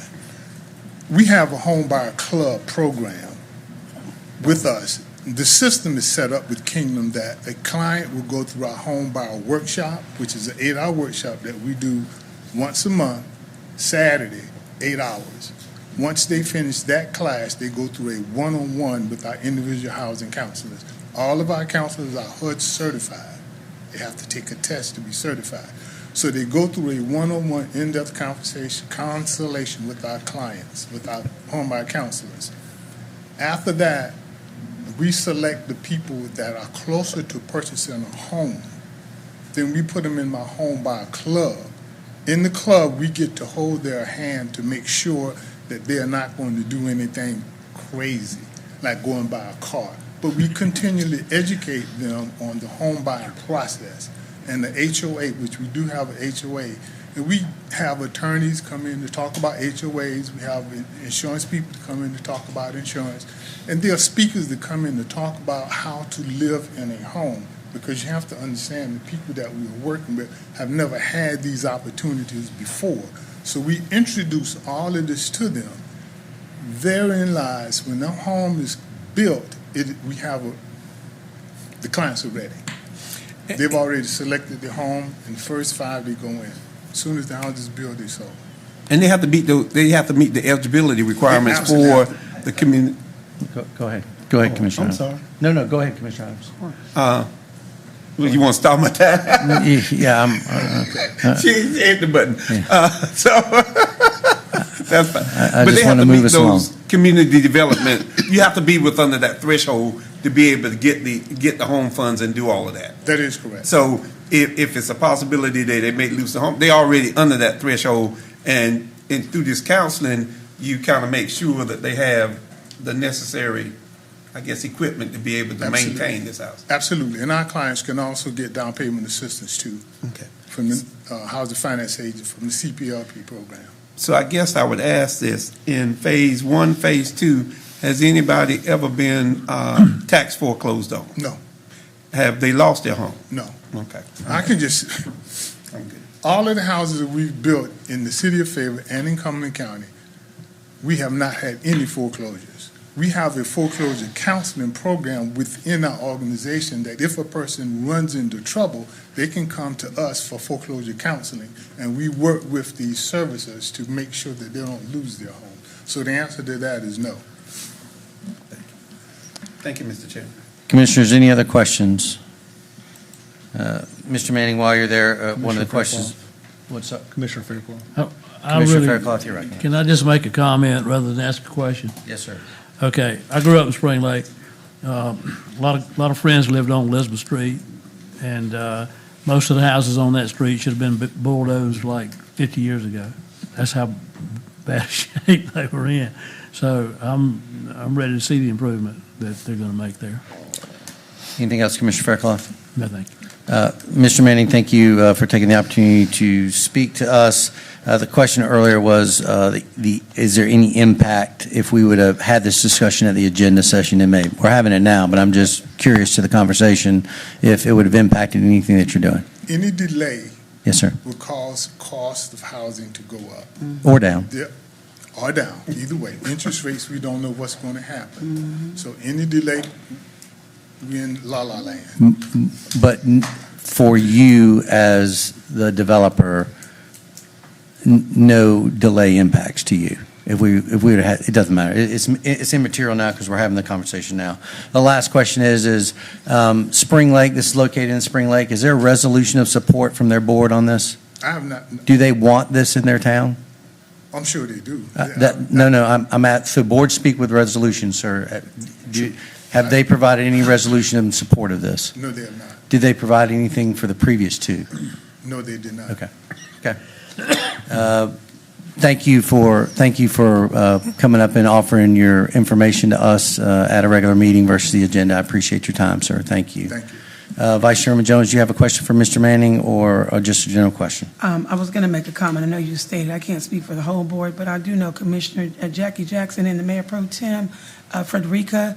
I've been at some of their recent town hall meetings that they have put together, as they have stated. Again, I can't speak for the whole board, but I can speak. I'm sure Mayor Pro Tem Frederica won't mind me sharing since it was public knowledge. And I was at that meeting. She was pushing the agenda of affordable housing. Your name came up, as well as Commissioner Jackie Johnson. Now, I can't say they wrote a resolution, but those are two people on that board that I know are for it. Thank you, Mr. Chairman. Thank you. Commissioner Tyson, you're recognized. Thank you, Mr. Chairman. And I guess that is a good point. I'm sure the citizens in Eastover or Wade or Godwin or Falcon may also be interested in the county spending $180,000 per unit on a single-family dwelling to help subsidize housing. And that's one of the comments that I have is that, one, this seemed to be favoriting and targeting a specific area. But I'm glad Commissioner Adams also brought up the other project that we did approve, because there were 72 units in that $800,000, which only comes up to $11,000 a unit. So I just wanted to make sure that the public was aware, as we've got residents who, are in $75,000, $100,000 trailers paying taxes, that we're looking to allocate funding of $180,000 per house tonight. So I just wanted to bring that point up, Mr. Chairman. I yield my top back. Thank you, Commissioner Tyson, Vice Chairman Jones, and then I'll go to Commissioner Adams. Thank you, Mr. Chairman. As we all know that we try to do fair and equality, because I'm sure that E. Smith would like to have their school come up. And matter of fact, Shaw Heights is telling me they need some water. So I think it's, we'd love to have everything at the same time. But as we all know, I've got folks saying, why isn't my school up? But we got Jack Britt up. So I don't really like to get into comparing. Spring Lake's in need. All the different places are in need, and that's the same answer we always get with all the same different places that we'll get around to you next. Because if not, E. Smith would be built right now. I'm just using an example, water situation. So, Spring Lake, I guess in this particular situation, they have their opportunity just as other people have to wait on water and other people have to wait on school. So we try to keep it fair and equality, but everyone just has to get around to when their turn comes. Thank you, Mr. Chairman. Commissioner Adams, you're recognized. Round four. Yeah, I'm sorry. All right. I'm just going to, just to make sure that I'm quoted right. When I talk about 800,000, that was only Cumberland County's part. The city of Fayetteville committed over $1 million to it. We did $800,000, and then there was some from the home funds. So it wasn't just $800,000. It was well over almost $2 million for that. Thank you, Mr. Chairman. I just want to make sure that the record is straight. Commissioners, any other questions or comments? We gave a lot of leeway there because this is question or comments on the motion that's on the table. The motion on the table is to approve the agreement with Kingdom Impact Community Development Corporation under the Home Investment Partnership Program. Any other comments or questions before I ask for your vote? Get it all out. Just so I make the record. Commissioner. It's not Kingdom Impact, because that's the church. I'm sorry. I'm just trying to, so the record would be straight. So I know, I do the same thing. Approval of the agreement with Kingdom Community Development Corporation under the Home Investment Partnership Program. Thank you for the clarification, Commissioner Adams. Is there anything else? Any other questions or comments? Hearing none, I'll ask for your vote. All in favor, raise your right hand. Voting in favor, Vice Chairwoman Jones, Chairman Deviere, Commissioner Faircloth, and Commissioner Adams. Voting in opposition, Commissioner Tyson and Commissioner Patel. All right, we'll go ahead and move to the next section. Thank you. Thank you. We'll move to the next section, nominations. There are no nominations for this meeting. There are no appointments for this meeting. I'm going to go ahead and recess the Board of Commissioners meeting. I'm going to convene the Grays Creek Water and Sewer District Governing Board meeting. We'll move to item A of this meeting, recommendation for award Grays Creek Phase 1 Water Distribution Package 1 and Package 2. County Manager Greer, before you bring anybody up, is there anything different in this packet than we previously saw? There's not been briefed to the public. No, this item has already been approved as an item of business under 4I, recommendation of award for Grays Creek Phase 1 Water Distribution in Package 1 and 2. So you're just reapproving it as the board of the Grays Creek Water and Sewer District Governing Board. Commissioners, any questions on these items that have been previously presented? Hearing none, I'll entertain a motion. Commissioner Faircloth, you're recognized. Thank you, Mr. Chairman. I move to approve the following. One, to approve the award for the Grays Creek Phase 1 Water Distribution Package 1 and Package 2 construction contract to JYMCO Construction Company, Inc. Maybe that's Jimco Construction. With a total bid price of $5,927,429. And two, adopt the associated resolution of tentative award, which is required for submittal to the North Carolina Division of Water Infrastructure to obtain the approval to award. And three, to authorize the county manager to execute the contract associated Grays Creek Phase 1 Water and Sewer Distribution, Package 1 and Package 2, upon approval for legal sufficiency and pre-audit certification. Second. Got a motion to approve the award for Grays Creek Phase 1 Water Distribution. It's been properly seconded. Any discussion or comments on that motion? Hearing none, I'll ask for your vote. All in favor, raise your right hand. Unanimous. And I'll go ahead and adjourn the Grays Creek Water and Sewer District Governing Board meeting and convene the Overhills Park Water and Sewer District Governing Board meeting. Move to item A, acceptance of SRP grant funding Overhills Park WSD MRF. County Manager Greer, is there any changes to this item as previously presented or that's been presented to the public or the commissioners? No, Chairman Deviere, no changes. Commissioners, questions on this item? Hearing none, I'll entertain a motion. Commissioner Adams, you're recognized. Oh, I will make a motion that we accept the SRP grant funding for Overhills Park, WSD MR. Thank you. 4 steps. Accept the state's reserve program SRP grant in the amount of $50,000 for the Overhill Parks WSD MRS project number MRFD 0064. Approve the required resolution accepting the funding and associated assurances. Authorize the county manager or designee to execute all necessary documents required for acceptance of the grant administration of the project. And finally, authorize the staff to submit all required documentation to NCDEQ and complete all actions necessary to receive and administer the funding. Second motion. We got a motion to accept the SRP grant funding for Overhills Park. It's been properly seconded. Any discussion or comments on the motion? Hearing none, I'll ask for your vote. All in favor, raise your right hand. Unanimous. We'll go ahead and adjourn the Overhills Park Water and Sewer District Governing Board meeting. And I'll go ahead and reconvene the Board of Commissioners, Cumberland County Board of Commissioners meeting.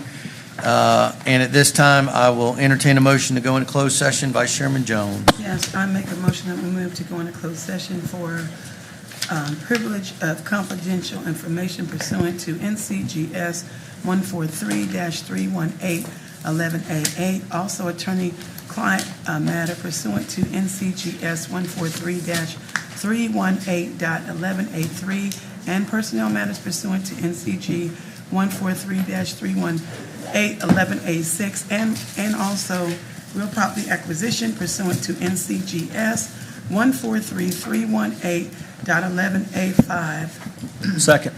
We got a motion to go into closed session. It's been properly second. Mr. Chairman, if one of the discussions is about sensitive public security information concerning the local confinement center, the appropriate number for that is A1. I'm sorry, did I say that? No, that's my mistake, Vice Chairman. So just if you'll amend A1, we'll just amend that motion to A1 versus A8. I said A8, okay. I'll accept that as a friendly amendment on my second. So we've got a motion, a clarified motion. Any discussion or comments on that motion? Hearing none, I'll ask for your vote. All in favor, raise your hand. Raise your right hand. Voting in favor, Commissioner Tyson, Vice Chairwoman Jones, Chairman Deviere, Commissioner Patel. Oh, unanimous. I'm about ready to go home. And we're in closed session. Board, if you need to take a break.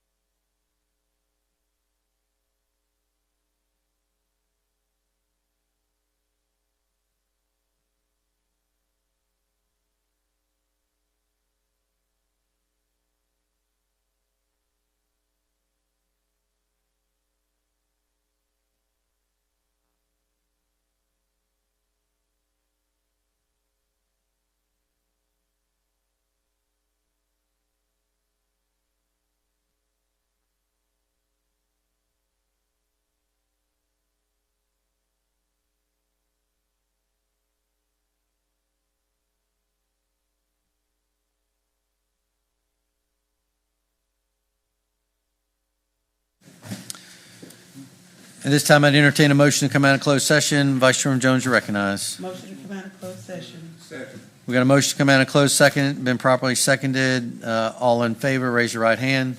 Unanimous. There are no actions for the board to take after closed session. I'd entertain a motion to adjourn.